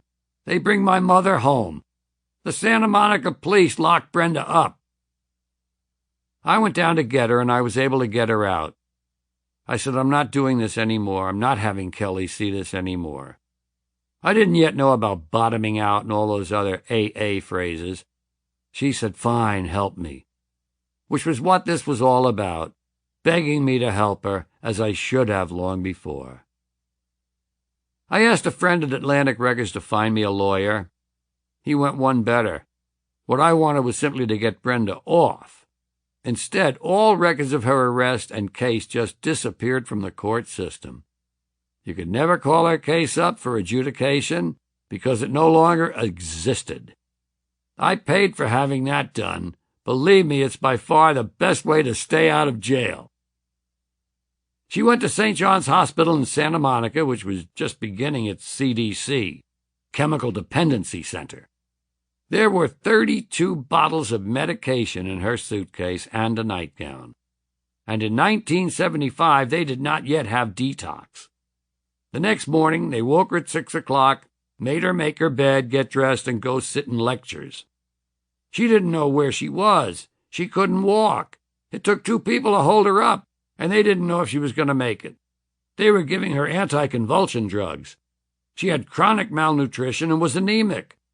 All she'd done for months was drink. Everything in her body was screwed up. She was diagnosed with chronic active hepatitis and given only 2 years to live. But she started to turn around, and the first thing she told me was, I cannot have your mother in the house. Obviously, I was in one of my coherent moods because I went right home, packed Mary up, and put her on a plane back to New York. Later, I found an entry in my diary for that day, a typical self-pitying Mary line. George kicks me out today. He drove me to the airport. Brenda started going to 3 meetings a day for the first year. When she got out of the hospital, she started doing a 12-step workday, where she would go down to Skid Row and rescue people and put them into facilities. She really practiced the AA thing for a long time until she realized the AA people were all sick in a different way. That they were just living out their sickness and not doing anything about their lives. But she never looked back. And the CDC couldn't have been more wrong about that, only 2 years to live. All this happened in August 75. I was never happier in my life. I never had a greater feeling of relief than to know, although I didn't have any solid proof yet, that I'd never again have to race out and take the car keys out of her hand, that I would never have to carry her out of any place, that I would never have to endure this terrible tension that went with her drinking. The 3 things, my cocaine and pot, her drinking, were hard to separate. Talking about any one of them in isolation implied the others weren't there. I knew I was to blame, too. It had been a mutual dance of death. But more than anything, I was simply glad it was over. A few years later, the Santa Ynez Inn became the Center for Enlightenment. Brenda always said that perhaps in some small way we helped that come about. 2 months after this, in October 75, I hosted the first Saturday Night Live. One of the original ideas had been that the show would have rotating hosts, Richie Pryor, Lily Tomlin, and me. But somewhere along the line that got dropped, and Lily and Richie didn't host till shows 6 and 7. Perhaps I poisoned the well a little. I certainly was full of cocaine, though I was far from the only one. To me, this counted as one of those times when I'm away from home, I can party. Bob Woodward, who wrote Wired, said that they had to break my hotel room door down, I was so coked up, which I don't remember. It may be true. One thing I do remember is that I refused to be in any sketches. I was still hesitant about acting, and told Lorne Michaels, the producer, I'll just fuck it up. Instead of hanging around through the show in sketches, give me a series of monologues of a few minutes each, which Lorne agreed to. I think I'm the only host who's ever done that. I also wore a suit, which Woodward definitely got wrong. He claimed the network insisted that I wear a suit. Actually, I wanted to wear a nice three-piece suit, but with a Wallace Beery dirty tee underneath. They wouldn't let me do that. Too nervous. T-shirt had to be clean. Nervous or not, they did allow me to do the God material. Maybe God is only a semi-supreme being. Everything he's ever made has died. It was fairly mild stuff, but before we were off the air, the NBC switchboard had lit up, and someone from Terence Cardinal Cook's office was on the phone with the official complaint. My second Cardinal incident. Chapter 13. Say Goodbye to George Carlin. My own drug use, post-Brenda sober, fell off, somewhat. I had longer periods of lucidity and a decreasing pattern of use. The length of a given period of drug use was getting shorter. The frequency of the periods was going down. Slow decline, I think. The cocaine, anyway. Pot, I still saw as benign. Beer, I kept for work so I could function. One out of those three ain't bad. Brenda didn't say, "You can't do drugs anymore." She wasn't like that. She didn't try to cure me. Still, I felt, gee, if she's going to stay sober, I can't be coming in wrecked and acting goofy. And of course, when she cleaned up, I lost my drug partner, my drug playmate. But there'd be times when I'd be gone for the weekend and get some of everything, and have my own little private party, then be straightened out by the time I get home. So I was cleaner and soberer, and possibly getting even cleaner and soberer. There were still large gaps in the record-keeping. Anal George was still on an extended vacation. In this part of the story, I have to keep telling myself that I'm quite sure my amounts of usage were really diminishing. But I'm not sure. Frankly, the whole period is murky as shit. What I am certain of is the second half of the 70s was a period of uncertainty, a time of tentativeness, of groping around for what came next and coming up mostly empty-handed. I wasn't quite running on air.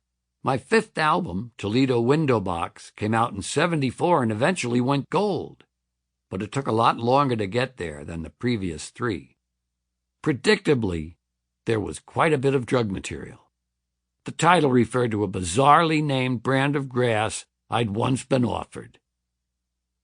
Monty Kay of Little David Records, who'd produced all of my gold albums, had become my manager. When I suggested he become my manager as well as my record producer, I asked him, "Is there a conflict of interest in there, Monty?" He looked me straight in the eye for a very long moment and said, "Nah." I believed him. Monty saw, correctly, that the peak was past for the hot new guy in town with the albums. We had to take a step somewhere else, somewhere new. That somewhere new turned out to be The Tonight Show, which I returned to in 1975. Sound odd, considering my immediate past? That in the absence of new vistas, I went back to Johnny Carson? Well, I did, with a silk shirt yet. One of those 70 deals with big baggy sleeves. I thought, I have to look decent. It was a joke. I looked horrible. I don't know anything about clothes. To complete the refurbished image, I cut my hair. I began appearing frequently on Carson, more frequently than I ever had in the 60s. Soon I was asked to host. Somehow in this period, I must have racked up the majority of my cumulative 130 Tonight Shows. I began thinking of it as a lifeline, something that would replace the albums as they faded. Soon I'm also back in Vegas. A financial decision, seemed an intelligent one at the time, of a piece with buying a new house in Brentwood, following the path that was most familiar and offered the least resistance, continuing the flow that supported the money machine. Money now being handled, at Monty's suggestion, by a hot-shot business management firm called Brown and Kraft, who also handled the affairs of my fellow celebrities Marlon Brando and Mary Tyler Moore. Going along with this was a non-decision that would haunt me for years to come, not because Brown and Kraft did anything illegal, but because even though the whole idea was to take financial worries out of my hands, I had an irrational fear of looking at my accountant's monthly statement. I would get their statements out of my hands as fast as possible. I wouldn't even open them, just throw them on the pile with the others. In 1976, it was back to Hawaii to appear on Perry Como's Hawaiian Holiday, produced by Bob Banner. Perhaps the déjà vu was lost on me because I was still doing cocaine. I don't remember. By the next summer, I was appearing as a regular on Tony Orlando and Dawn. Not surprisingly, my sixth Little David album, On the Road, was directionless and unstructured, featuring the interminable death and dying routine, the longest piece I ever did. On the album, it only ran 13 minutes, but on stage it ran 27 minutes. Talk about dying for 27 minutes. Should have given a seasoned comedian pause, but that hoary old metaphor for failure never occurred to me. Another signal I missed in '78 was when I had a mild heart attack. It was in the septal branch artery. One morning when I was driving Kelly to school, my jaw felt tight. I knew that a tight jaw or pain in the jaw can be a symptom of a heart attack as well as the traditional pain in the chest. The left arm, upper back, and the jaw can all be locations where you feel angina. Apparently, each person's angina is slightly different. I had to spend 2 days in the hospital before they were able to find the enzyme in my blood that is the marker of an MI, or myocardial infarction. When muscle tissue dies, an enzyme is released. If they find that enzyme, you've had a heart attack. If they don't find it, you've had chest pain. So they found it, and technically, I had an MI. But it was so minor it didn't force me to change anything or re-examine anything. For a while, I did eat margarine instead of butter. One thing happened in that period, which would be a major positive force in my life, although I didn't realize it until later. HBO came into the picture. I did 2 HBO one-hour specials in '77 and '78. These regular specials would soon take the place of my album career, eventually becoming one and the same thing. They didn't yet have as many subscribers as they would in the '80s when they exploded, but it did give me access to a mass audience. At the time, it just seemed like more TV, not that different from Perry Como or Tony Orlando, except I got to say fuck. The material I was doing tells the real story. After an explosion of self-revelation and self-discovery, and the revelation to others of my autobiographical self and past, together with a good strong dose of value judgments about the world around me, I'd become a person fascinated with his own navel. Hey, look at my lint. You got lint? He's got lint. She's got lint. Everybody's got lint.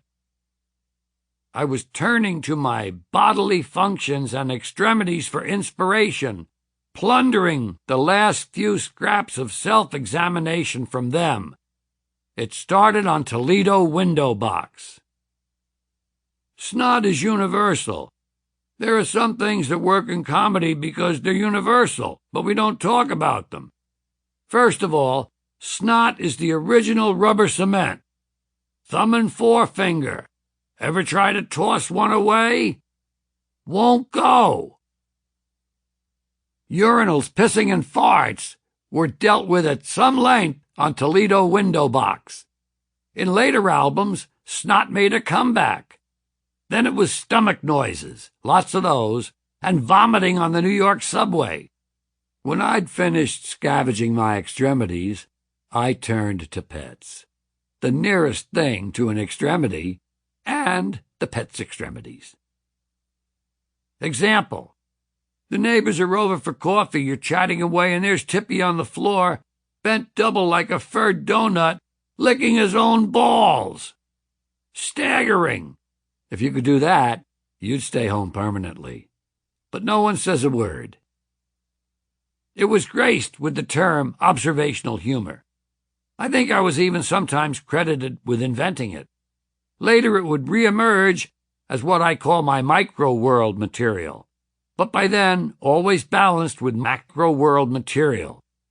Back in the 70s, it seemed a rich vein I could mine for a while. The very fact that I didn't see what was happening, and I never have been quite able to untangle why I was behaving like this, is itself a sign of profound confusion. Yet I can't believe it was simply involuntary, that I was just passively letting it happen to me. I think I was also saying to myself, okay, I showed them I could be a success on my own terms. Now let's see what I can do from the place I've ended up. In other words, given an opportunity to curve back to the middle, to become straight again, I took it. I got waylaid by that. Instead of taking a new leap into the dark, I've got another place to go, another idea to show you. I said, no, this is okay. Let's be safe. I've always called these years of my life the second visitation of the Straits. The old movie dream wasn't dead. It was just deferred. I played a cab driver in car wash. It was one day's work, and they let me write the scene myself. I played a modified, lightened version of my old Upper West Side character, but I had no illusions. Surprising, given how confused I was, that this would lead to a flood of offers from the studios begging me to be in their movies. Much better to pour my creative juices into producing, financing, writing, and starring in my own movie. And along with the juices, all my savings. Yeah, that'll show the fucking mainstream and the studio system. Among the quasi-gurus, charismatic people around the AA on the west side that Brenda attended, was Artie Warner. Artie got into Brenda's circle and found out she was Mrs. George Carlin, and Artie saw an opportunity. Well before Richard Pryor came out with his great live and concert film in '79, I thought it would be great to make a concert movie. Take the second HBO show, do it live in the round so it could be shot imaginatively, record it on tape. We'd use part of the concert for HBO, parts of it we'd transfer to film, which wasn't commonly done at the time, and we'd have our concert movie. Of course, the themes I would be exploring were the mundane, micro-world I was into at the time. Teeth, fingernails, dogs and cats, how your sneakers smell when you get up, shit like that. But in the middle of talking about dogs or cats, we cut to a live-action sketch that's related to the topic we're talking about on stage. We cut from George talking about training his dog to a vignette about a man training a dog. Some combination of concert footage, live-action vignettes, and hey, why not throw in some animation? Good idea. We actually commissioned the animation, and as an independent piece it won awards in festivals like Tokyo. Artie Warner will become producer of all this because he's a friend of Brenda's, and he calls himself a producer, and I want to stay outside of the mainstream. To make things more interesting, I also make Artie my manager, but without leaving Monty K or even informing him of his new shared duties. So now I'm paying 2 men management fees. The movie will be called The Illustrated George Carlin, because we're illustrating my monologues by showing vignettes of them. So this is my new departure, my novel approach, my step beyond stand-up. Something no one had done before, probably for good reasons. The movie dream part of me was being satisfied by these notions. I think this was why I was able to accept whatever fall from grace, whatever fall back into the mainstream this whole period represented. I could accept that because I saw myself as having taken an innovative step that was going to end-run the studio system and dazzle everybody with a new idea. Artie rented an office and assembled a full pre-production staff with an impressive payroll, and we started casting for the vignettes, putting together production schedules, interviewing advertising agencies, looking for distributors, all on my dime. For a while, it looked like we were coming close, but I had to walk away from the illustrated George Carlin. I just ran out of money. Although, because I never opened those monthly statements from Brown and Kraft, I had no clue just how much money I'd run out of. Years later, I looked at the material. It was horrible. Some of the vignettes might have been improved with being performed, but most of it was just mortifying and empty. He may not exist, but God saved me from making the illustrated George Carlin. But then a new area of concern appeared on my radar, which I was even less well-equipped to deal with than how many Teamsters we'd need for the second unit. And from a totally unexpected quarter. Kelly. It wasn't about drugs, the usual do what I say, not what I do or did hypocrisy boomer parents grapple with. Kelly began smoking pot when she was 13, stealing roaches from my office. I figured it out after a while, and rather than being big bad dad, I did make a living being against all forms of authority. I let it go. Brenda was aware of Kelly smoking too. You might think it odd, considering what we'd been through, but neither of us stopped her. In fact, I split ounces with her when I was home. I preferred the approach, if it's in our house and you're not driving around, at least you're semi-safe. What I didn't know was from that point on, Kelly smoked almost continuously. She went to school stoned. She functioned throughout high school stoned. She got straight A's stoned. The bud doesn't fall far from the plant. At 15, she started attending Crossroads, an arts and science high school. Full of celebrity kids, but a real brain factory. If you were smart enough, you could really learn there. If you just wanted to take dope and float through, I guess you could do that too. There were different cliques, a lot of kids who learned everything they could and stayed out of trouble. Then there were celebrity kids who did nothing but drugs. Kelly had a foot in both camps. But then she got into a relationship with a guy who began treating her bad. He beat her up as well as abusing her emotionally. She began to spiral out of control, cutting school, ramping up her drug use with cocaine and quaaludes. There was depression, ulcers, even pregnancy. I didn't know about any of this. We always kept our distance when it came to talking about her problems and her feelings. I didn't want to be an intrusive parent. My own parents' fearsome need to control me scared me off any behavior like that. Don't be like Mary. The old, old story. When it came to Kelly's problems, especially pregnancy, I really abdicated my responsibilities. And yet it was all directed at me, all designed to get my attention. I just took an emotional walk on that. What I should have done was to be more aware, intervened, opened up. But I was afraid of what lay behind that door, afraid of what might come out. One of my biggest fears, the most difficult area of my existence, has always been unleashing my feelings. I did come through in the end, kind of.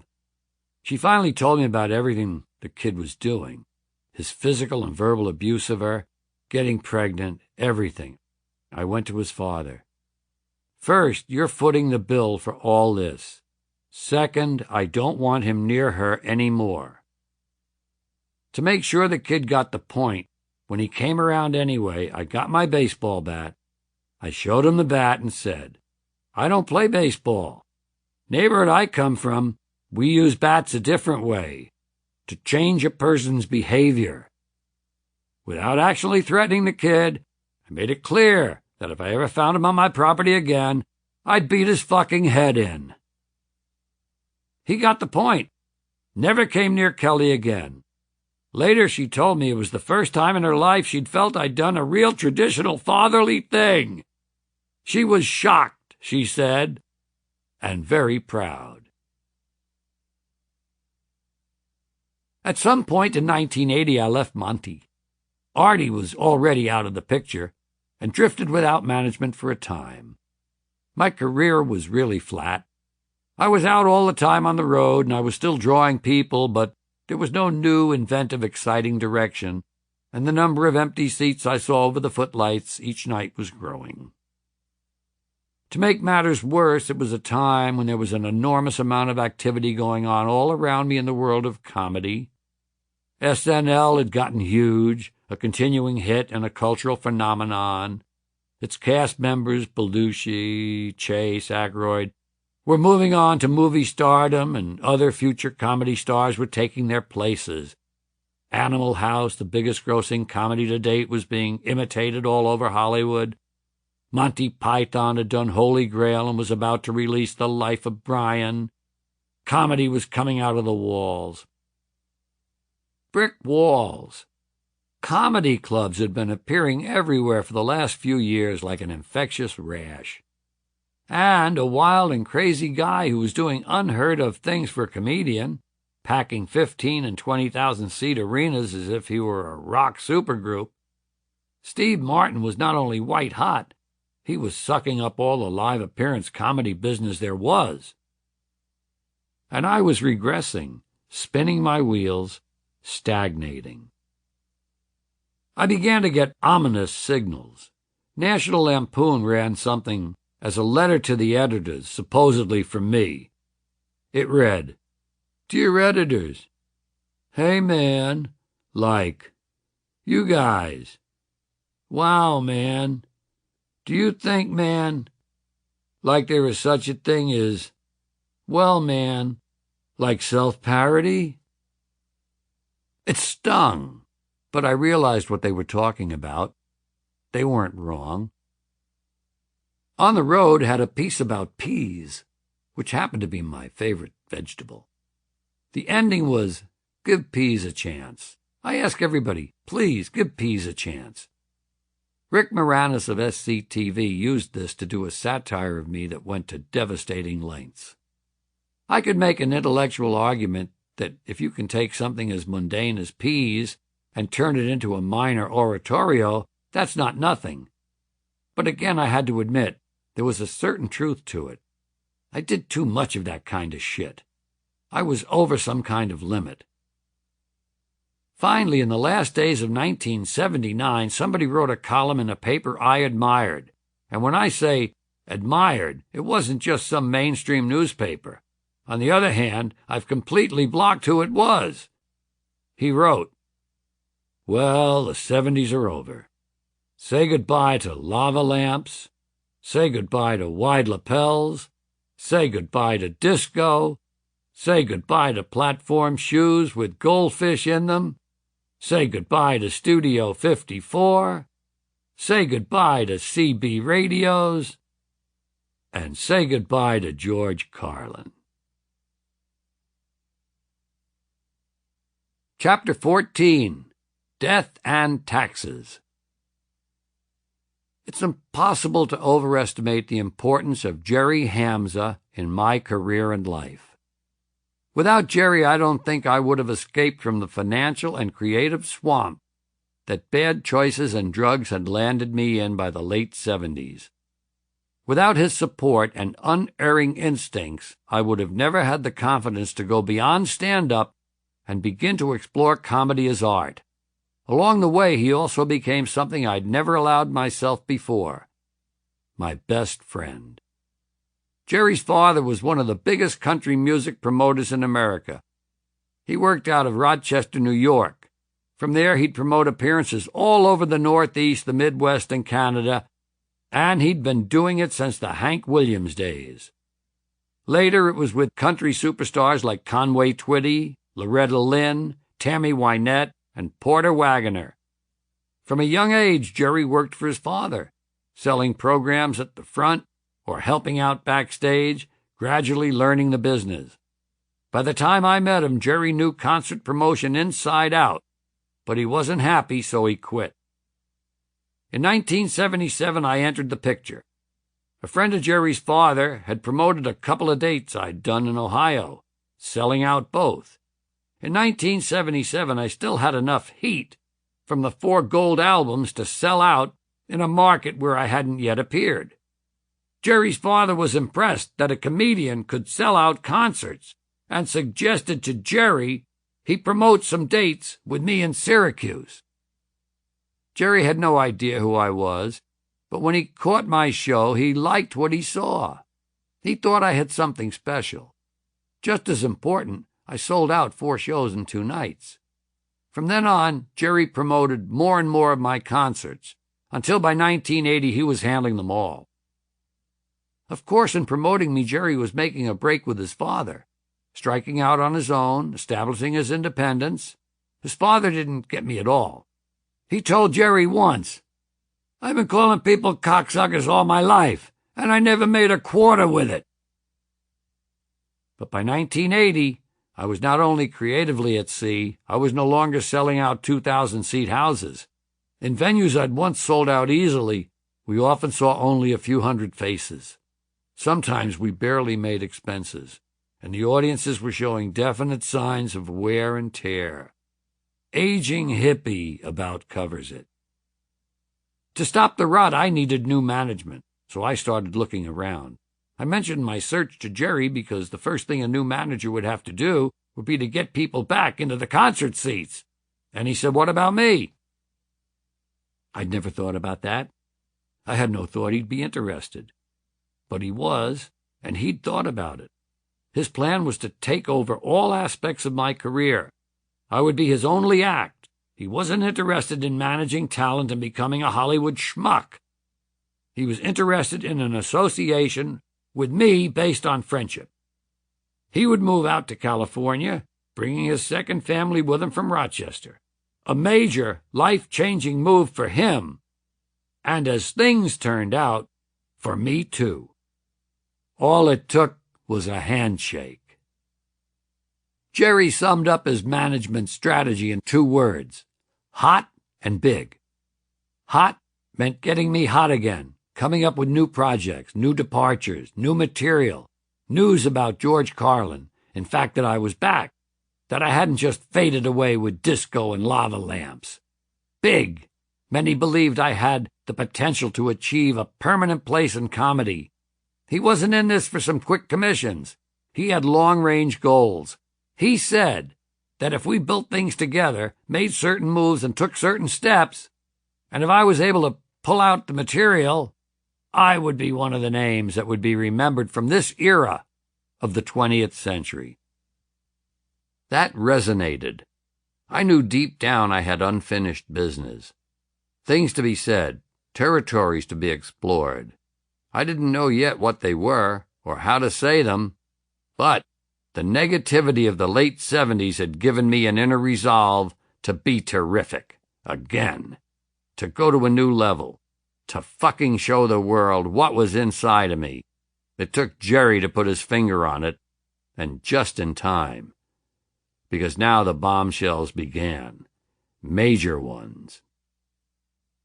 I had not only run out of money trying to fund the illustrated George Carlin, Brown and Kraft had run out of money when the time came to pay my taxes, so they'd rolled over the taxes to the next year, gambling, I guess, that my earnings would increase enough that I'd be able to pay that year's taxes, plus the previous year's taxes, plus the penalties that had accrued for non-payment. If I'd bothered to open my monthly statements, I might have had some inkling of what they were up to. They'd rolled over taxes for at least 2 years. The delinquent back taxes plus accumulated penalties were now an astronomical amount and escalating every month. All this is in L.A., where the IRS has a definite "let's go get the stars" approach. Jerry decided to drop Brown and Kraft and go with his accountants in Rochester. They were accustomed to complex tax issues, and it moved the case away from the L.A. IRS culture, lessening the likelihood that the media would find out about my problems or that the IRS would slap a lien on my house or my car.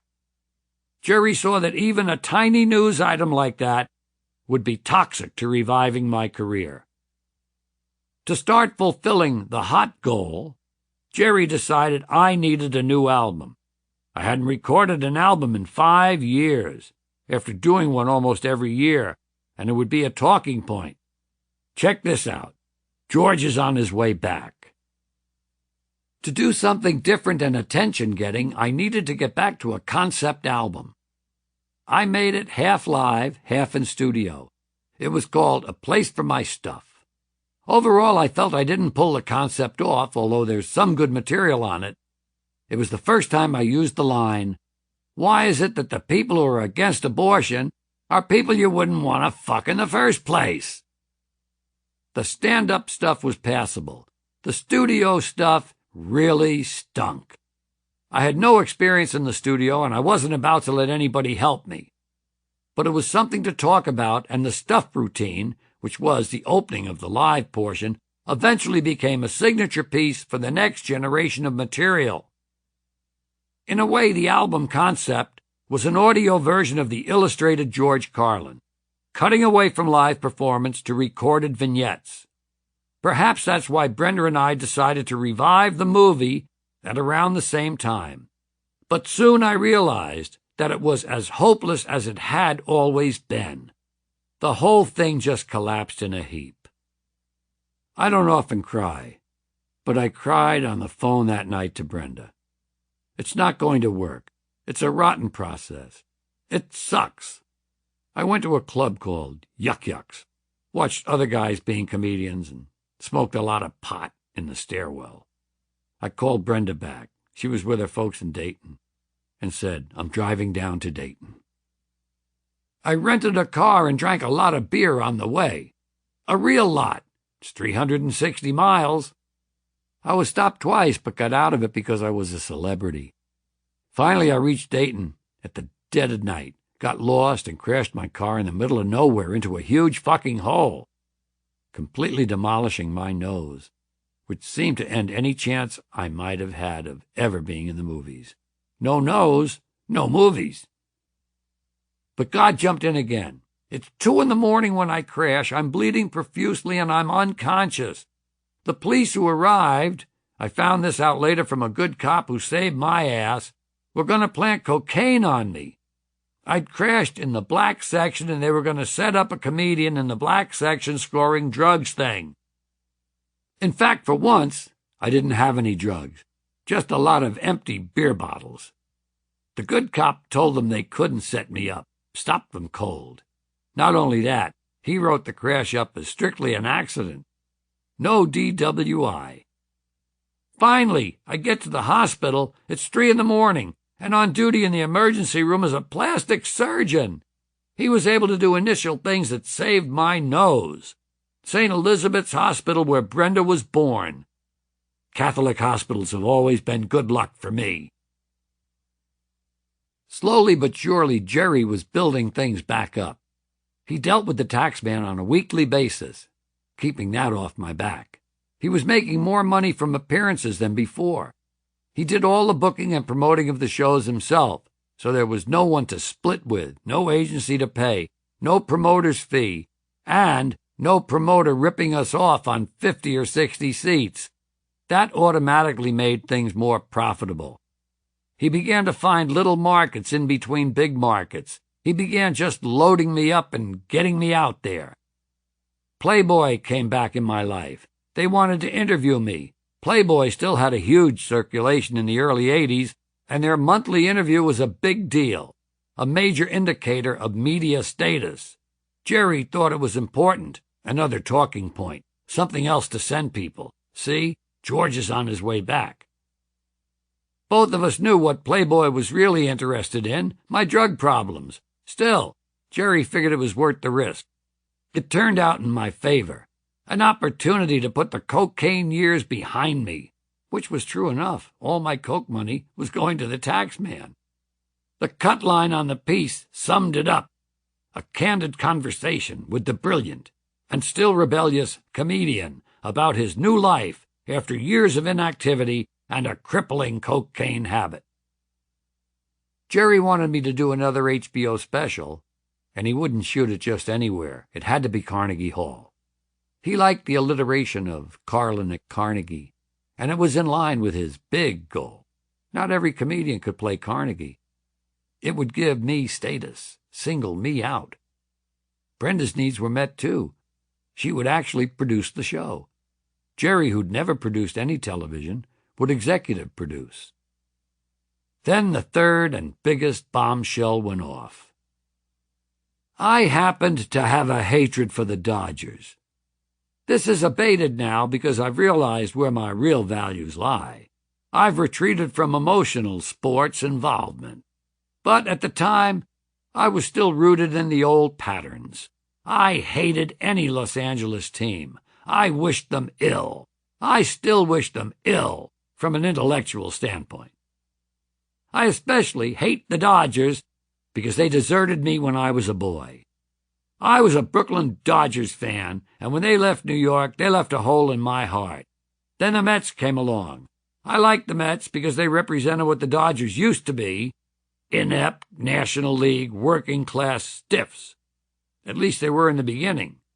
Back in '82, I was still totally in the Mets camp.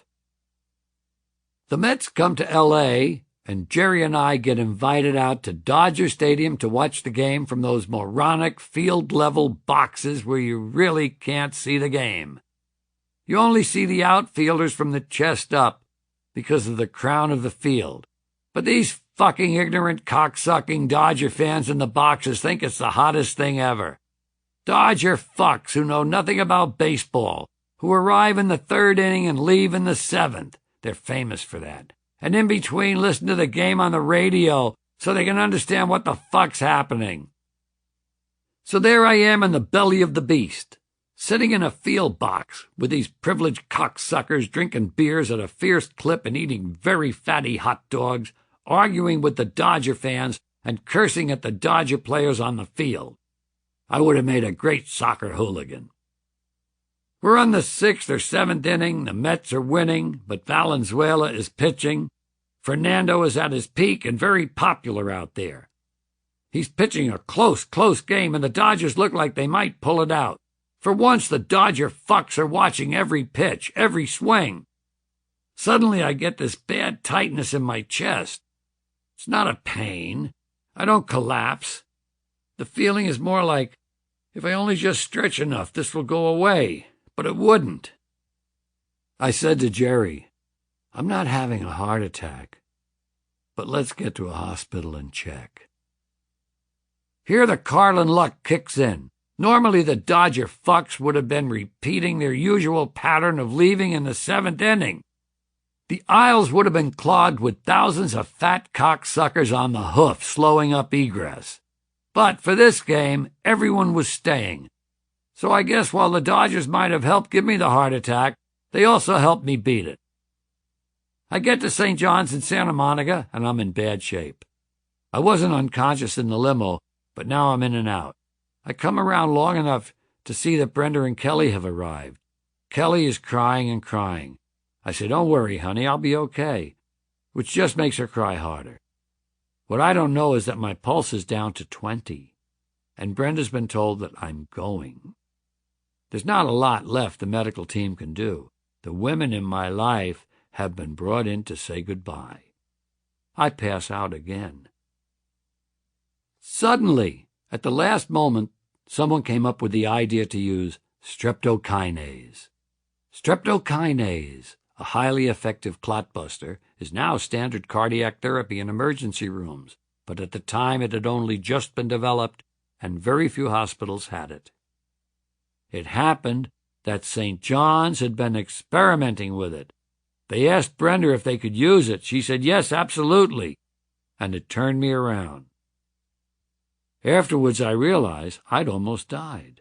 I didn't go. Nothing happened here, give me a beer. But I didn't dwell on it. I never had a big philosophical moment, although I will say this. I have looked death in the face and found it wanting. I'd like to keep you up to date on the Comedians' Health Sweepstakes. First, Richard Pryor had a heart attack. Then I had a heart attack. Then Richard burned himself up. Fuck that shit. I'm going to have another heart attack. Current standings are heart attacks, Carlin 2, Pryor 1. Burning yourself up, Richie 1, Carlin 0. Carlin at Carnegie in 1982 was the pivotal event of my career after the drift and confusion of the late 70s. The material wasn't stellar, with the exception of the heart attack sweepstakes and 7 dirty words. It was mostly a place for my stuff. As usual, I was unhappy with my performance. So was Brenda. She'd been saying all along that Jerry was crazy to insist on Carnegie, where we could only do one show and no safety. She actually reduced me to tears, but I thought she was right. I'd missed a giant opportunity. Jerry wasn't so sure. He'd seen a performance that wasn't bad. What he'd also seen that I couldn't was powerful symbolism. I was back at Carnegie Hall, where I'd been 10 years earlier at the height of my first breakthrough. I'd shown I could bounce back from a near-fatal big-ticker event and joke about it. The lack of focus, the tentativeness, the hey-man looseness of the 70s had all vanished. I took the stage from the moment I came on and held it till I left. Sure, there were some fluffs and shot timing and nervousness, but the first hints of a new voice were emerging, with an edge to it that hadn't been there before. HBO's subscribers agreed with Jerry. When it came out in early '83, it was a ratings smash. Within weeks, we were selling out double shows again, and I was giving the wild and crazy guy a run for his money. Carlin at Carnegie was the real beginning of a relationship with HBO that over the next 25 years first incubated my artistic development and then set the seal on it. Without that anchor, I don't know exactly how I would have evolved as a performer and an artist. The constant need for a new hour of material every couple of years kept me fresh and productive, and HBO's absolute lack of censorship was liberating. Even in the vicious, repressive atmosphere of the Bush years, they've never wavered. HBO's Carlin at Carnegie was the last time I ever recorded a version of the 7 words you can never say on television. There was no need. For the first time, all 7 were on television. Chapter 15. I Get Pissed, goddammit. I'm in Pittsfield tonight. I go from there to Lexington and then to Winston-Salem for the 2 nights. This weekend I'll be in Fort Myers and Corpus Christi. Then on to Pensacola, Birmingham, Raleigh. Work at full bore. Pressure, pressure. Death and the taxman looking over your shoulder makes life, well, different. There was growing aggressiveness, a new confidence and coherence, and urgency. I didn't have the luxury of sitting around smoking dope and thinking, boy, that was close. I had to get on with my life. My mother had drilled into my head how I always took the path of least resistance, looked for the easy way out. My new resolve was a way of saying, I'm not like you thought, Mary. I have family. I have let them down. I have to rectify that. It's the manly thing to do. Throughout the '80s, I had outbursts of anger. It kept building up and festering. Anger at myself for getting myself in this tax mess, for being such a cokehead I didn't have the sense to avoid the tax mess. Anger at myself for not getting Brenda help sooner, and for the damage we did to Kelly. But good stuff came from that anger. Gradually I learned to channel it where it really belonged, fueling the new voice that had made those brief appearances at Carnegie, a voice that slowly grew sharper, stronger, populating my whole personality, more authentically me, more authoritative. All this can be linked to the confidence that came from being hooked up with Jerry. I was realizing that I hadn't just got a manager for Jerry's incredibly generous percentage. I also got an agent, a promoter, a road manager, a business advisor, and financial backer. And, as I've said, a best friend, a kindred spirit whose mind worked along the same diseased lines as mine, who I could riff and free associate with during the long road trips and wee hours in dreary motels. Over the years, Jerry's sown the seeds of some of my best pieces.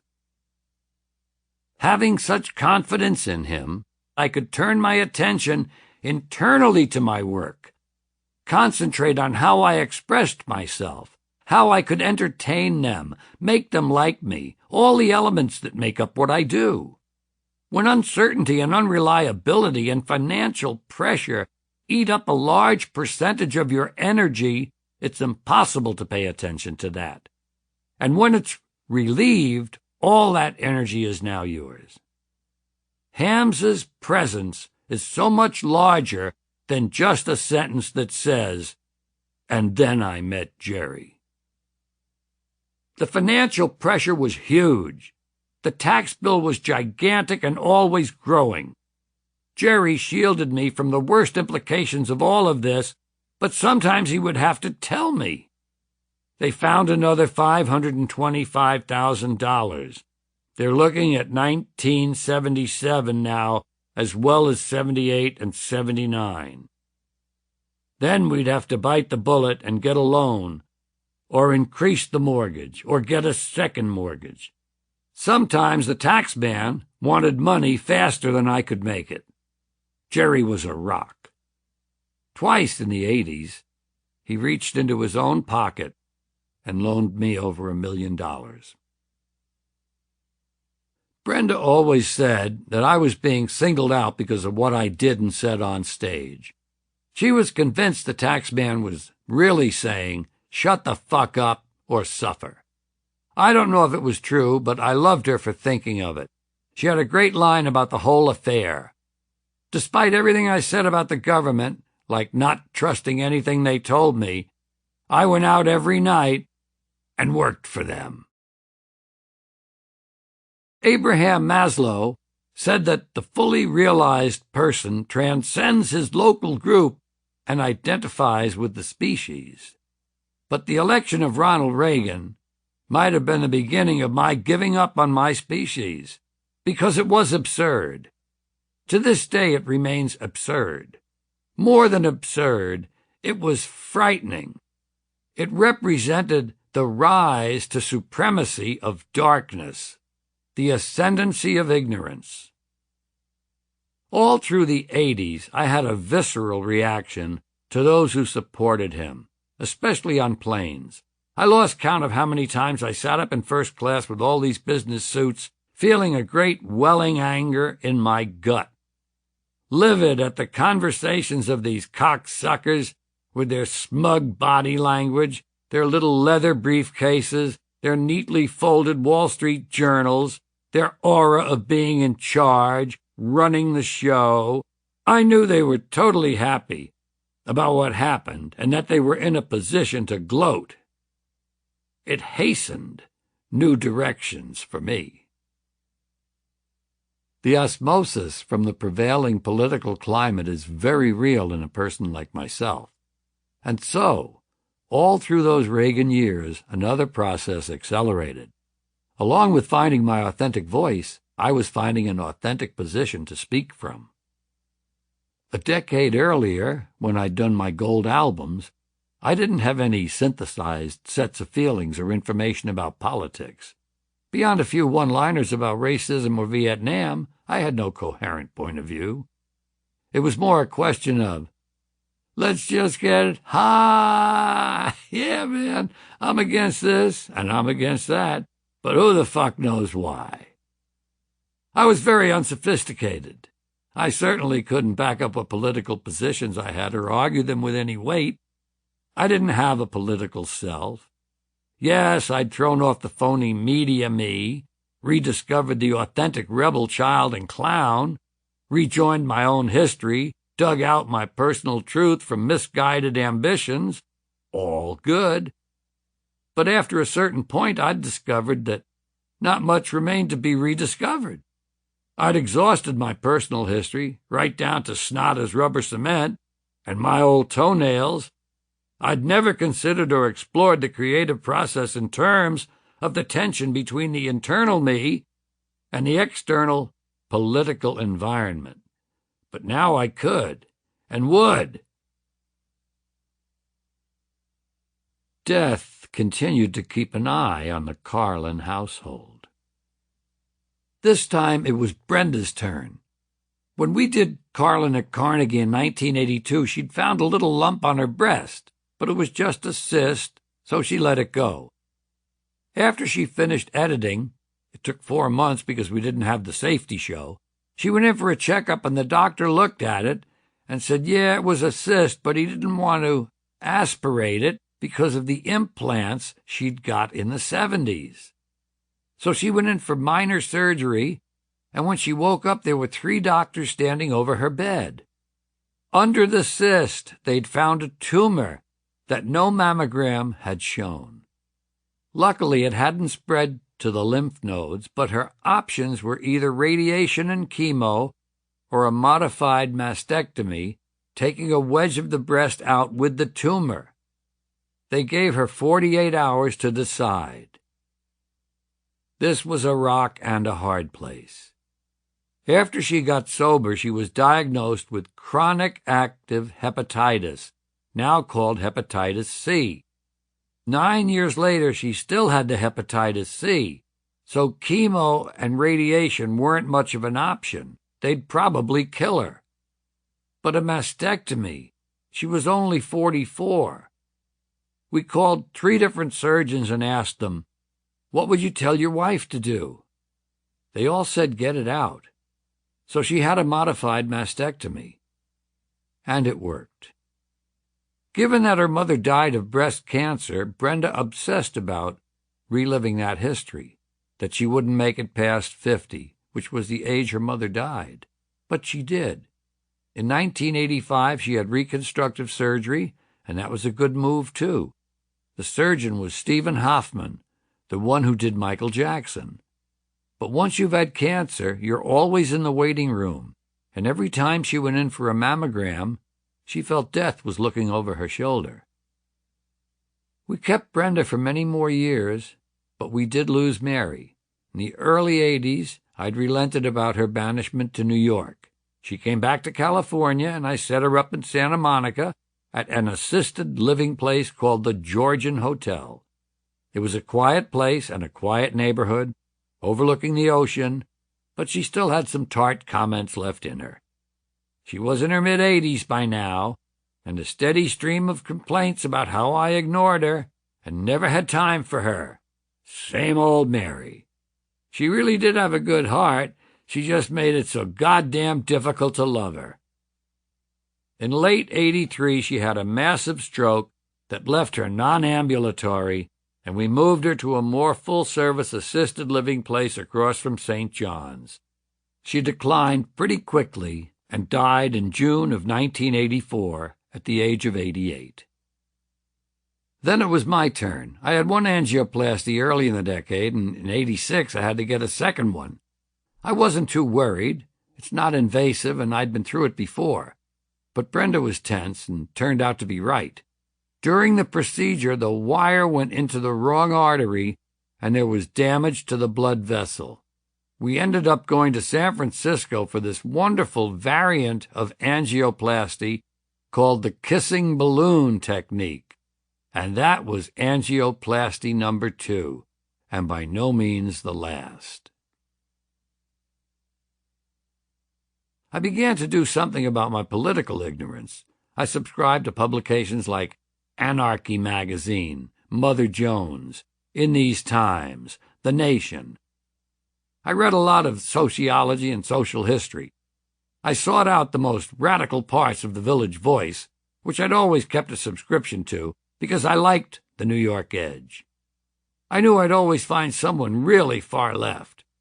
Not just Village Voice left, but someone really wailing. like Alexander Cockburn. I discovered Noam Chomsky, Hunter Thompson, Gore Vidal, writers who said things in a daring manner, truly dissenting voices.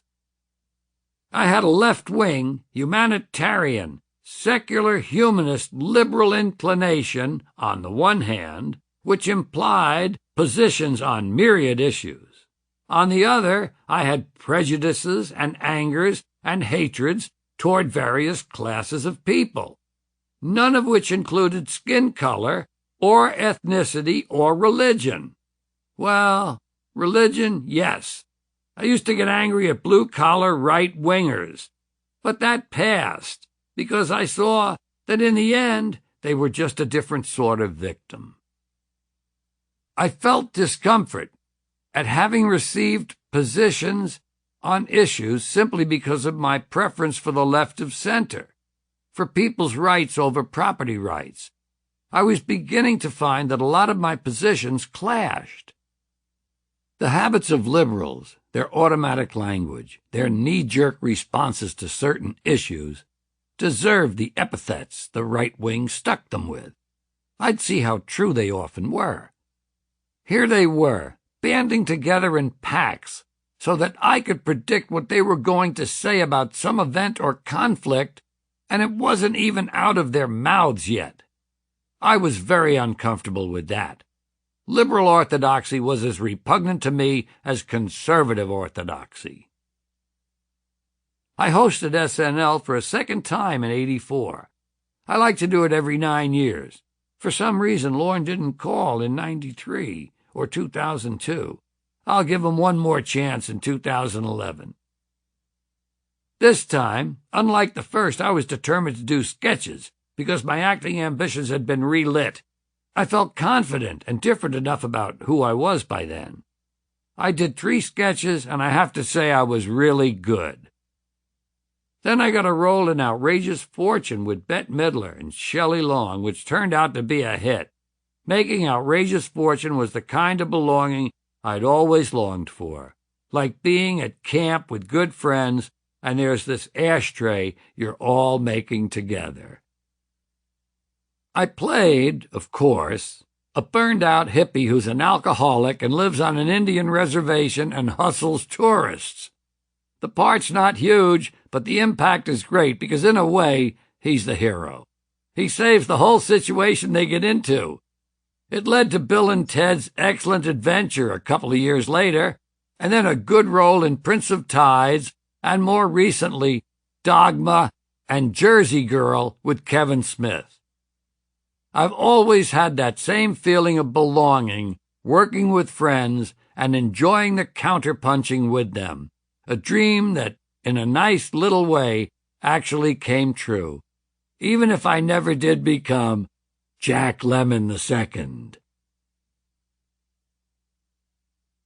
My new direction was slowly making itself known to me by the reading I was choosing and the things I was tearing out and circling in periodicals.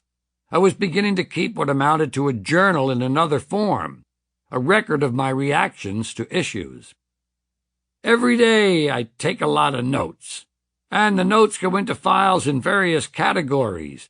They can be a sentence, a word, an idea, 2 things that connect or contrast, an afterthought, a neat phrase, something I can add to something in a given file.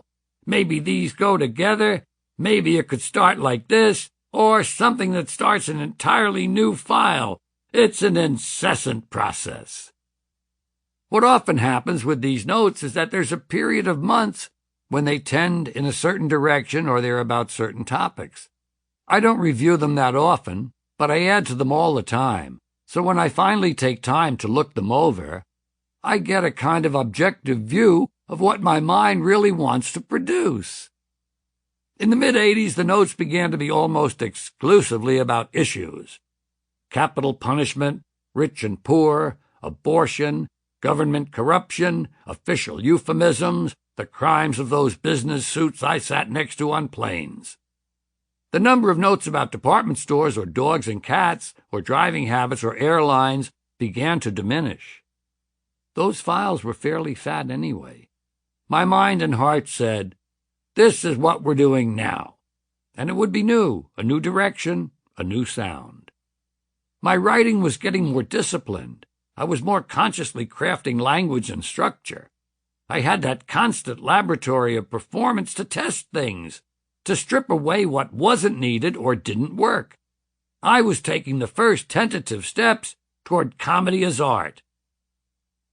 The 1986 HBO show, Playing with Your Head, has a piece called Love and Regards, which in a way is an outgrowth of Stuff, narrowly focusing on one word or phrase, treating the trivial as a matter of great significance. The piece is about the implications of trivial phrases, like, give my love to so-and-so, all in the form of almost legalistic questions. Think of the awesome responsibility of carrying one person's love to another person. If you don't encounter that person, can you unburden yourself of the love by giving it to someone else? What form should the actual delivery of the love take? Whether or not the person is the intended recipient. Can you tongue kiss them? What if they're gay? It was more an exercise in form than a piece with a particular point. But my mind was beginning to work differently. With my first transformation, it was exciting just to speak to my audience one-on-one instead of performing impersonally in front of them. To confide in them who the internal me really was, share insights with them, be their friend. Now I was driven by a different need to convey things about the external world, or my version of it, lead them logically or apparently logically to conclude that my version was correct, take them step by step to the place I wanted them to be. My overall reaction to the Reagan years was one of storing up ammunition, arming myself and storing the armaments away for use later on. I knew this was happening because I could see the files taking shape, acquiring real structure, meaning, and weight. And they were getting fatter and fatter. Before long, I was going to be able to back up the things I really wanted to say, the positions I wanted to take. I knew now what I was for and against, and I knew why.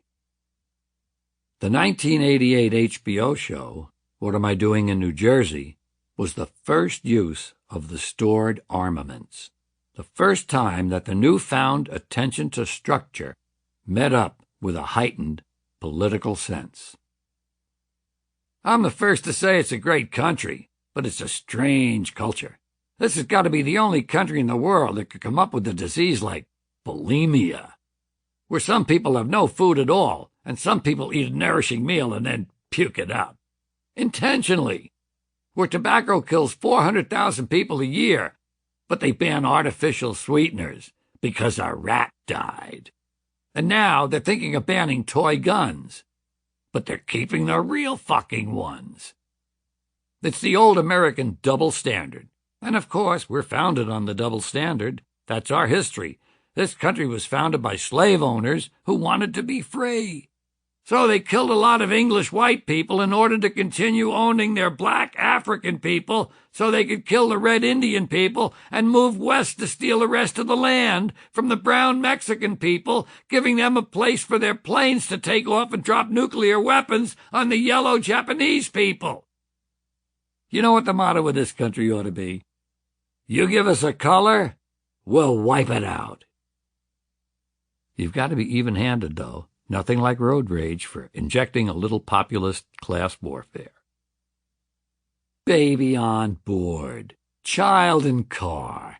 Don't tell me your troubles, lady. Why don't you put up an honest sign? Asshole at the wheel. They don't sell many of those, do they? Nah, they give 'em away free with Volvos and Audis and Saabs.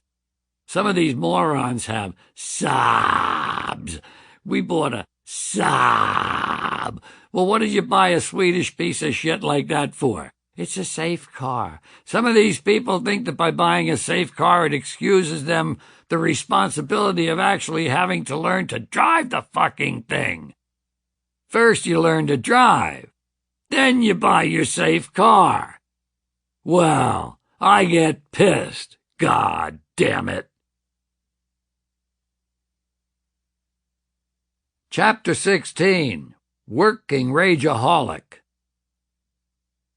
The reason I prefer the sledgehammer to the rapier, and the reason I believe in blunt, violent, confrontational forms for the presentation of my ideas, is because I see what's happening to the lives of people is not rapier-like.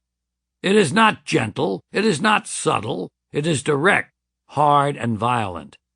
The slow violence of poverty, the slow violence of untreated disease, of unemployment, hunger, discrimination. This isn't the violence of some guy opening fire with an Uzi in a McDonald's and 40 people are dead. The real violence that goes on every day, unheard, unreported, over and over, multiplied a millionfold. And it's not sufficient to have a clever riposte, a witty song by the Capitol steps. Fa-la-la, oh dear, the killing, hey, dilly, dilly, dilly. Doesn't do it for me. Fuck you cocksuckers is my approach. To the world, to the leadership. When are we going to start assassinating the right people in this country? Why is it, by the way, that the right-wing guys assassins have tried to shoot survived, like Wallace and Reagan? Don't we have any marksmen on our side? The 1990 and 1992 HBO shows were when things really gelled. 1990 was the first time that the improvement in my new strengths in writing met up solidly with my heightened political sense. One reason may have been, don't laugh, that 1990 and 88 were both shot in New Jersey. Yeah, kiss her where it smells, New Jersey. We'd finally discovered not to do HBO shows on the West Coast. California audiences just sit there trying to decide whether they're going to the beach tomorrow or Magic Mountain. Not a lot of concentrated energy in a Los Angeles audience. What Am I Doing in New Jersey in '88 was taped in the Little Theater in Union City, New Jersey. Doing it again in '90 in the State Theater in New Brunswick, New Jersey. The difference in response over the West Coast was explosive. Plus, '90 solidified the new voice with strong, disturbing pieces. One of them was Rape Can Be Funny, which was less about rape than about being told what you could and couldn't say. I opened the show by saying I wasn't sure what I could say anymore. Comedians especially were always being told there were off-limits subjects that weren't funny. I disagreed. Take rape. Is rape funny? Yes. Consider Porky Pig raping Elmer Fudd. And Porky's raping Elmer because Elmer had been coming on to him. He was asking for it. Core point. Men justify rape by claiming that if a woman's provocatively dressed, she's asking for it. Example. Those news stories where a burglar robs a house, then rapes an 81-year-old granny. Why? Her bathrobe was too tight. She was asking for it. Keeping the focus on what pricks men are proved my point that you can joke about anything, even rape. And let me tie the piece up neatly. Now I've got the feminists pissed off at me because I'm joking about rape. Feminists want to control your language, and they're not alone. They got a lot of company in this country. I'm not picking on the feminists. In fact, I got nothing against the feminists. I happen to agree with most of the feminist philosophy I've read. I agree, for instance, that for the most part men are vain, ignorant, greedy, brutal assholes who've just about ruined this planet. I agree with the abstract that men have pushed the technology that just about has this planet in a stranglehold. Mother Earth, raped again. Guess who? Hey, she was asking for it. 1990 was a sign, looking back from the perspective of years, that jamming in New York was on its way. And when it came, on April 25, 1992, in what used to be called the Felt Forum at Madison Square Garden, in front of 6,500 people, it leaped past all the others. The train had arrived. April 1992 was just over a year after the end of the Gulf War, and patriotism was still running high. A lot of people had seen it and still saw it as a good war, even though the Pentagon lies in the run-up to it were beginning to come out. Supposed Iraqi atrocities in Kuwait City fabricated by some woman from the Kuwaiti royal family. DoD satellite photos of Iraqi troops massing at the Saudi border, which actually showed empty desert. There was some risk in doing rockets and penises in the Persian Gulf on national television, but it was calculated. I went right into it, at the height of their commitment to me, and had such pace, such fire that they couldn't ignore the ideas in it. There was less an unpatriotic ring to it than a loud dissenting one. America loved war, I said. In our history, we've had a major war every 10 years. We suck at everything else, but we could bomb the shit out of any country full of brown people. Only brown people. The last white people we bombed were Germans, because they were trying to dominate the world, and that's our job. I shifted to my theory that war is just men waving their pricks at one another. The ideas came from all directions, piling on joke after joke and idea after idea, the next idea validating the previous one. There was always more shit coming. I think they were taken aback by the sheer performance of it. It wasn't quite like anything I'd ever done. By the end, they were cheering every line. The combination of laughs and ideas and imaginative flurries of language overwhelmed any resistance they might have had along the lines of, "Wait just a goddamn minute. I know someone with a boy over there." I was beginning to realize something. I had a powerful new tool for my toolkit, though I've only made sparing use of it since. Getting laughs all the time wasn't my only responsibility. My responsibility was to engage the audience's mind for 90 minutes. Get laughs, of course, dazzle them from time to time with form, craft, verbal fireworks, but above all, engage their minds. The Planet is Fine, which ended jammin', was the perfect example. Essentially, it's an essay on what I see as the futility and narrow-mindedness of environmentalism. We imagine we threaten the vastly powerful self-correcting system. Earth has survived for 4.5 billion years through far worse disasters. The planet will shuck us off like a case of the crabs. Forget about saving endangered species. We are the endangered species. The planet is fine. We are fucked up.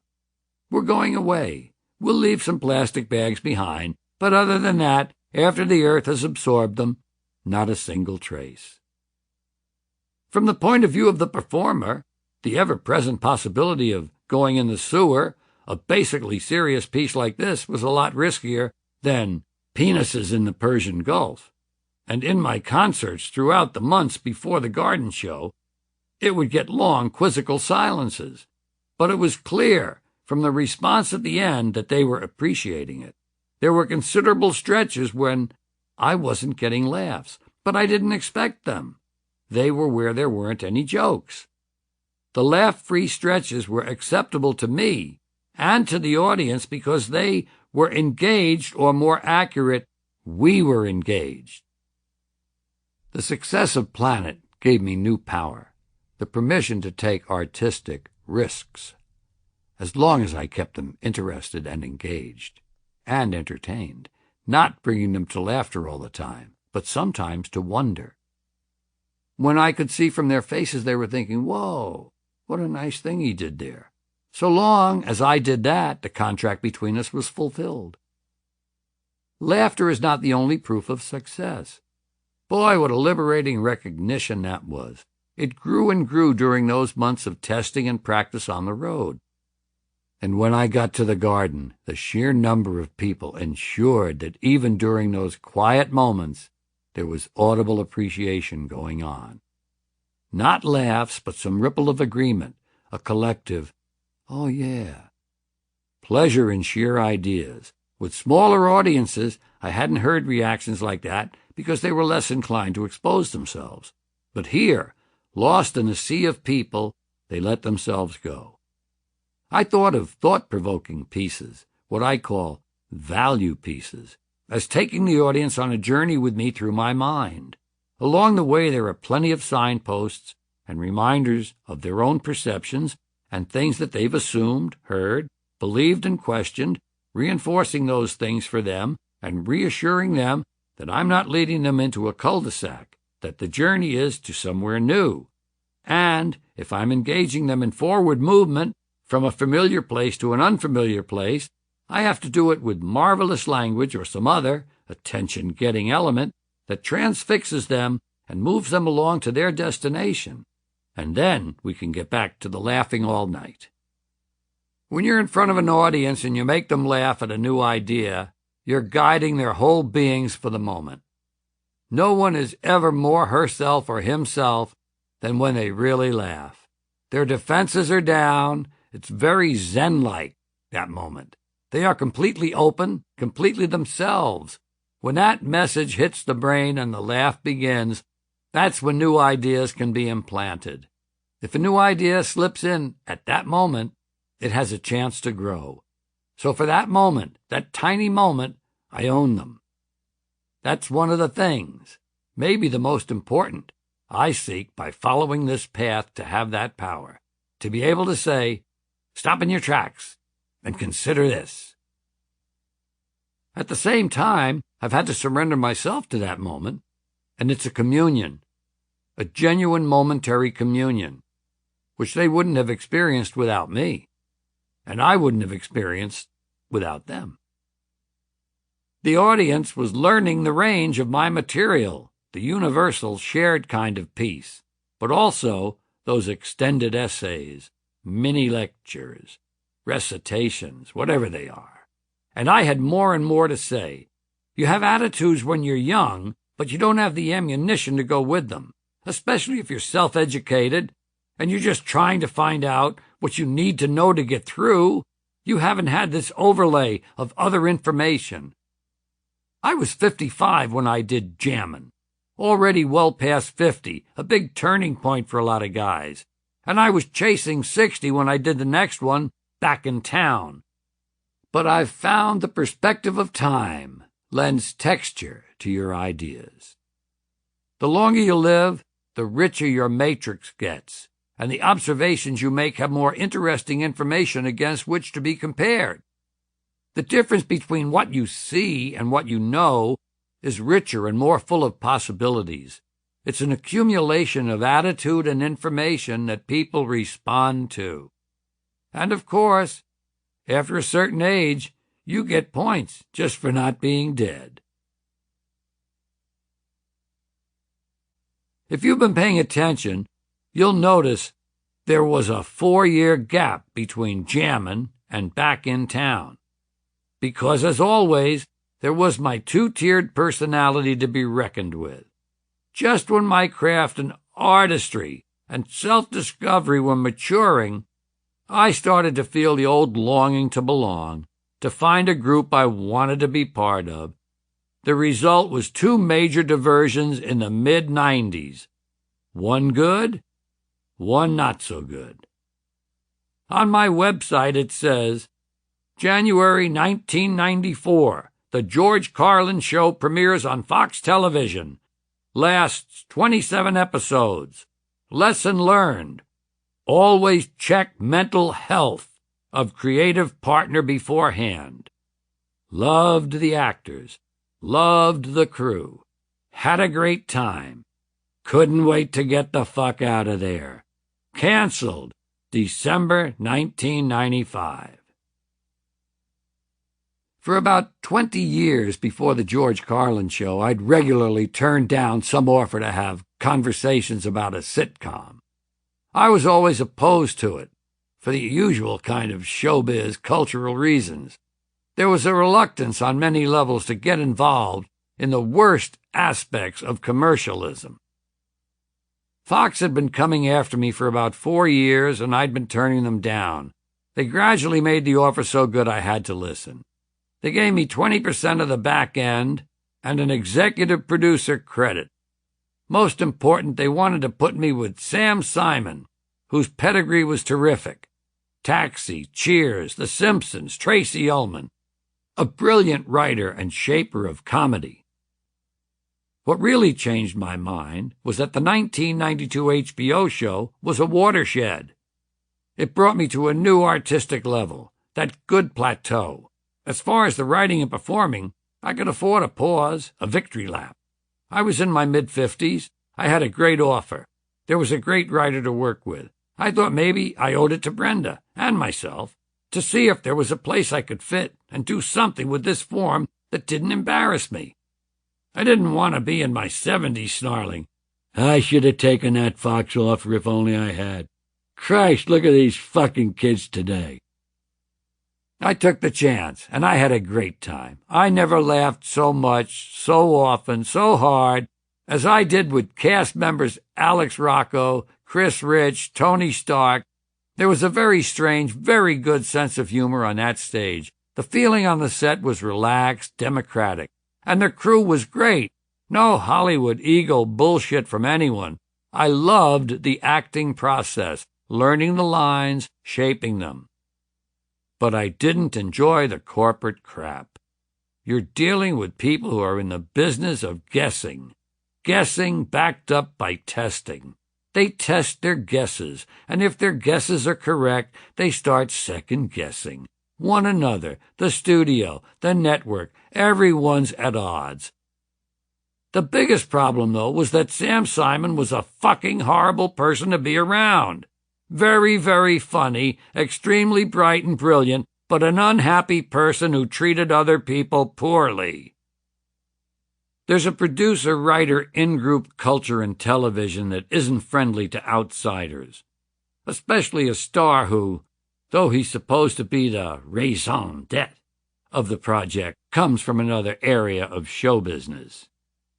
They keep you at arm's length, keep you in the dark about certain areas. It made no difference that Jerry and I were executive producers. Sam was the showrunner, the most important person in getting the show on. Fox wasn't heavily committed to the George Carlin show. I was told the head of promotion didn't like it. We weren't getting much cooperation from on-air promotions and Fox's promotional team. Fox was not the place for me. I was incredibly happy when the show was canceled. I was frustrated that it had taken me away from my true work. I would have done my 9th HBO show in 1994, and I didn't. I had just learned finally how to do my work. This wonderful second burst of creative energy was interrupted and hurt in a way. Now I cherished it all the more for that. So Fox was part of a paring down process, getting rid of extraneous dreams and ambitions once and for all. Forget weekly television. I'd rather be sitting in a crappy motel in Wisconsin or Oregon, going through my files, making notes on the next HBO show, rolling over during the night to write down a note.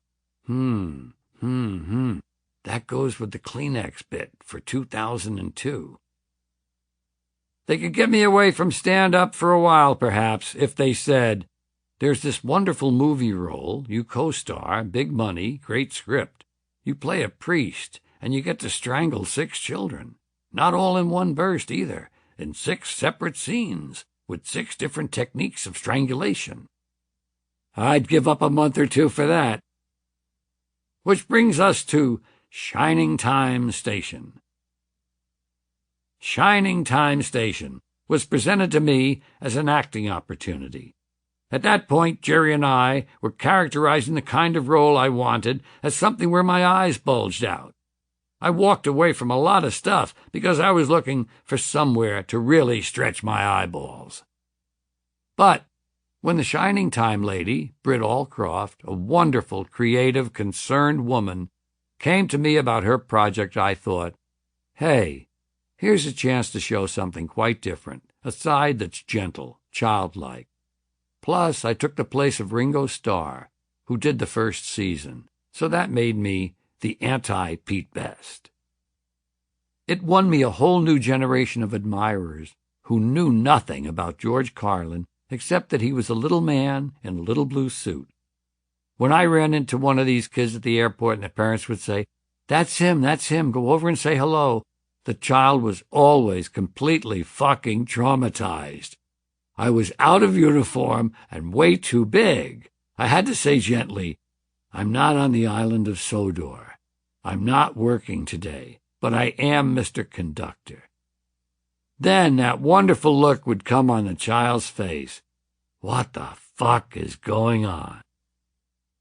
Now, 10 or 15 years later, some of Mr. Conductor's little fans are beginning to show up at my concerts and HBO shows to complete their education. Once, while Britt and I were talking about the show, she pointed out how the characters in Shining Time Station, Schemer, Stacy Jones, Bill Two Feathers, offered a combination of nurturing, freedom, lesson learning, chaos. Mr. Conductor didn't quite fit into any of those roles, but could be part of any of them, even chaos in his evil twin. None of them explained why he was so fascinating to children. That's what I'm about to do, so pay attention. When we're in the womb, we're in the oceanic state. We are completely part of nature. We are attached to nature, literally, physically. Everything comes through tubes. You don't have to do a goddamn thing. Everything's cool. You are at one. You are in union with nature.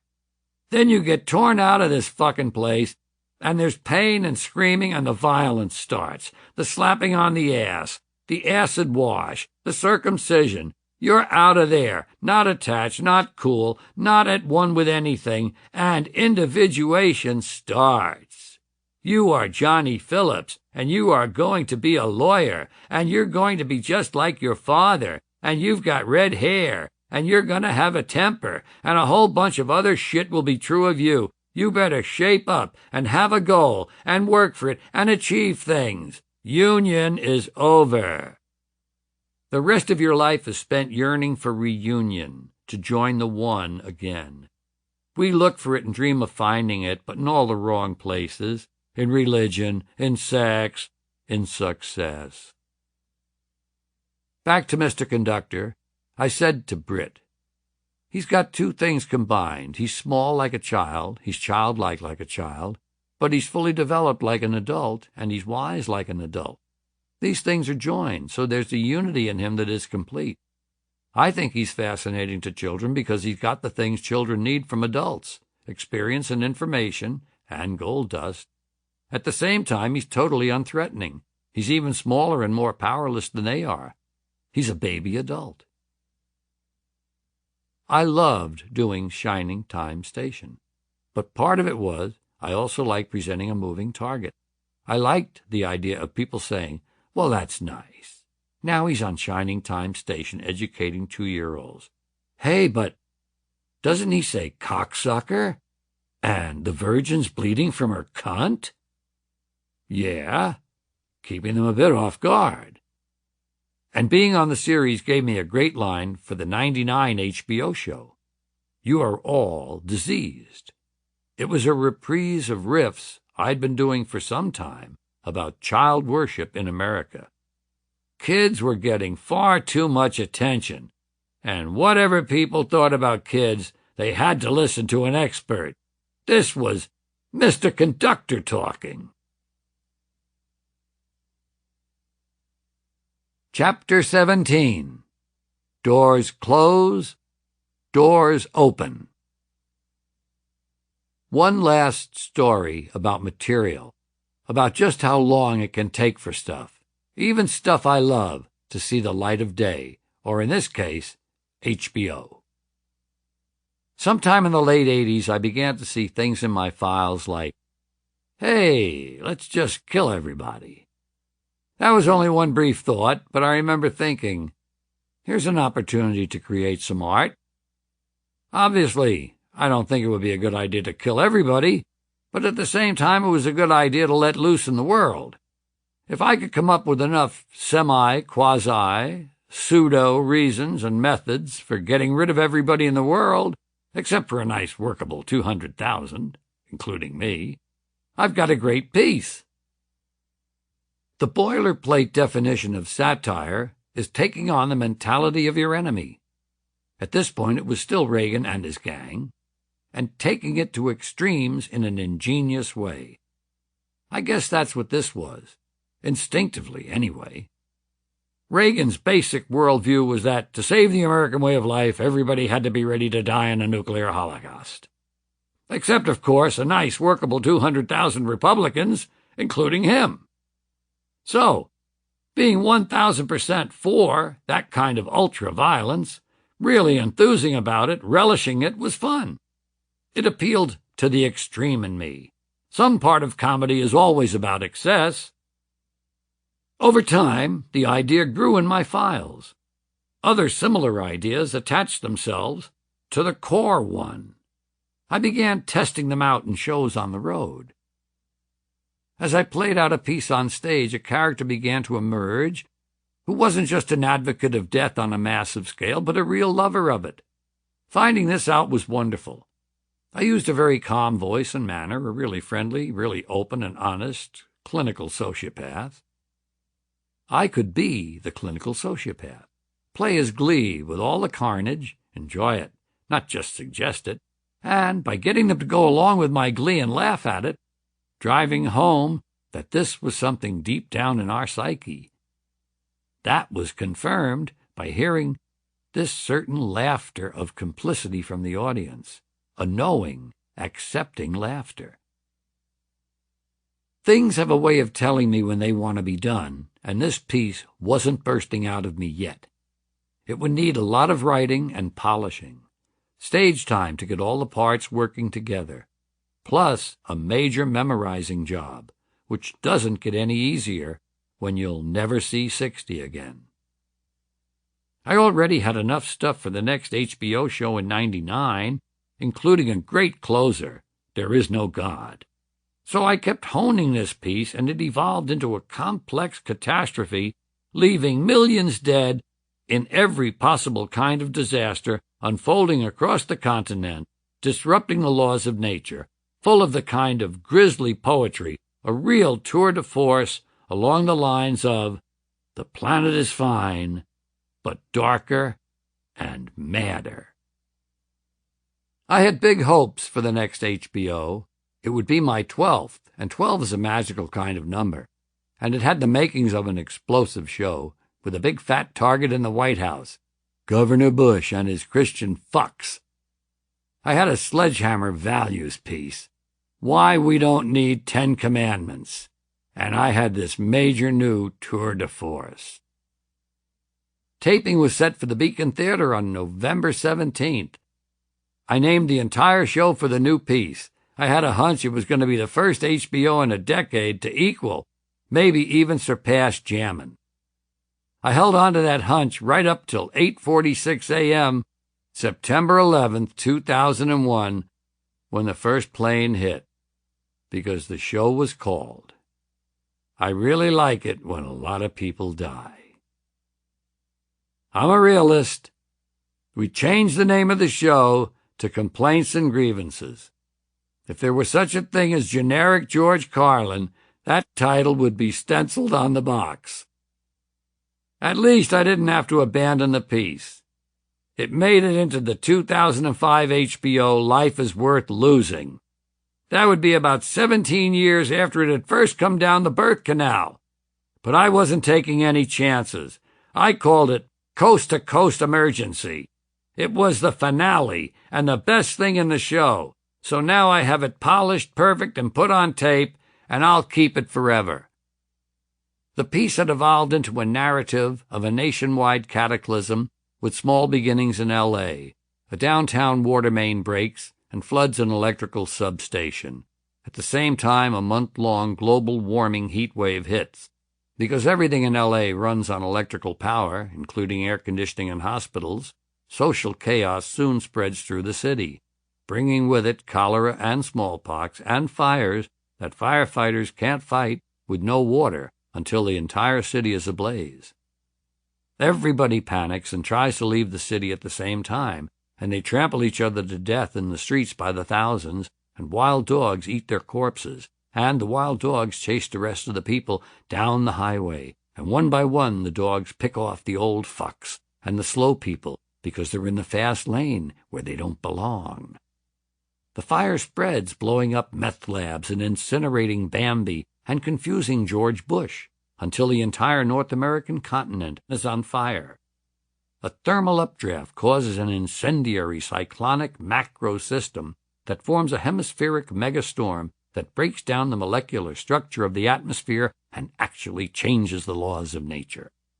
Then, suddenly, the entire fabric of space-time splits in two. A huge crack in the universe opens, and all the dead people from the past begin falling through. Babe Ruth, Groucho Marx, Davy Crockett, Tiny Tim, Porky Pig, Hitler, Janis Joplin, Alan Ludden, my Uncle Dave, your Uncle Dave, everybody's Uncle Dave, an endless stream of dead Uncle Daves. And all the Uncle Daves gather round a heavenly kitchen table, and they light up cigarettes, and they begin to talk about how they never got a break. Their parents didn't love them, and their children were ungrateful, and how the Jews own everything, and the blacks get special treatment, and their hatred and bitterness forms a big pool of liquid hate, and the pool of liquid hate begins to spin, round and round, faster and faster. The faster it spins, the bigger it gets, until the whirling pool of hate is bigger than the universe, and suddenly it explodes into trillions of tiny stars, and every star has a trillion planets, and every planet has a trillion Uncle Daves. And all the Uncle Daves have good jobs, perfect eyesight, and shoes that fit. They have great sex lives and free health care. They understand the internet. Their kids think they're cool. And every week, without fail, Uncle Dave wins the lottery. Forever and ever, until the end of time, every single Uncle Dave has a winning ticket, and Uncle Dave is finally happy. On April 5th, 1997, Brenda was diagnosed with cancer of the liver. They said the cancer had metastasized from her breast cancer and attacked her liver, always vulnerable because of the hepatitis C. A liver transplant was not an option because of her previous cancer. Some part of me probably knew it was the end. The part of me that always looks for the brighter side got the better of it. She'd survived so often, with all the progress in chemo and radiation, new drugs, protocols, treatments. Why not again? I decided to keep working. I'd always been disturbed that my actions in the 70s concerning my money and other behaviors had put me in the position where I had to be away from Brenda so much. I have a thoughtful nature. As a child I did, and I'd always tried to do things for her that would be described as thoughtful acts, unprompted, unbidden.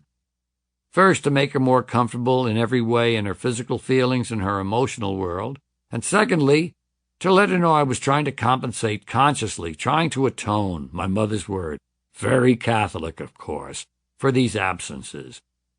And 97 was an unusually busy season, with the normal work schedule plus Aspen in February, and the book tour for my first book, Brain Droppings, which was to begin in May. I'd said to Brenda, I'm working on our retirement. We're close to being even. I'm trying to get ahead of the game. Set some things in place that will make us less likely to be eaten by dogs later in life. I saw that as part of the atonement. But the initial diagnosis had been incorrect. The cancer hadn't metastasized from her previous one. It was new, separate, and aggressive.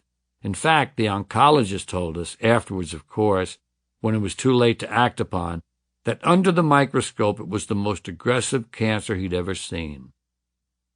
Brenda deteriorated rapidly, and on the morning of May 11th, Mother's Day, she crashed. She was already unconscious when Kelly got her to St. John's. At midday, all her systems shut down, and her heart stopped. I was in New York. I grabbed the first plane I could find.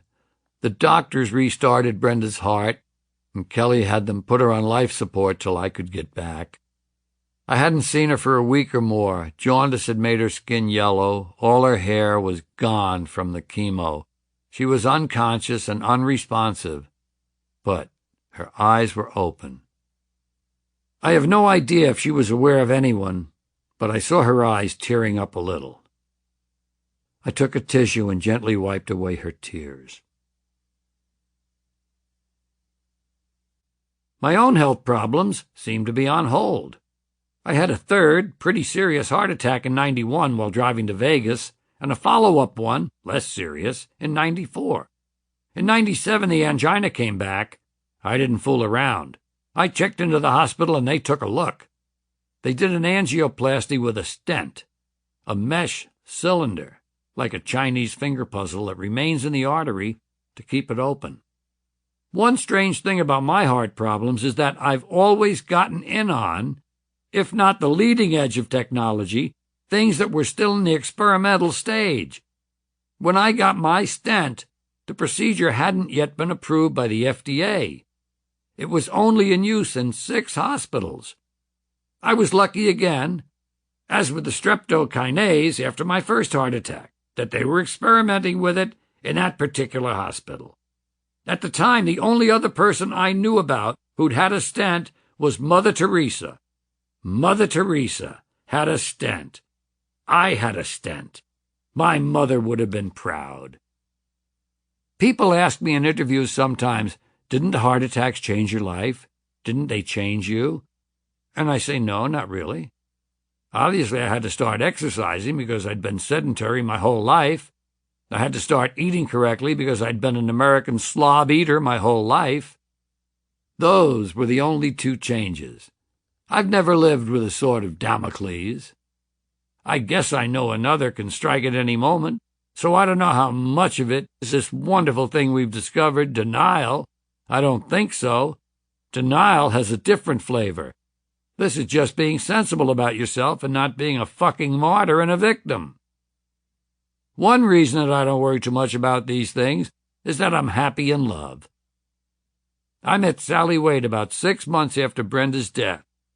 She was a comedy writer based in Hollywood who'd wanted to meet me but was a bit shy about it.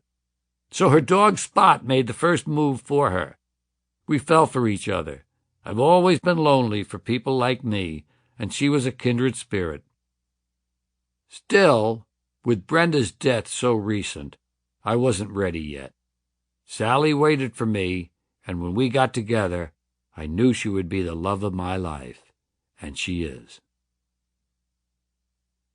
A big part of my job is exploding cliches, but it seems impossible to talk about what Sally and I have without them. I've always used a couple, so here's a couple more. It was love at first sight. We're crazy about each other. We have a great love together. And there's more where those came from. The weird thing is they're all true. At my age, I'm allowed a little inconsistency.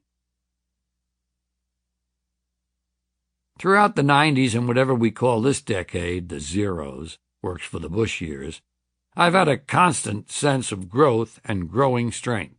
I've always had the path ahead of me as my artistic life unfolded. Sometimes with side roads and cul-de-sacs, true, but in spite of them a sense of growing internally, intellectually, emotionally, of constantly finding a better way to craft my work, and thanks to Jerry there'll always be a room full of people somewhere willing to sit quietly in the dark. Not too quietly, obviously, but at least sit in an orderly fashion and appreciate me and listen to my stuff and pay. That has a life-giving aspect. That is what I live for. People always ask questions like, how can you go on? Aren't you anxious to retire? Aren't you tired of the road? But I realized something very simple a long time ago. I can't do what I love to do without these people. I have to go where they live. They're not going to come to my house, even if I pay them. You may have 30, 40 years under your belt. You may feel really good about your shit. You may know exactly what you're going to do and that they're predisposed to like you. But the instant I get out there, it all starts over again, right from the beginning.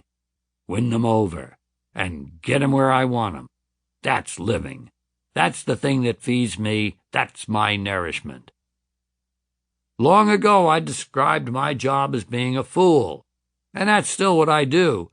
Once this kind of comedy was called the people's art, a vulgar art. Maybe all comedy is. I prefer live, stand-up comedy to any other form. Since my changes in the early 70s, I've only used television as an advertisement for myself. I've been blessed, and cursed by events and circumstances that have made me, I think, one of the principal stand-ups of this era. The stand-up who has stayed longest with the stand-up form as his prime thing and made it what he does. Therefore, I've had a chance to take some forward steps with it, at least for myself. I think I can say I'm one of the few people who, in the absence of a movie career or a television career, have taken this form to higher levels. That feels good. That feels special. If I was still doing an act exactly as I did it 20 years ago, I'd be ready for a large, blunt weapon. Instead, I have a feeling of progress and of achievement. I've contributed a little to the vulgar art. Chapter 18. Being, Doing, Getting. On 123rd Street when I was young, we had a gang called the Gripers. That struck terror into the neighborhood. Watch the fuck out or we'll come gripe at you. But even though I was in the Gripers, I wasn't a griper. Belonging to any group for me was always an ad hoc thing that filled some immediate need. In this case, smoking pot. But not what you'd call a deep, existential hunger. As soon as I started going steady with my first girlfriend, Mary Catherine, I left the group. I was still a card-carrying griper, but it was always, Georgie's up in the hall with Mary Catherine. The only gang I wanted to be part of was the Loners, membership restricted to one, me. It always seemed to me that the reasons groups came together were superficial. The group didn't feed me, and I had nothing to contribute to it. I had a deeper goal, this giant puzzle to work out. All the group stuff denied me the chance to solve the giant puzzle. Who the fuck am I? How did I come together? What are the parts, and how do they fit? The aloneness of the stage makes groups irrelevant. Few things dramatize the face-off between loner and group more starkly than the artist before the audience. And there's an irony here. If this loner can't get the audience to act as a group, laugh together, he's fucked. When things go well on stage, I don't just think, they like me, they accept me, they think I'm clever. All those things happen. But I'm also looking inside to see what else is going on. And when I do, there's a sense in those moments that I am more than alone. I am the only thing in the universe. I am the only thing that's happening in it. No way to escape the progression of moments as they come up on stage. The next line, and the next line, the next laugh, and the next laugh, which include my hands and the tilt of my jaw. How wide I open my eyes, whether I put more energy into it or slow it down a little with my voice. There is nothing happening in the universe outside of that reality and that experience. When besides that, I'm being rewarded with all this approval, attention, approbation, for something that is solely mine and only I can do. There can't be anything better than that, to be intensely alone, intensely myself, in control of everything, the center of a self-created universe. The creation of material is the ultimate freedom because that's creating the world I want. That's the freedom I always have. I'm alone. Nobody wrote it but me. There are no amplifiers, no counting off, no staying in the same key. There are words I have to know, but I made them all up. My job is making up things that aren't and telling people that they are. That's what I do. What greater freedom can there be? To say, the world is upside down. It's not what you think at all. It's my world. I invented it. Fuck you. An audience is the only group I can tolerate because the audience wouldn't be a group if it wasn't for me, which extends to every other audience that has ever liked me.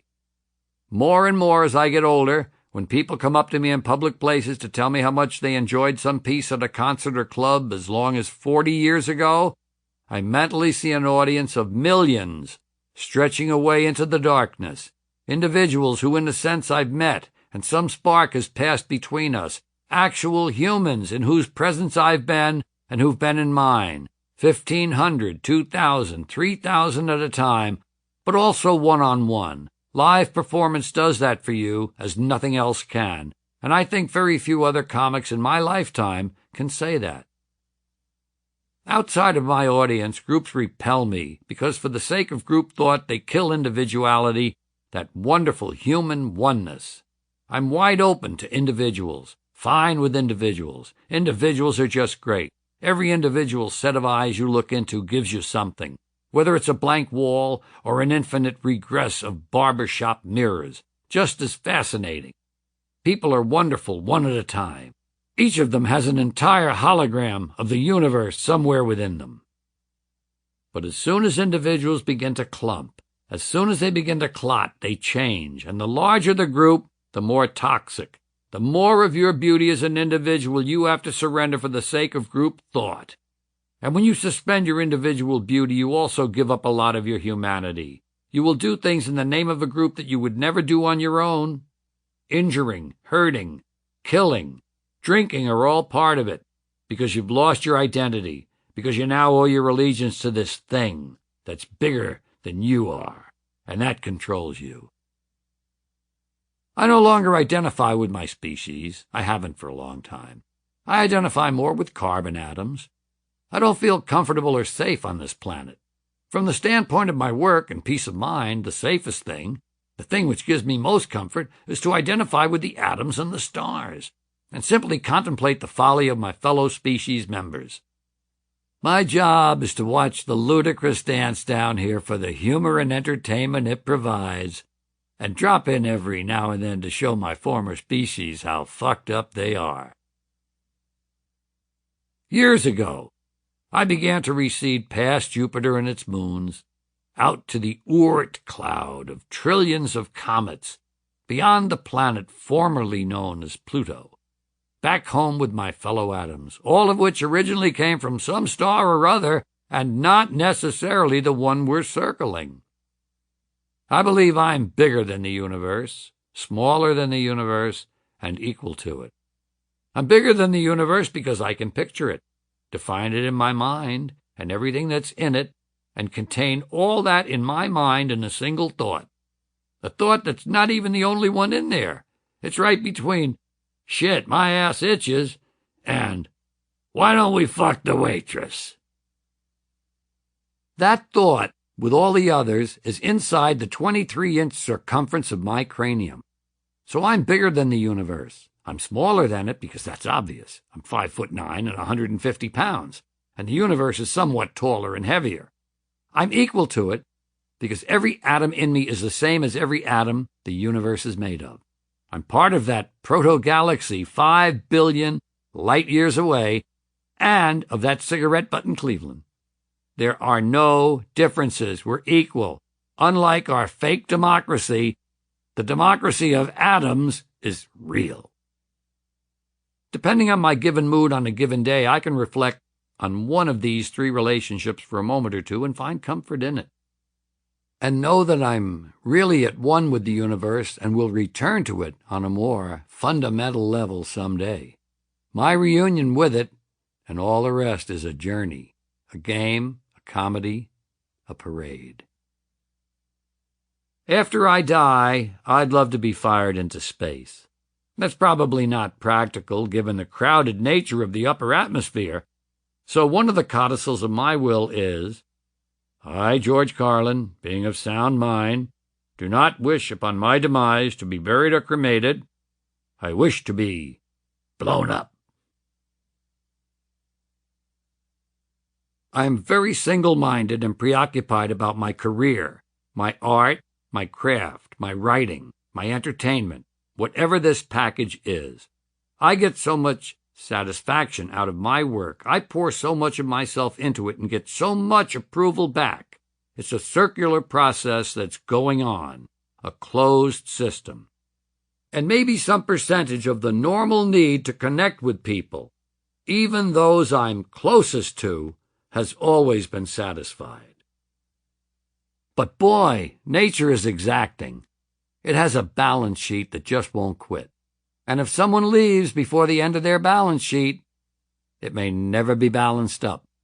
The longer time goes by, the closer to even numbers it's going to come out in the end. And someone has to pay.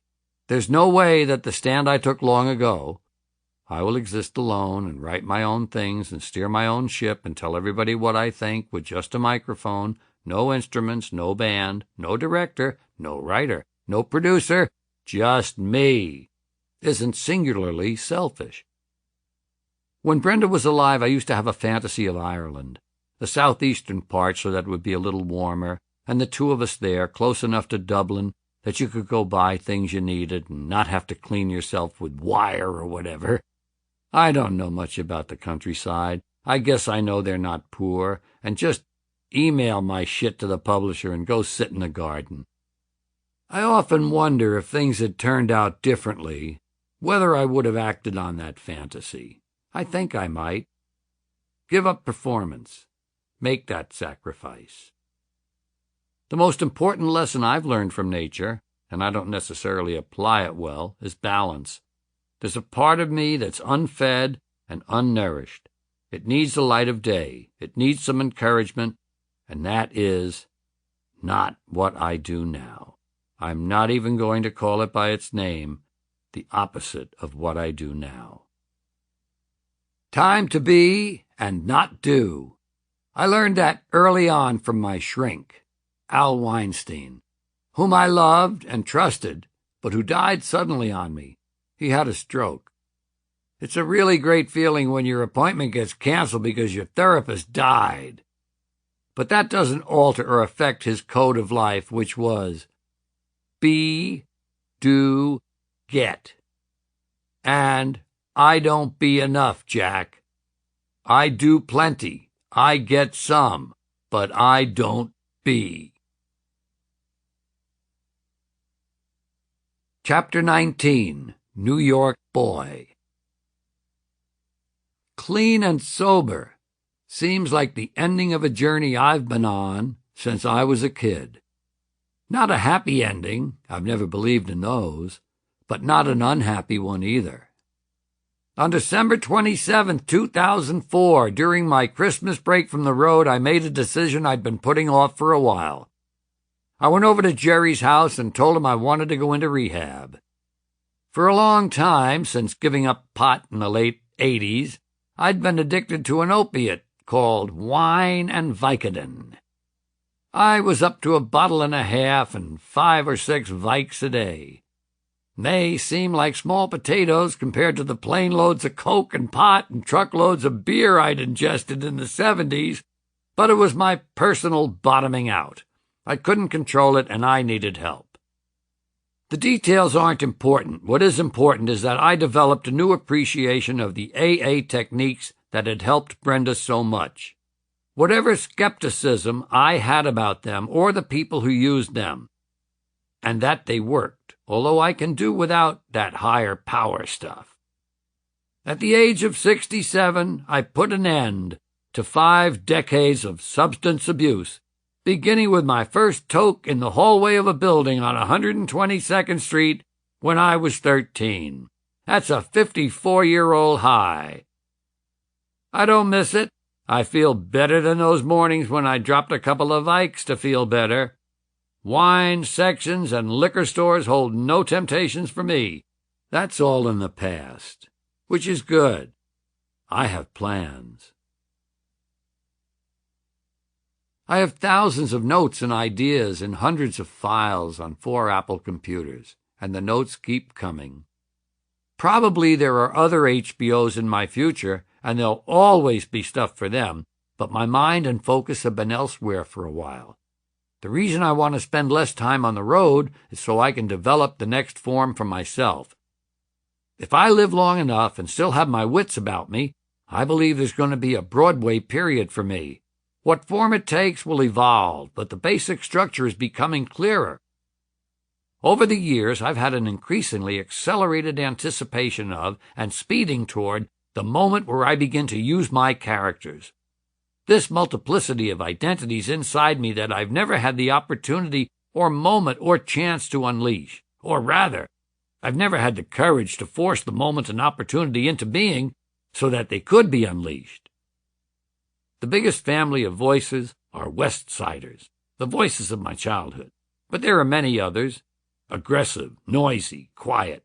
Some are street crazies, high-pitched or deep, slow or menacing, confusing or confused.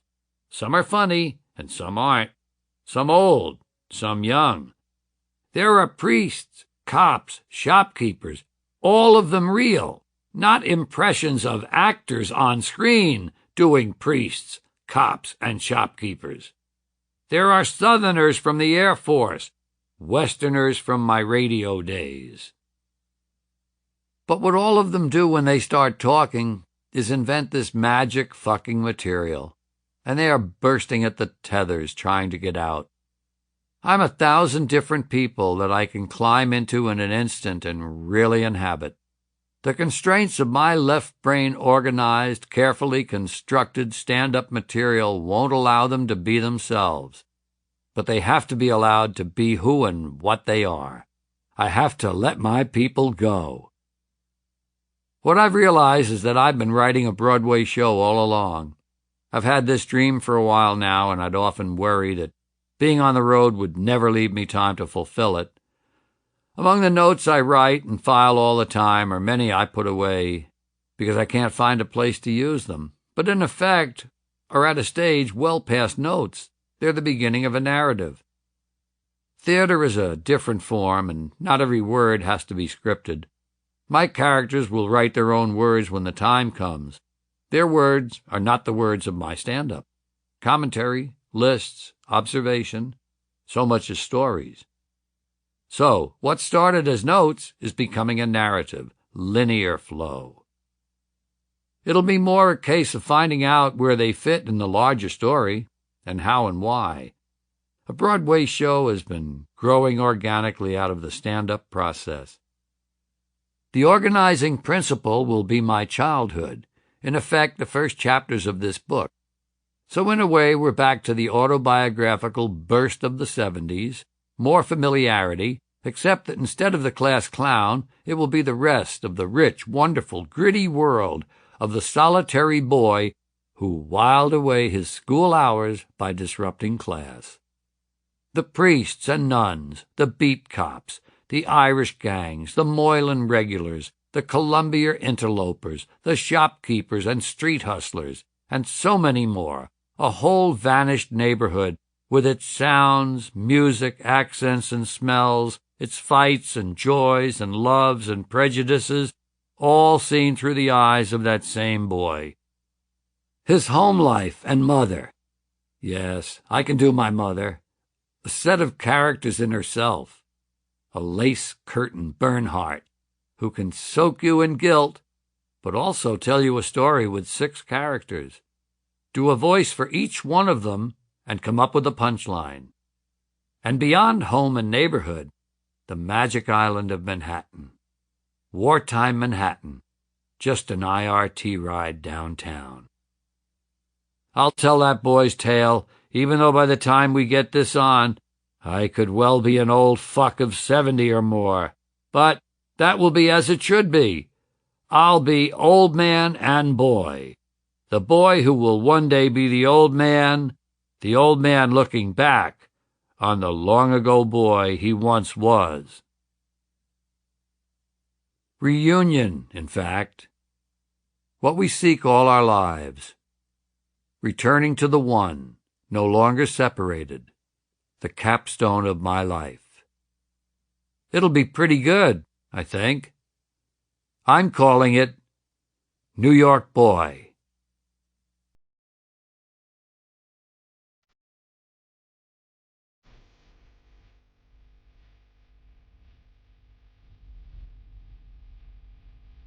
Last Words was written by George Carlin with Tony Hendra and read by Patrick Carlin. It was abridged for audio by Jan Werner.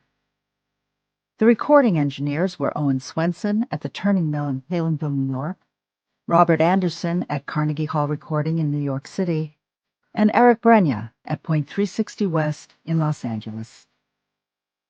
Editing and post-production by Frog Pond Productions. The associate producer was Travis Tunn. Last Words was produced and directed by Elisa Shokov.